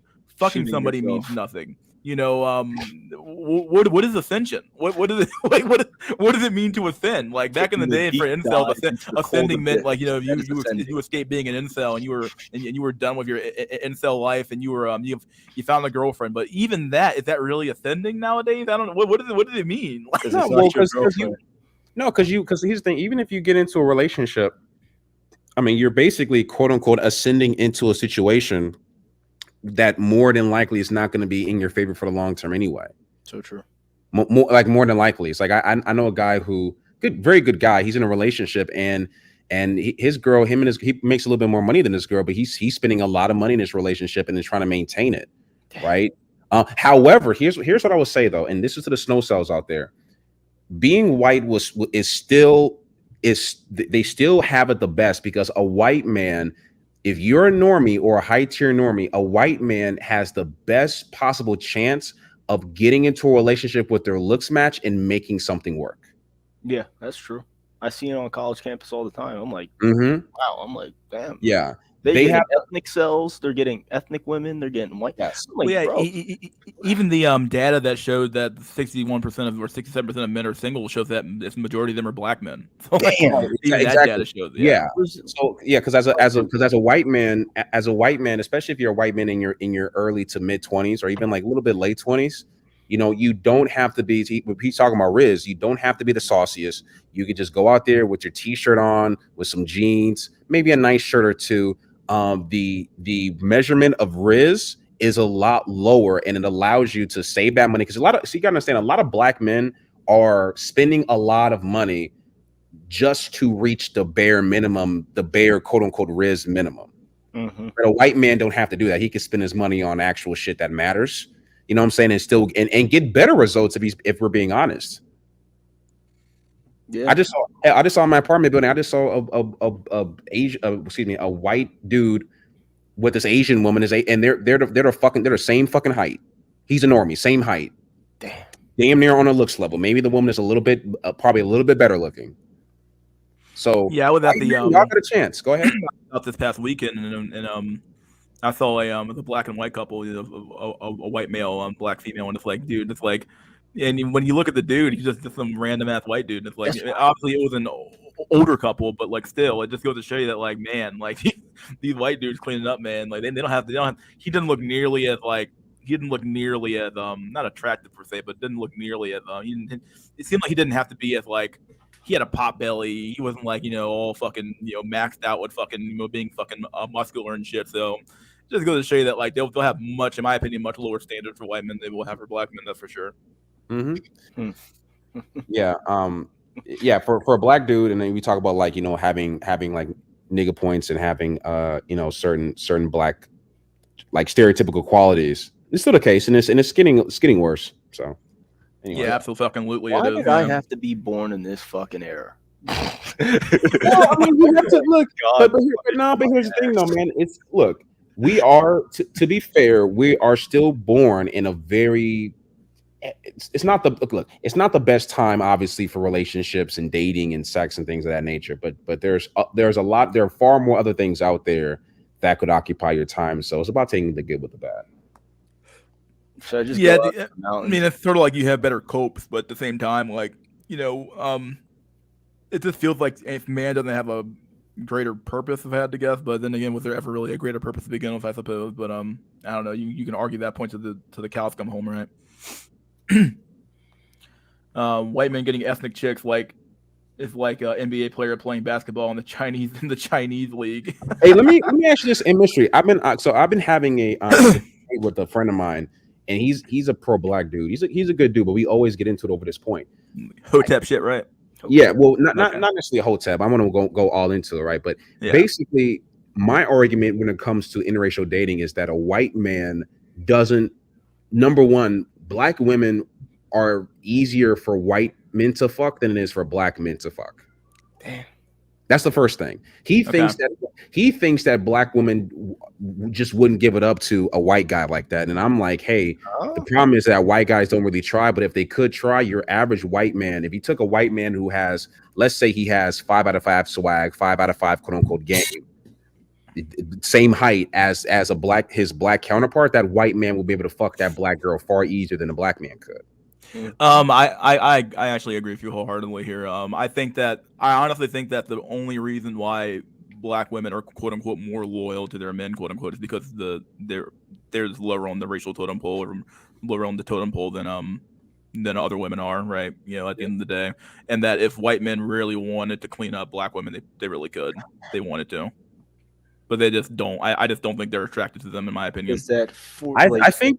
Go ahead. Herpes rate? Because that might play a factor as well. But I think that here's what my prediction is, and I don't want to stop you from playing the video. Here's my prediction. My prediction is that because the incel crisis is like. Here's a funny thing about the black community. The incel crisis is actually probably worse in the black community than the white community, even though white men are seen as incels. But black men as a whole are more so in denial, and more of us are willing to cap in order to maintain. Okay, I'm getting hoes, but it's like, okay, wait a minute, how are everybody getting hoes? This is not making sense. Yeah, right. I'm getting hoes, you getting hoes, we getting like, come on, dude. Right. It's like this grand lie. But I think as the incel crisis begins to get worse among white men, we're going to see more and more white men As soon as the Asian women are kind of once their standards start to kind of increase, right? Because Asian women have relatively low standards for white men. But let's say that goes from a normie level to you got to be like a Chad light or whatever for an Asian woman. Yeah. We're gonna start to see these normie men start to migrate more so to black women, and we're gonna see a lot more of that. That's what I think is gonna end up happening.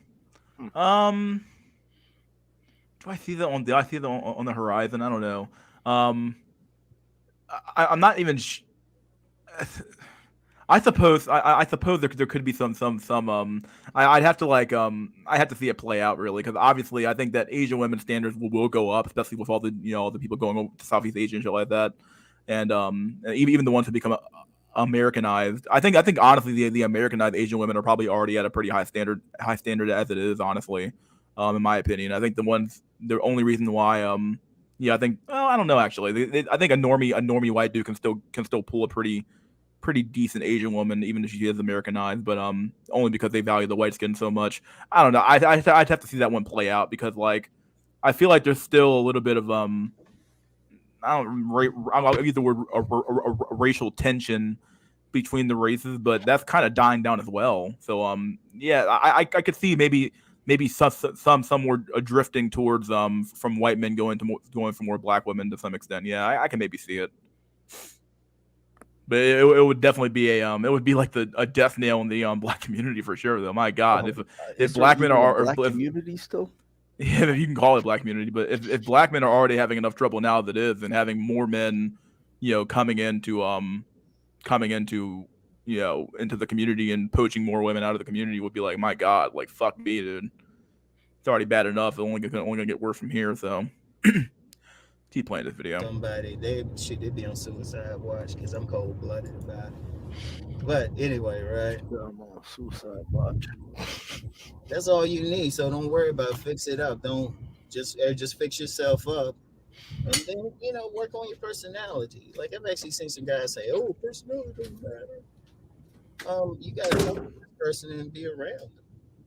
Only time person you can get away. You hit the problem though. Like once again, these guys, we already talked about it earlier, but like you can't improve your personality if no one gives you a chance to improve your personality, right? Like it's just weird. Like we say these things as if like everybody has the opportunity to improve these things, but it's like it's not how life works. Like not everybody has the exact same opportunities to improve their personality or to improve their riz or their game.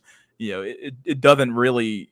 It's not equal. It's not equal all throughout the community or all throughout the all throughout men, right? Men who are of higher looks thresholds or higher looks levels will simply have more opportunities to improve their personality via just the halo effect than people who are less less looks. So we would not have no personality. It's a strict one night stand. Or you're a gigolo and she paying for it and you play putting on the act. Shit. Gotta have it. And then I'm gonna be honest, even just to meet a woman, you gotta hit that thing right, or you gotta make that impression like really right away. If you're talking about like you got a lot of guys, and then you got a lot of guys doing online dating, and yeah, what you look like there makes that first impression, but you still gotta talk to them at some point. And a lot of guys lose out there. See that? Yeah, but like he thinks online dating and like real life are like separate things. And it's like, nah, bro. Like you have just as much opportunity, not just opportunity per se, but like the opportunity to get rejected online is like it's less harsh for sure. But at the same time, like your opportunities if you just look bad in general are simply going to be about the same amount you would have in real life as you would have online anyway, as it is. So. Yeah, I mean, it's tough, man. It's real tough. Here's what I do think that men need to, because let's be honest, a lot of men are just going home, going to work, going home, jerking off, playing video games more so on, Reddit or whatever it is they're doing online, jerking off, going to bed. Men do as a whole should go out more and should explore and try to be more social in general, even if it's like joining a hiking club or doing something like that. That's something I think I should do. So I do think that there's a lot of good stuff that men could do as a unit. I mean, we're not completely blameless here. But in regards to the whole code approaching versus online dating, those are both very, very, very low. It's not worth it. I mean, at least with online dating, there's a very, very little risk of something horrible happening to you. Whereas if you approaching in person can be a lot risky. So it's like those are both big ways to meet women, and they're both for the most part dead. So it's like you're gonna have to figure out another option. Do you think that the a warm approach is still viable? I think it's viable, but the problem is that you only have like one or two chances in a warm approach. Meaning here's the reason why I don't like the warm approach of it all, right? Is because if you're talking with that woman and it goes wrong in that social circle, it's going to be kind of known about it, right? That you guys try to talk and it didn't go your way. Yeah. If that happens again, and let's be honest, more times than not, if it stops working out, it's because the woman doesn't want to. And if that happens more than once, then the people in that social setting are going to look at you like you're the common problem. When in actuality, more times than not, that woman is probably already being in a talking stage. And that girl broke it down a little bit earlier. I fell asleep at that part, but a woman would rather be in a talking stage with an alpha / Chad than in a relationship with a guy who's a normie or a higher tier normie. So if you're that normie or the higher tier normie who's talking to her and you're trying to have a dating situation, more than likely she is going to sabotage it or self-sabotage because she's already talking to, another Chad or another Tyrone or whatever. So it's probably not going to work out. You have a higher percentage. So I guess I think it's better, but you don't have that many chances, like I said. Yeah, I just think like you're still playing a dangerous game even with the warm approach, right? As you said earlier, you have a very, very huge risk of ruining a social circle. Let's say you're doing it within the social circle, right? And you hit this chick up, and you think she's giving you eyes, but you read the room wrong or something like that. You read her wrong. That is true. So many times. It's just like you could easily fall into a situation where it's like, oh, you lose an entire friend group because you hit the wrong chick up or some shit, right? No, you're absolutely right. And because so let's say, for example, let's say you join a yoga. Let's say for you join a yoga club or some shit, right? Yeah. And you see a woman in the yoga club that you want to holler at. If you holler at her in the beginning, so let's say it's like a 5-week yoga fucking thing. If you hit her up in the beginning, then it's a good chance that she's going to reject you, and then going forward, it's going to be you. Somebody said in the chat, you already poisoned the well. So you could hit her up in the beginning, maybe you could try in the middle, but it's just long game where you're kind of snipering it, where you're like, okay, I got to pick the perfect shot. And more times than not, it didn't matter when you shot the shot because you were always going to get the same result either way.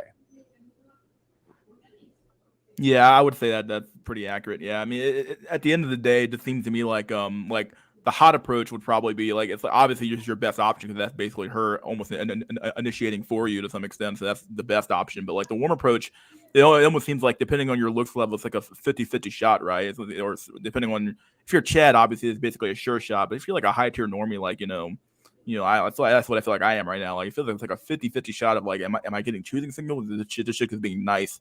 You never quite know anymore. Like I think that the whole normie to high tier normie to Chad light to Chad, that dichotomy, I feel like not enough people talk about the high tier normie aspect. People talk about normie men all the time because normie men are like they're in that position where like they already know they're not wanted somewhat, or at least but like high tier normie, it's like you're not like you're in this weird like a pseudo zone where it's like okay like.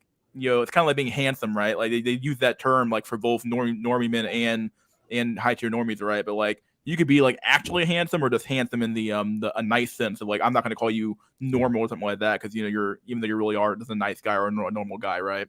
And then you have Chad lights, which are kind of cute, and then you have fine men, which would be your Chads and your 10 out of 10 type dudes, right? And at the end of the day, like the high tier normies in this weird position where it's like you aren't attractive enough to get like pussy on tap. But you're also not ugly enough to where like your excuse is like, well, I'm just incel, right? I'm just really ugly or something. Which guys are you talking about? The high tier normie men, like men who are like probably like a 7 or maybe a 6 or a 7. No, but yeah, but you gotta understand. So where I'm at, I think I'm kind of around there, but it's so this is why again seeking in these sort of sites are going to be more of the you're going to see more of the norm, right? I think because a high tier normie, for example, here's what happened. Here's what a high tier normie could get, and I think this is a decent deal, but not a long term deal. Okay. You can get on a site like that and have a pseudo arrangement, whatever you want to call it, right? Yeah. And get yourself a woman for a limited time, depending on your financial situation, who is at least either at your level or maybe even a point higher, not 2 points higher. So if you're a 7, for example, you can get yourself an 8. You're going to have to pay, but you can get yourself an 8. Or here's where the game could come in. And this is also, and I'm using this site because, like, for example, if you take like a high tier normie on a site like Seeking, where there's a whole bunch of like, older men and it is not that many men, you will more so stand out on that site if you look good as opposed to a site like Tinder or Hinge. Because Chads don't need to use that site. True. Yeah. So Chads won't. You're competing against far less Chads on Seeking than you will a Tinder or a Hinge. So when you get on there, if you're a high tier normie, you're now closer to a Chad or a Tyrone than you would be on any other site. Yeah. There's less men and more women and more attractive women. Yeah, I would. I mean, other than the fact that you're effectively paying to play, at the end of the day, it is what it is, right? At least you're getting somewhat of a pseudo relationship thing out of that, right? It's something. But here's the thing, though. If let's say you manage to find some kind of whatever it is with a woman who's a point or a point and a half above you or whatever, right? Here's what you are getting. You're getting a woman who much more likely to text you back on like you like what the funny thing is that you are dealing with women and like she's texting you back in a somewhat timely manner. You know what I'm saying? She arrives on time. You know what I'm saying? She's a lot more like it's like, wow. You start to get the attention and the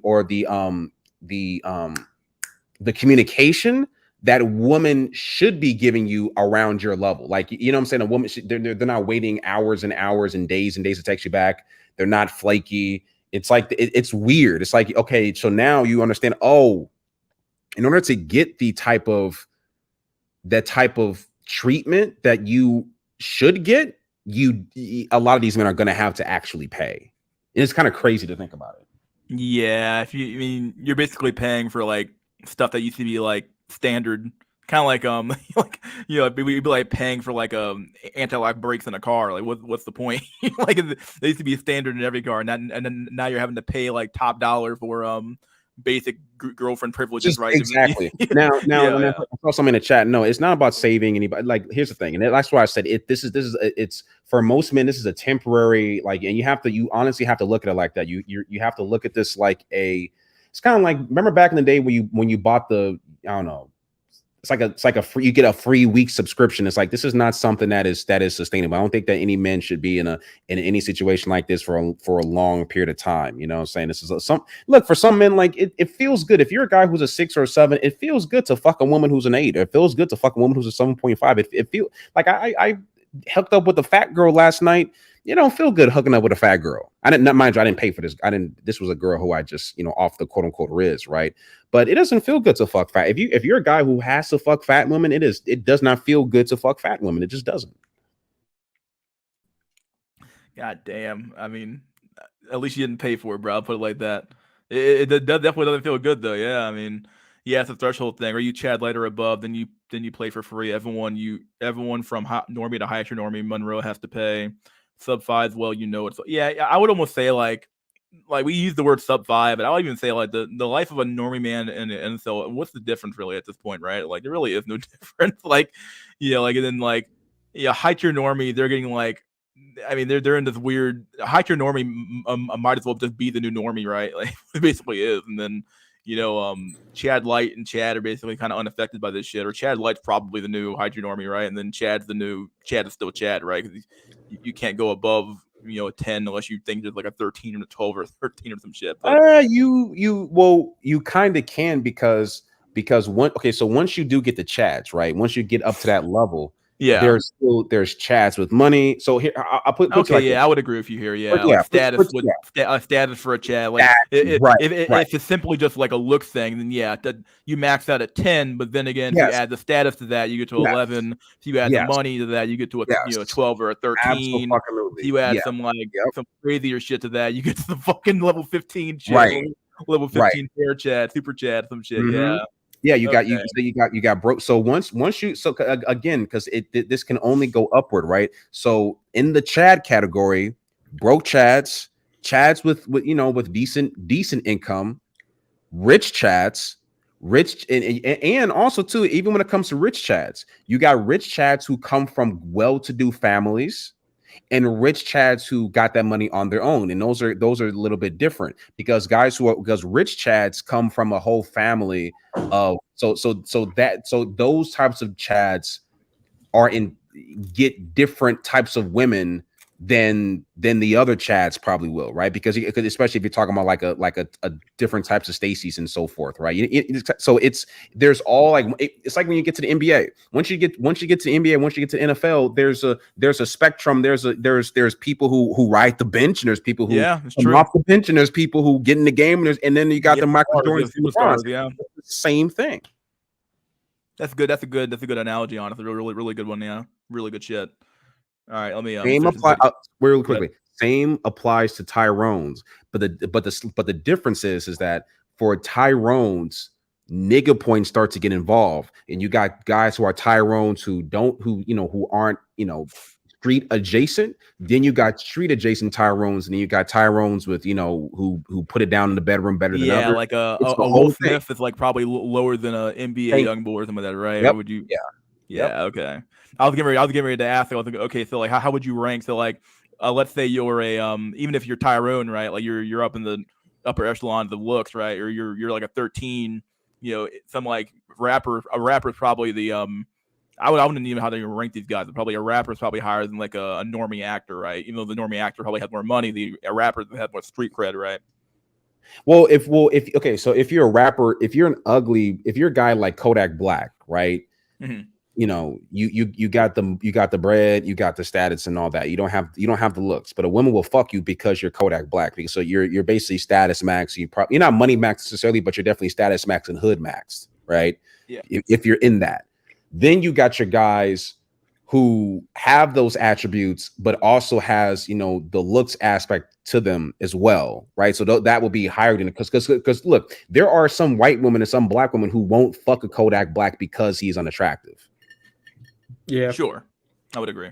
There's a lot of women like that. Like it doesn't matter how much status you have, I'm not gonna fuck that guy. But he could fuck more because again, he has all the bread and all that stuff. So it's like I'm trying to think of like a person off the top of my head who fits this. I mean, like maybe like a Future, what have you. But but yeah, with black men, the main difference is obviously status and money taken into account. But you now have to add a fourth category, which is that hoodnish, that nigga cred. Like that's a whole different pillar of attraction that doesn't apply to white men. This is why it's easier for white men, because you don't have to be hood at all for a white man in order to become attractive. But you have to have some level of hood as a black man in order to be considered a select black man to some degree. I'm wondering how much of this applies to I'm talking to a Nigerian chick right now, and she doesn't seem to be so far anyway, it doesn't appear to be definitely not very Americanized for sure. And I definitely I would definitely say if the chick's Americanized and she's black, and even she's like from the continent, quote unquote, or she's like second generation, you might have to deal with nigga points. But I do wonder like what first generation immigrants, honestly, in my experience, the first generation immigrants don't tend to have this problem where they like calculate up a nigga points and see if you're hood adjacent or some shit, right?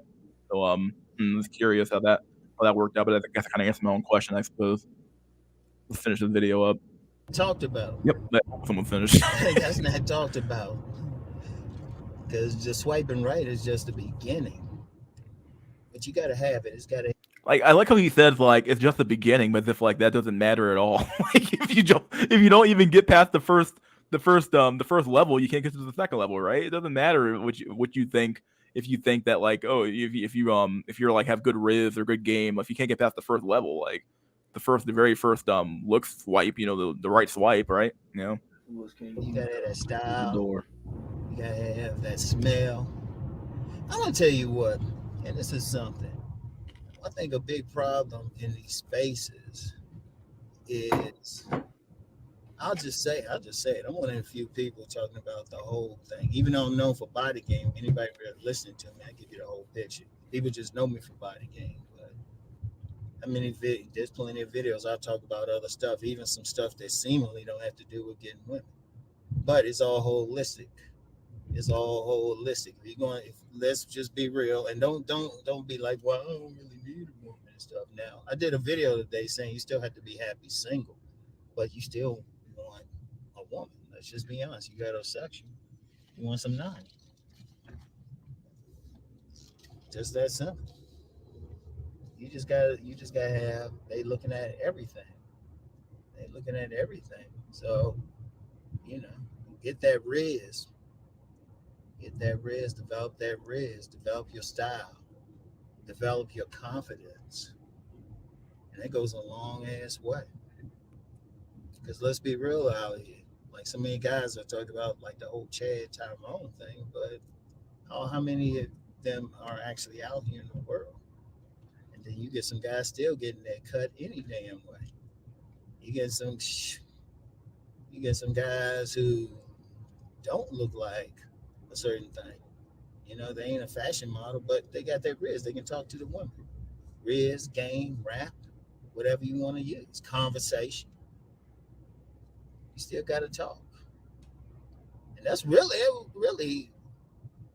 that's where a lot of guys really lose out at. And I started just talking about some handsome guys. Okay, you handsome. Okay. That gives you a little bit more.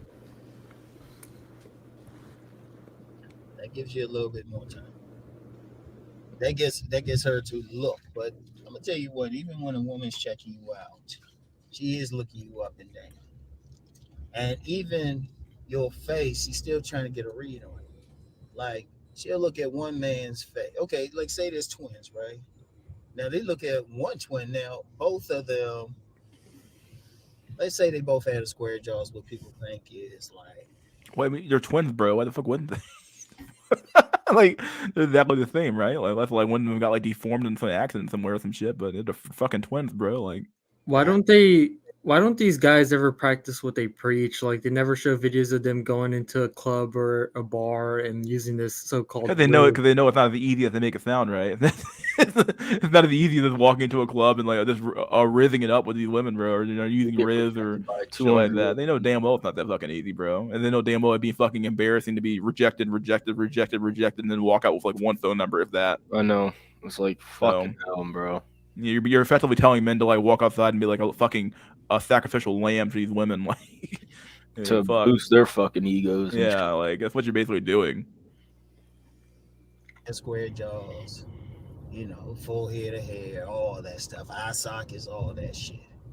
But they will call one a nerd and then the other one a stud. And people say, why? Because of the riz. Because of the riz. Oh, man. I mean, maybe in the black community, I don't know. Maybe in the black community, but even beyond that, though, like if they're both twins and one of them is like a street dude and the other one ends up being some like Poindexter fucking nerd, okay, because we have the nigga points going on here, maybe, yeah, I probably would have conceded that. Okay, yeah, a nigga points is helping one of these dudes out, but like you can't deny the fact that like looks would get them both in the door first, though. Like she would still fuck the other guy. But she's saying, okay, but the other dude got nigga points, so I don't know, man. It sucks really being like, of course, being a black dude, of course, right? Because I'm not a nigga. I don't have nigga points. I don't even know what the fuck that is before I got onto the black pill and shit. I was like, what the fuck? And then I'm realizing, holy shit, my brother's Thug Max, and I'm like, oh fuck. Wait, yeah, bro, you didn't know?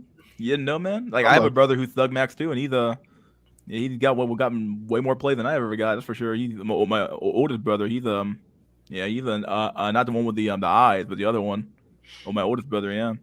My parents were like, he's Thug Max hard. You, man, just keep being you, being that good guy. I'm like, Fuck, Yeah, it ain't getting bro. you nowhere, bro. Getting you fucking shit in life, dude. Fucking hate that. And actually knew some twins. Oh yeah, BPJ. What did you make of the a Destiny interview? Did you watch that shit? I'm not sure if you were here or not, but if you're on mute or not. I watched a little bit of it. I mean, it's hard for me to kind of listen to his interviews only because he kind of picks and chooses like the stats and stuff like that he wants to kind of cite and all that. And I always find it interesting now. He always it seems like all of these not all of them, but like a lot of these guys on the left, they always say women are killing it, but they never talk about it within the context of like what do men want from women, right? Like it's always about, well, women are killing it because they have college degrees and they're making a lot of money now and yada yada. Okay, fine. Like if you want to talk about economically, yeah, sure, but what about what men are actually attracted to in women, right? Now you can argue that. Yeah, the thing that they don't care about women at all. Yeah, no, they're looking at it from a purely mainly a gynocentric perspective. You know what I'm saying? Yeah. So but they're not wrong. Like women are doing better. So here's you got to understand, right? If you're a woman in your 20s, women just in general, let's break it down like this. So social life, women generally speaking have a much more vibrant social life than your average man does, just simply based on like being just a woman, because women are more likely to be friends with you because you're a woman, and men are more likely to accommodate you because you're a woman. If you're a man, you have to fucking earn everything that you got in regards to you know what I'm saying? Like it's just we're just different. Like men are just not as social on average. It's like it doesn't really work that way for us more times than not. So it's easier for women to be social.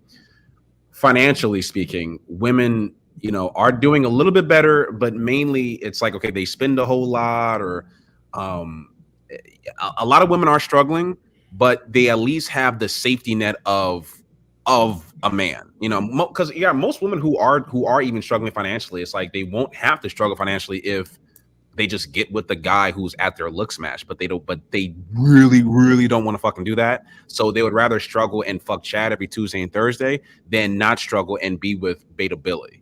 Don't forget, daddy government's in the play too. They'll be that's true, right? So financially, it's kind of hit and miss.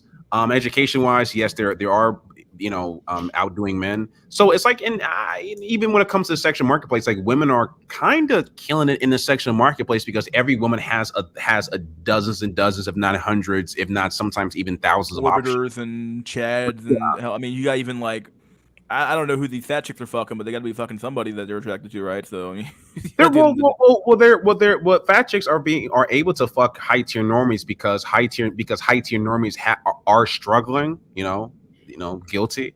So a fat woman are able to get fucked on and have their pick of a high tier normie. So even if you're a high tier normie, you have to have game in order to outbid the other high tier normies for that fat chick.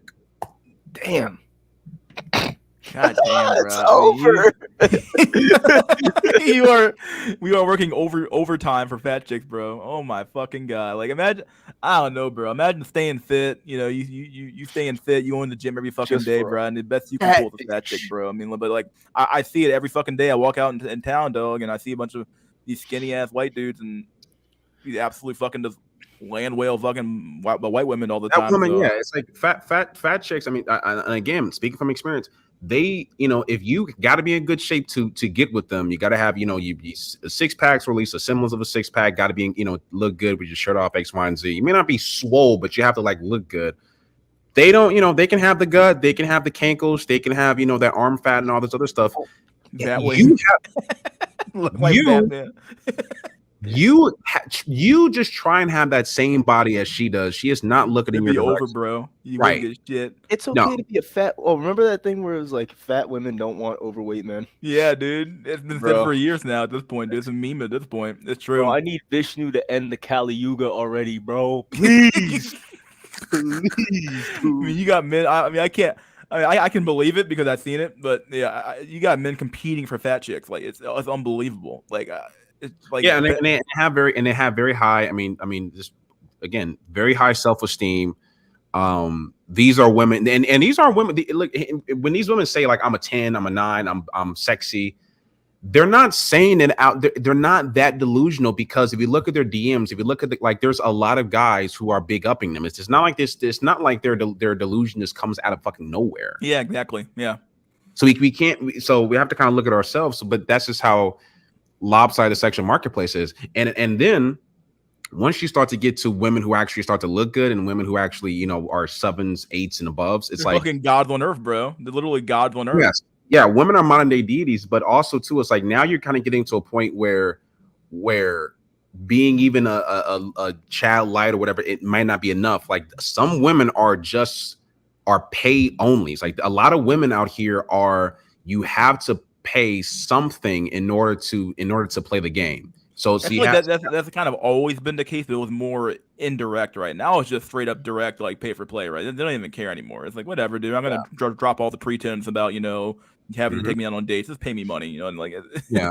There's a looks threshold. So because before there was maybe just there's a looks threshold, and then once you cross that, now there's a pay threshold for some women, and it then depends on like your looks category or whatever. So if you're a guy where it's like, okay, you look cute, but I fucked far more cuter guys than you, so you have to pay this. You have to pay in some way, shape, or form. Pay the fucking tax, right? Yeah, exactly. So a lot of guys have to pay the I'm not Chad tax, but you wouldn't even gotten that far to get into the door in the first place if you weren't at least a 7.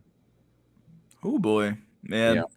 Damn, I understand why these dudes are training maxing, bro. No cap.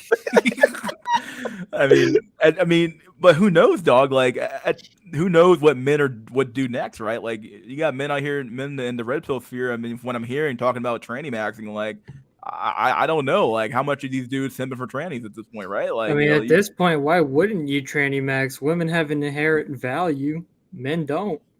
It makes sense in a delusional way. Yeah, I mean, I think that's the argument that what's that guy named Vanta Blackpill? I think he made that argument a little bit in this video, talking about how he made a video about that topic, basically saying that like when there's a market where one half of the market, or what's the market here with men and women, right, where women literally have so much inherent value that like you might as well, if you can't beat them, join them, right? You might as well, like. I'm not saying you might as well, but I'm gonna do it or some shit. But the reality is that like there is a the argument of like you can call these people insane all you want, but like they're probably ending up like look at what's that little guy, little thing's name, Dylan Mulvaney, like is a millionaire now because he just switched sides. Like, you know what I mean? Like he just switched sides and became a multi-millionaire and has endorsement deals because he went trans. Like it's unbelievable, like the amount of like benefit you can get as a man just by wearing a dress and putting the makeup on and pretending to be a woman or actually be believing you're a woman, right? It's crazy shit. I'm conflicted on the tranny issues. One thing, I find them important, but other things, it's funny seeing women lose, and I really like women losing. Yeah, there is a little bit of like not poetic justice. I don't even know what to even call it. It's just kind of funny because like this is what they asked for, and then you see them getting their heads caved in a UFC fight, and it's like, what are you doing? Like, what do you expect? I also want to note just how we've kind of gotten to a space where women, even the guys who they're kind of attracted to, they literally see them as tools. I recently on the site or whatever, I was talking to a woman and kind of going back and forth and just employing the same fucking tactic I use on every single woman. Like you have like the same thing that you say. Yeah, you have a little strategy you use. Yeah, it works. So yeah, same fucking thing, right? And this girl said to me, "Hey, you're totally my friend's type." And this has happened a few times. This ever happened to you where it's like you're talking to a girl and then she tries to recommend like, "Hey, you're not really my type, but you will be good for my friend." Blah blah blah blah. And it's just like so weird how women will talk to you. See, okay, this guy's attractive, but I fucked better. You might be it's kind of like they try to pawn you off to another girl, which I'm not necessarily saying is a horrible thing, but the vast majority of men would never have the fucking audacity to ever do that to a woman, but they would do this to men fucking often. That never happened to me. I'm not Chad, so can't relate, brother. Well, look, I am by no fucking means a Tyrone because that's sex dog. Yeah, that doesn't mean I'm a yeah, Tyrone. considering the I think he said with a fat chick though, kind of you can like measure it by that, right? Like also the thing about being really tall, and I think even though I'm not a MD talked about this, right? MD talked about this, right? When you're too tall, unless you're eating a lot, when you're too tall, you run into the danger of being really lanky and being skinny. So around 6'1", 6 feet to about 6'4", maybe even 6'5", but that's the best range. As soon as you start getting to 6'6", 6'7", 6'10", unless you're like in the NBA or some shit, that's not always the best thing, because you're running to the risk of going into like the niche category. Yeah, you could like have a really bad frame or something like that as well, where it's like your frame just looks so weird on you. It's like, what the hell? Like, what do you even do with this guy, right? Yeah. Yeah, So it's there's an opposite, there's another side to that coin. It's like being a 6'3", you know what I'm saying, good body fat, you work out, you know what I'm saying, like you're good shape, muscly. I think that a guy who's 6'3", 6'4", who's in the gym is in a much better overall situation than a guy who's 6 foot, let's say a guy who's 6'8", 6'9", who is super tall but lanky, right? But that's just me. I could be wrong. MD called it ugly lighthouse. Ugly lighthouse. That's a good one. That's funny, man. MD's funny as fuck sometimes. Over 6'5" dudes tend to have the horse face and weird proportions. Like one was like super conceited, the other one didn't feel like he looked good. I'm like, that looks just alike. How's one conceited and getting women, the other one at low self-esteem? And I'm like, you couldn't really tell them apart either. That was the thing. It's like they're identical twins. They didn't even have a mark on them or on their faces or anything to tell them apart. But that's how they felt. Because it's all about what kind of energy you give off and stuff. Because when they're looking at a man's face, they also reading his expressions. Dude, all this talk about energy, bro, is so female centric, bro. I can't believe it. Dude, I mean, I don't know. The I gotta feel the vibe, like, fuck me, bro. I just can't do it sometimes. Like, what the fuck is a vibe? Do you like me or not? Fuck. Yeah, I mean that's kind of what it is. The vibe is your face, right? I don't feel the vibe, bro. I just don't understand women, bro. I do, but it's like I hate them. It's really getting to the point. I just start to hate them, and it's really. Well, who said it? It was somebody said that you can either love women or understand them, right? But you can't do both. So true. It's like damn. What did Pyramid lead me in this chat? I have a funny story. I'm a good Pyramid. I'm good, bro. I don't want you in Just here. type it in the chat if you. Yeah, you can type in the chat if you want, bro. I don't want to. I can't. I literally cannot do it today, Pyramid. I just can't. I can't handle you today. I use myself for an example. The thing I get most common is, Ron, you looking like a killer. I've had that for men and women. You're like some of the people I meet in stores around here and everything.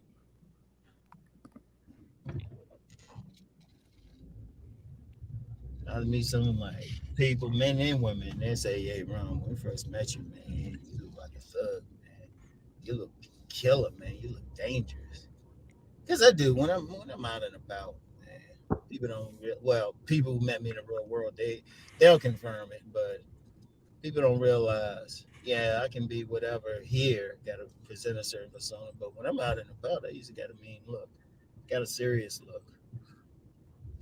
The other day, saw a friend of my son's, and he said, "Okay, I know where your son gets it from, because he got it. I seen his look sometime." Oh man, okay. Schools and everybody dropping their churn off. Yeah, I say churn. Anybody dropping their churn. I wonder where Rom's from. Actually, I'm not even sure. Kind of curious. If he's in something like Churin, though, isn't the South? I don't know. Churin? Like Churin. Yeah, for children. Churin. Yeah. Somewhere in the South. But some blacks from the North keep the word. Yeah, they do, yeah. But they looking at. Oh yeah, BPJ. What do you make of the? I made this argument in the chat in my Discord, and I was talking about how Southern blacks and blacks from the city have like a different. I'm not even sure if the dating market would be different for them. Probably, I think it would be. But what do you think about is there like a different market for like Southern blacks and the blacks from the major cities like New York or shit like that? What do you think? I mean, I think so. I don't have personally, I don't have enough experience to really Because delve. you're on the West Coast, right? I think you're on the West Coast. So. Yeah. Okay. I don't have that much experience. I mean, I've heard that in some places in the South it's a little bit. I don't know. It's just the reason why I personally have never really paid or really delved too much into that is just because I know personally that even though I black women for me, sorry, Pyramid, is that's my favorite type of woman. Mhm. But I know that on the same time though, just because of the overweight rate and all this other stuff and how big our women are, what they will kind of require, it's just not that market is just not necessarily for me like that. And so I wish I can have an answer for you, but I'm pretty sure there is some sort of a difference. But yeah, I don't know. I mean, definitely the South is definitely the home of the a lot of the fat black women for sure. This is what it's called that one out obviously here. Like I just think that the South, obviously in general, people tend to be bigger down there to begin with, honestly. So yeah, they're probably bigger. I mean, here's the thing: they're probably bigger. Probably dealing with more single motherhood rates and all that other stuff. It doesn't seem like it's a good market, so I didn't really pay attention to it. I mean, the unfortunate thing is that in the black community, if you're a woman who is not overweight, you're automatically like above average. Yeah. Automatically like off the rip, especially if you don't have any kids, right? And if you're a black woman who's actually like really objectively attractive, then especially if you're like light skinned. I mean, light skinned women are fucking horrible more times than not. Like women who are like even dark skinned women who are extremely attractive and fit. I mean, these are women who are only dealing with guys in the league or guys who fit those stereotypical high status black male attributes more times than not. So it's just not a really good. I think it's a shit dating market within a greater shit dating market, but it's worse. Like the black dating market is worse than the white dating market. If white men can even fucking believe that, it's worse. Yeah, if only because of the like even beyond the STI rate being fucking high as fuck for herpes and shit. But like beyond that, boy, you can talk about that. You can talk about them being overweight. You can talk about the women just being flat out disagreeable and not very submissive. Like this is all. I mean, I'm not saying it's not getting bad for white men as well. Like the women are definitely becoming very much independent. And they're adopting the mindset, but at the same time, man, like the black market has been bad for fucking years, and it's just bad. Like the overall, it's just like a shitty market to be in, really. And like you wonder why since so many black men are we're like some of them are like the poster child for geomaxing or passport bro maxing, I'm gonna call it. So.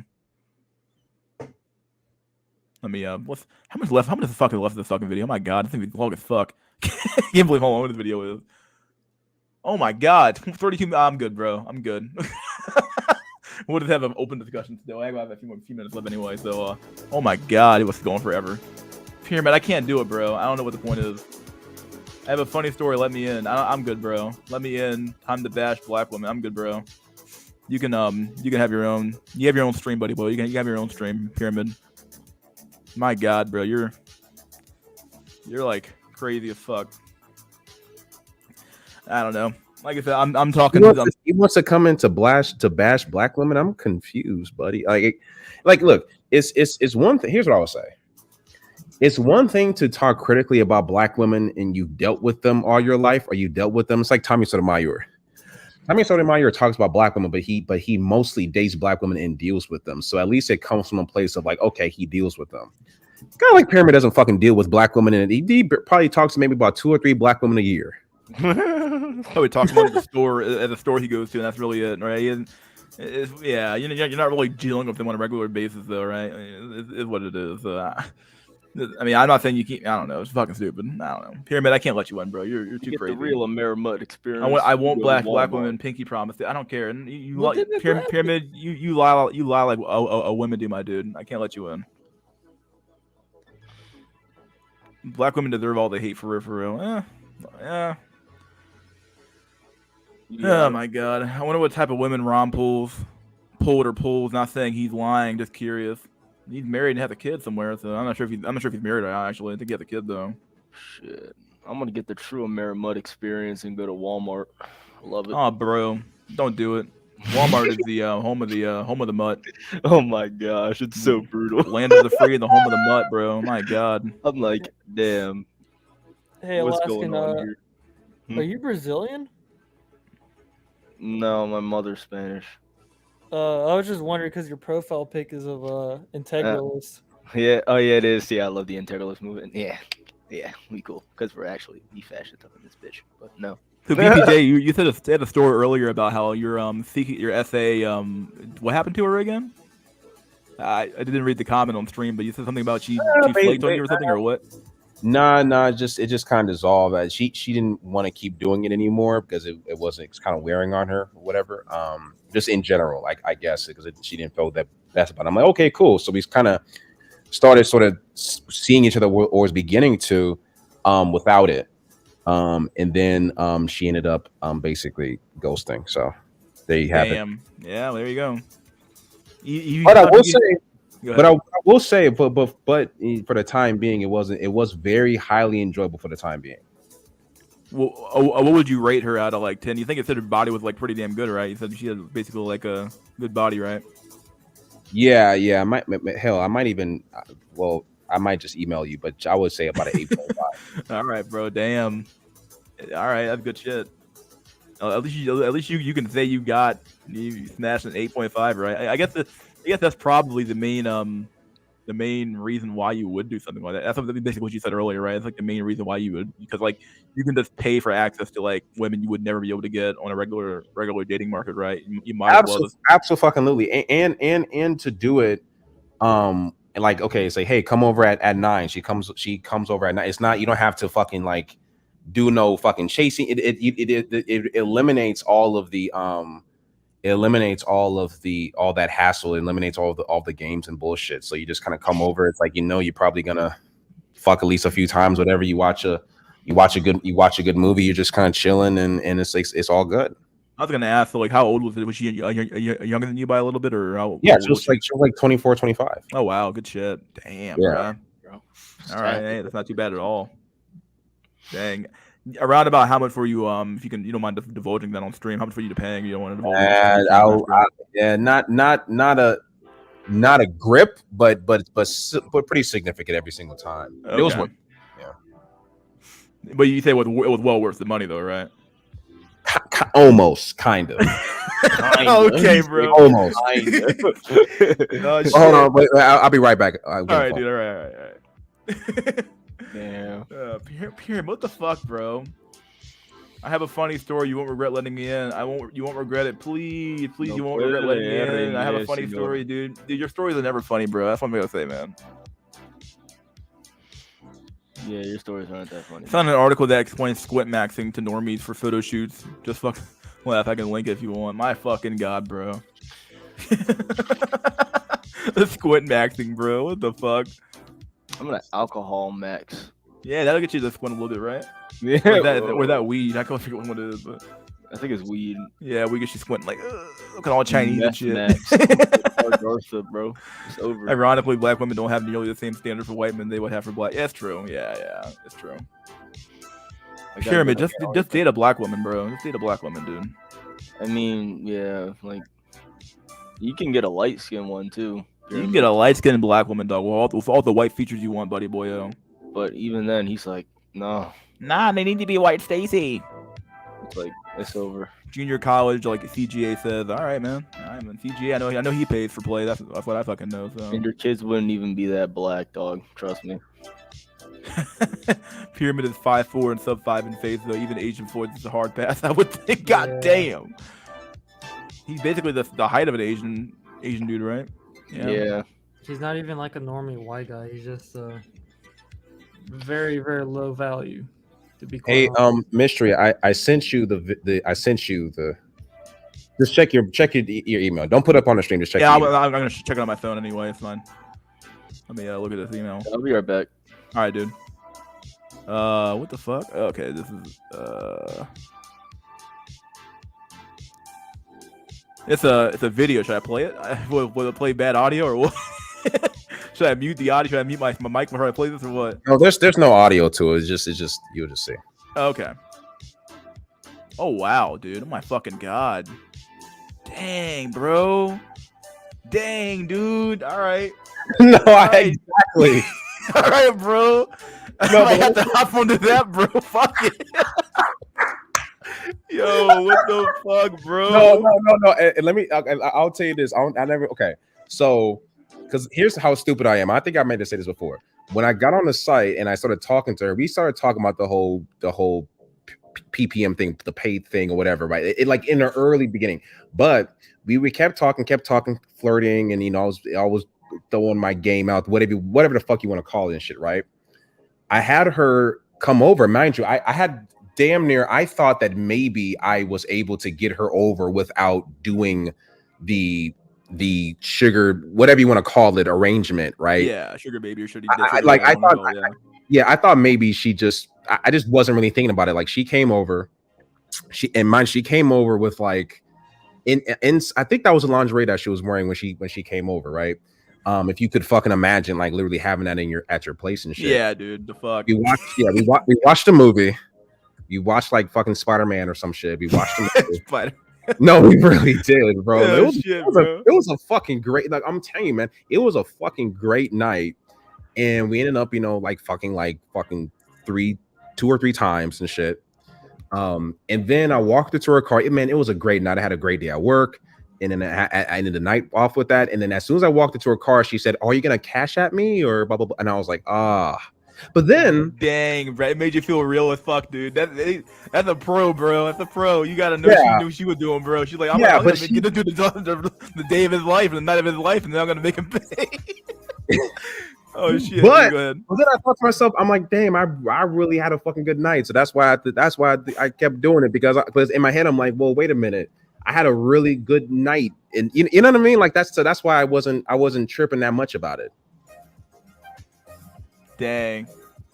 Yeah, I guess it makes some sense, right? Where it's like, okay, you when she provides good, it's like when you provide good service, right? Doesn't really matter, it's like whatever, dude. You get the fuck, like you got what you got what you paid for, I guess, to some extent, right?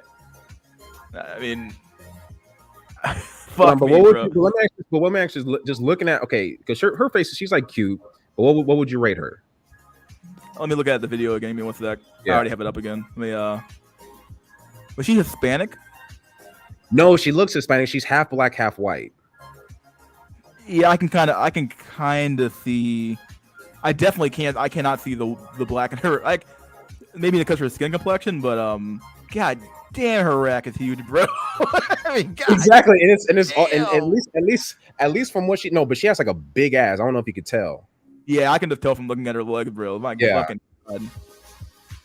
Let me just look at the. Oh my god. Face is hard to. I mean, if you want to like with the makeup on, she's probably at least like a 7 or an 8 to me anyway. Body, man, that body's like she's just fucking stacked. God damn, that's like you gotta be at least 8 or a 9 body too. Yeah, you got a good. God damn, bro, what the fuck. Woo. I mean, that's good shit, bro. That's good shit.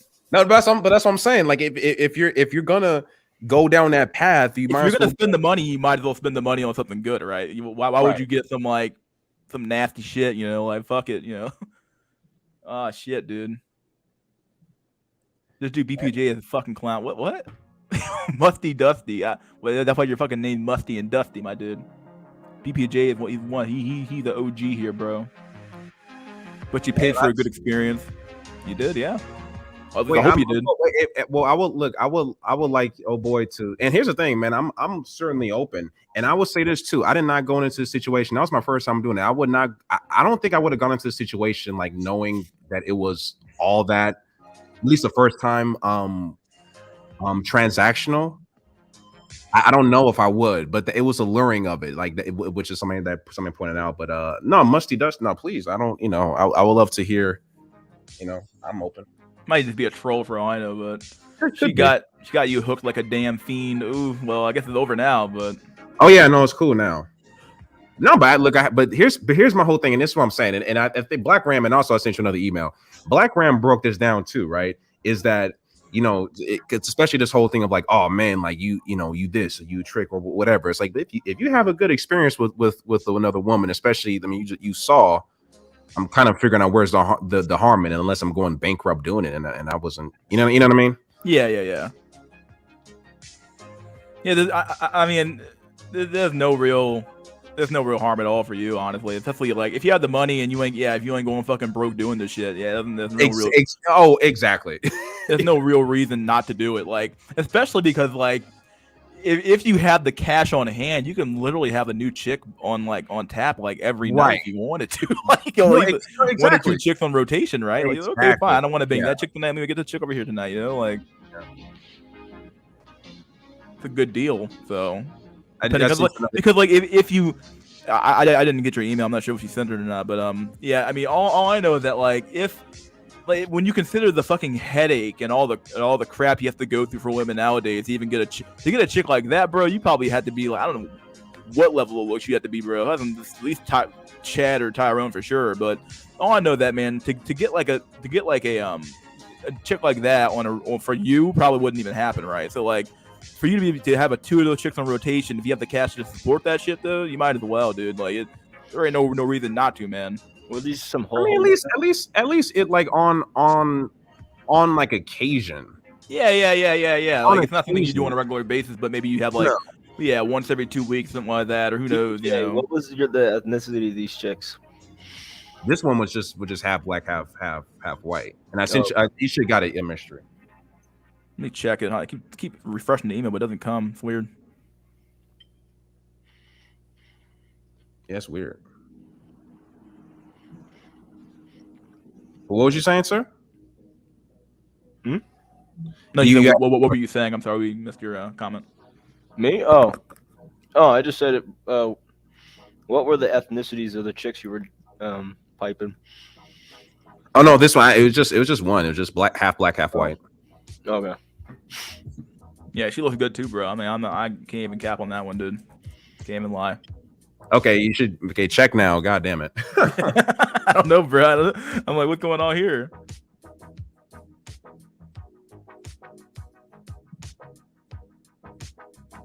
There we go. Finally, what the fuck? Yeah, no, I think it was on me. Jesus fuck, bro. God damn. Oh no, it was crazy. Yeah, it's a big ass. But like that, all I can say, can't even fucking deny it, bro. But I mean, but here's the funny thing: the woman I dealt with last night had a big ass, but it was just surrounded by a whole lot of fat. Yeah, well, she was this big. It's just it's like, okay, she had a big ass too, but she had cankles and the gut was a little bit more. You know what I mean? So it's kind of like, oh shit. Yeah, you just get the floppy at that point. Like, yeah, and it's kind of like I'm fucking her, and it's like you fucking her, and it's just like I don't even feel good for it, even if it's just weird. But guys, the game guys would say, here's what it is, right? And tell me if this is crazy, because you've seen the girl, right? Yeah. Game dudes would say it's better off to fuck the fat girl using game and just by being yourself than fucking the 8 out of 10 or whatever you want to call it, you know, girl who looks like she stepped out of a fucking Drake music video and spending some. It's just weird. I don't know. Like I can see a case for both. I feel like the red pill community has so much there's so much male pride involved with that shit, right? Like I pulled a chick off my own strengths instead of using my economic power to do it.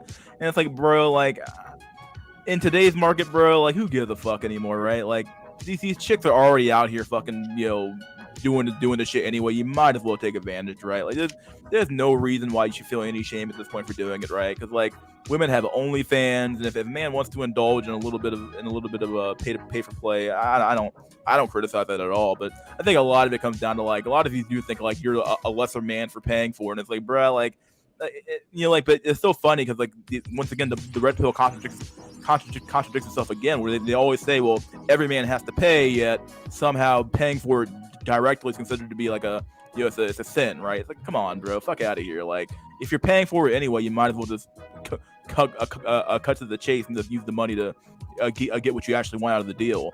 And in fact, BPJ, you got more than what you wanted out of the deal, right? Because you're actually getting like yes, they got like the whole like girlfriend experience. If I had to guess, right? It's kind of what you paid for in a way. Where it's like kind of sort of. I mainly saw her that, but it was just like, hey, come and like kick it. We're just it was nice. Yeah. But it was like at least you felt.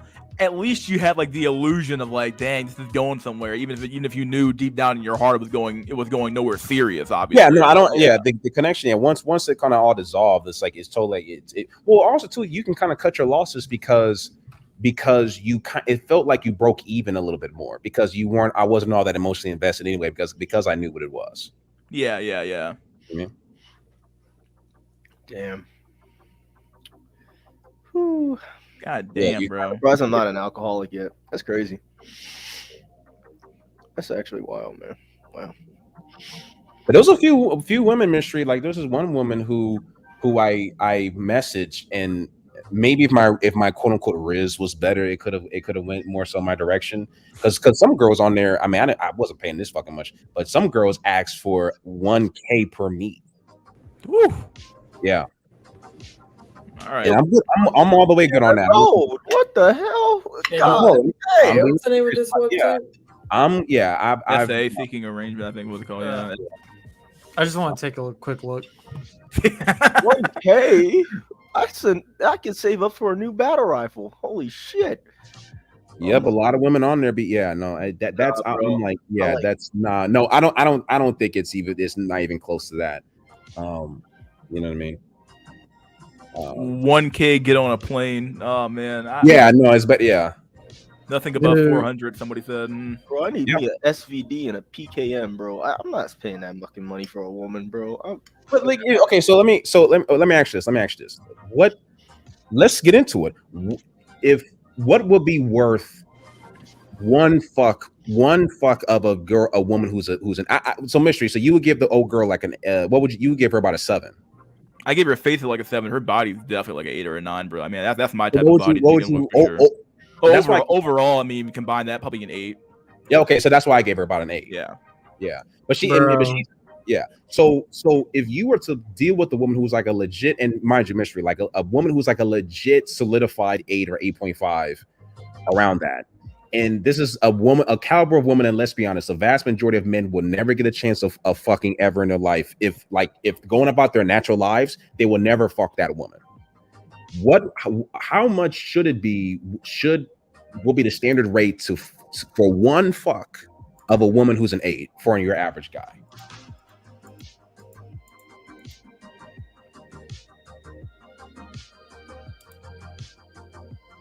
I don't know who the answer to that question, but yeah, I mean, like,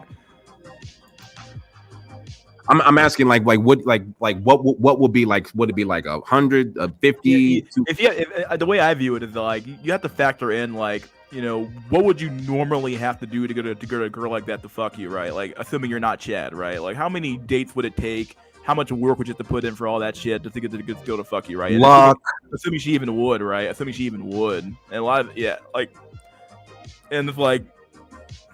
And because like, especially if you factor in the fact that like, if it did happen to you, let's say you happen to get a girl like this, right? You're not even assured for her to fuck you. Versus like in this method, right? It's assured she's gonna fuck you, like right? Like, you know, like doing all the dates and shit like that. It's not even assured, right? So like, no, you do all that simping and shit and not get nothing. Right. Versus actually just paying for it up front and saying, well, "Fuck it, I'll pay." Like. Yeah, so if you to have the chance to maybe, because 1/3 of dates that you're going on is that woman using you for for a free meal or whatever, right?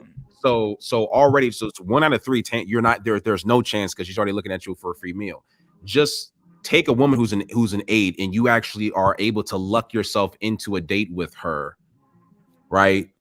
It's more times than not how much is that going to cost? It's like, and most women who are 8s, and they're not going to go on a date with the guy who's a normie to fucking I don't know, to Starbucks or to smoothies or to get ice cream. They're not doing it for a normie. Let's be honest, they're not.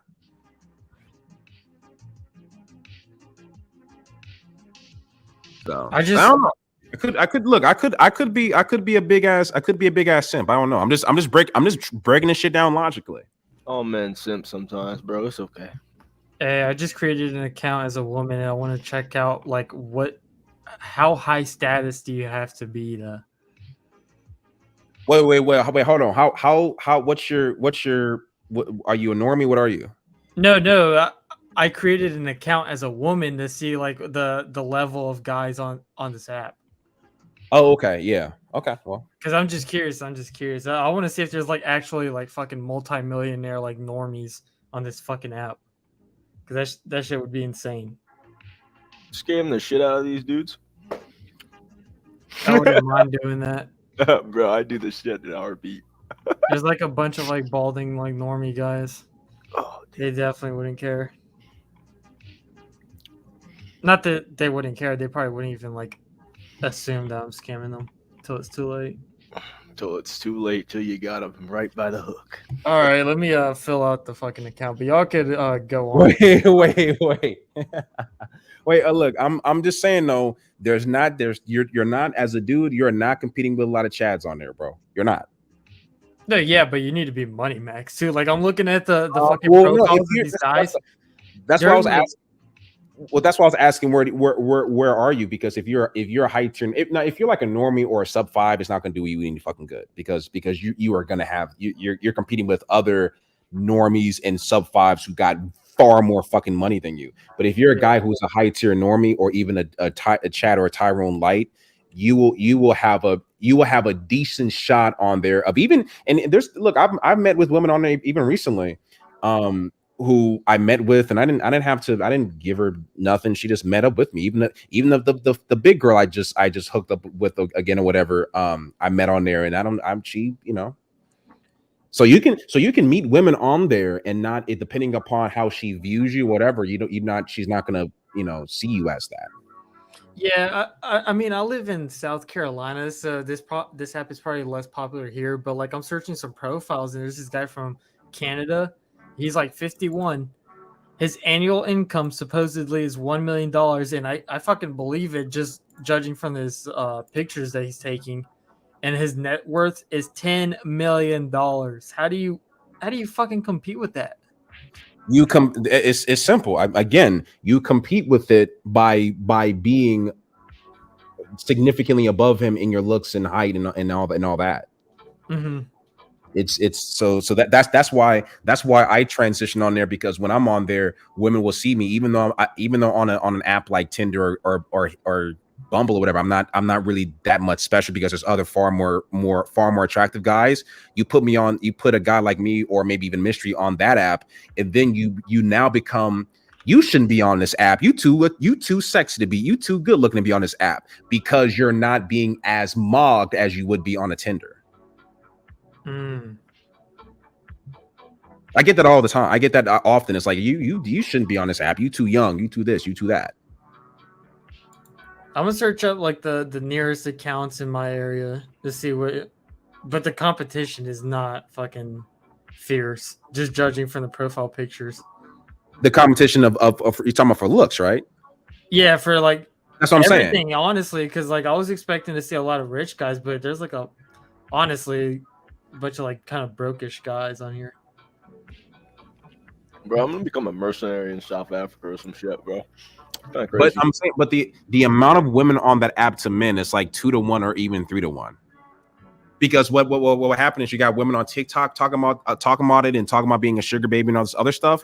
But so the demand, because it's not about you being a quote unquote sugar daddy. It's not about that, right? I'm not telling men to do that, really, unless you want like a very temporary experience with a woman who's like very attractive, a woman that you would never have gotten with otherwise, right? For maybe a week, not a week, a day or two or whatever, right?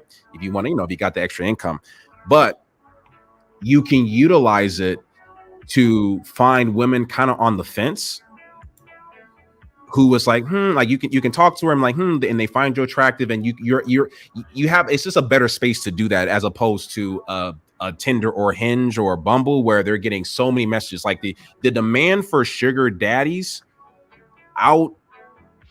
outdoes the actual amount of actual sugar daddies, if that makes sense. So you have a lot of women on there looking for these guys, and there's not that many fucking rich guys or guys with money out there like that. Mm-hmm.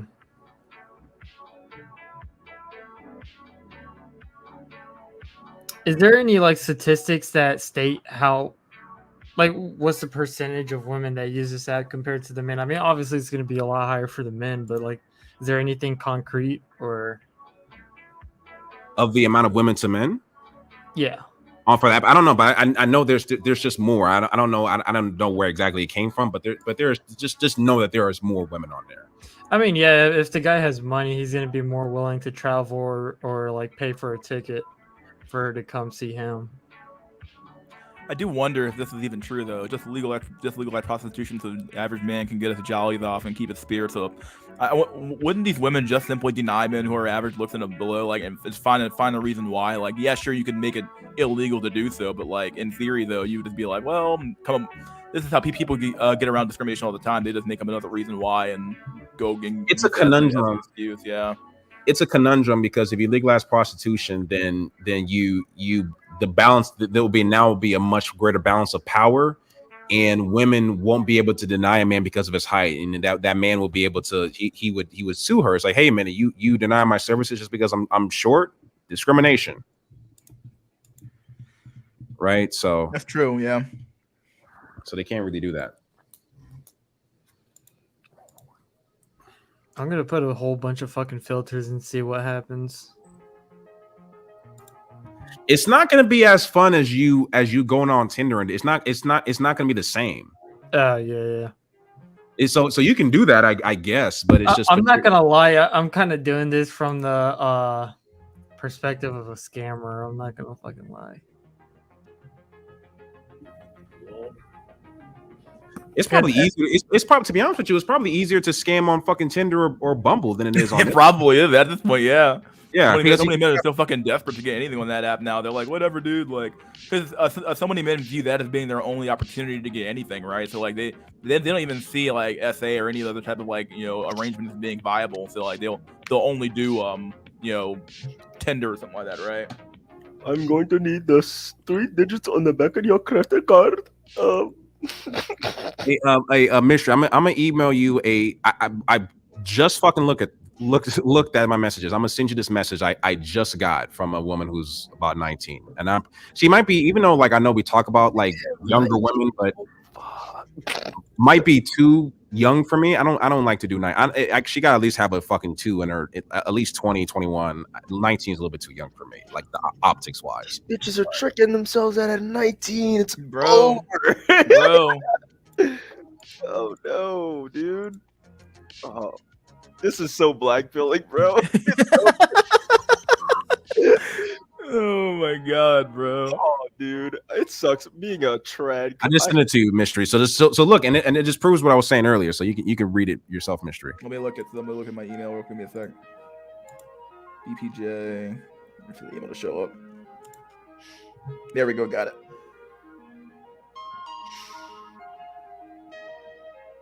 "19 female, St. Louis, Missouri. Looking for her king. Bro, I'm gonna do an American. I need you in my life, tall and sexy. Oh my god, wow. Dang. But I wouldn't have gotten that on fucking Tinder. Yeah, it wouldn't have happened at all, dude. No, yeah. Exactly. So you see, I would be able to more so leverage that into a more of a traditional dating situation. Yo, you know that thing where Hector Salamanca's pressing the fucking bell? He's like on the fucking thing with the OnlyFans simping, but actually smashing the chick. At least you get something out of it. Yeah. Yeah. Well. Yeah. True. That's true. I'm talking at a societal-wide level, not individual. I'm not sure what. Legalizing it also promotes the women versus simp culture. Just another way for talentless boys to make it while men suffer.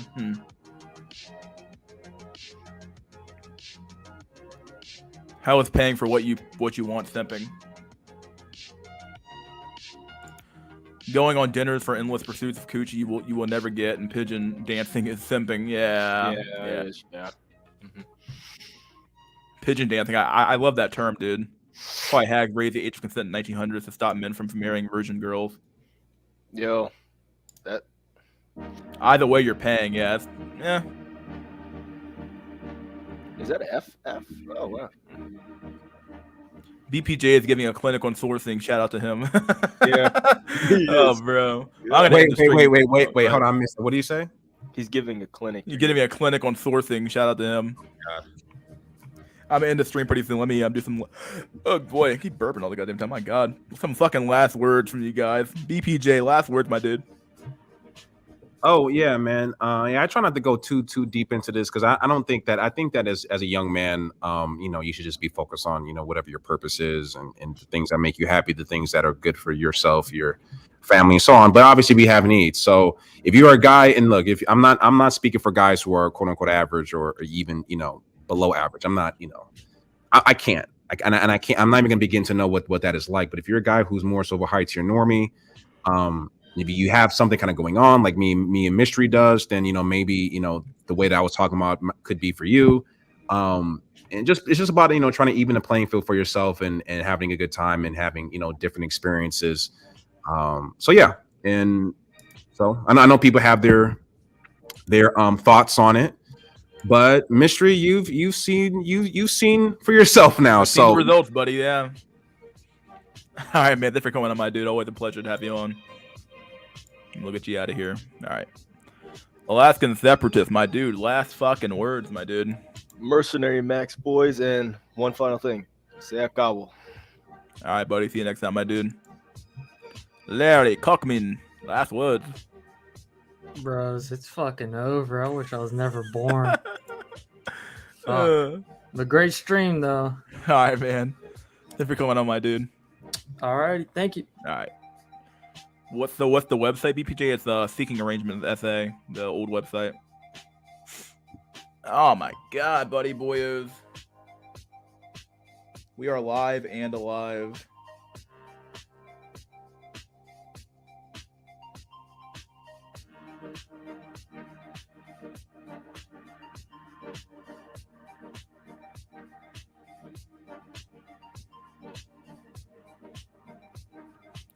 Oh my God, we are live and alive, my dude. Still alive. Jay with the trick seats. Don't be depressed, poor self. Keep grinding, keep hustling.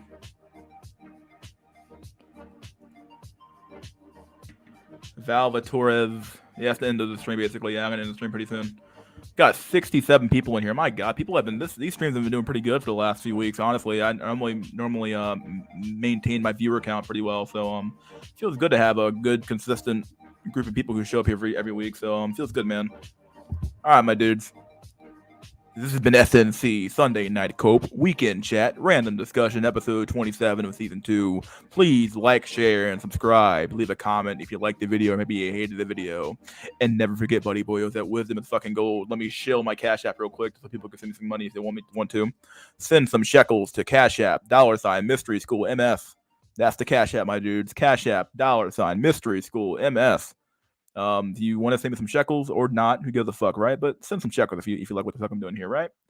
All right, buddy boyos. Oops, that's not what I wanted. Banners. There we go. Move the banner out of the way. All right. Once again, hope you guys enjoyed. See you guys on Wednesday for Wednesday Night Wednesday. Where we're gonna cover something, I guess. We're gonna have a nice not a long discussion. It's about an hour and a half long stream I do every midweek. So we're gonna have that stream, and don't forget next Sunday, we're gonna have SNC Sunday Night Cope, episode 28 of season 2, my dude. So we're doing this shit, bro. We're doing this. We are making it happen. All right, buddy boys. Hope you guys enjoyed the stream. This was a good stream in my opinion. Pretty informative stream for sure. A little bit. Yeah, I had a lot of good shit, man. You are the consistent guy, Mystery School. Yeah, I'm pretty consistent. I stream just about every weekend, so I always give you guys what you come for, right? Good copium, right? All right, my dudes. Hope you guys enjoyed the stream once again. Enjoy the rest of your week, and cheers.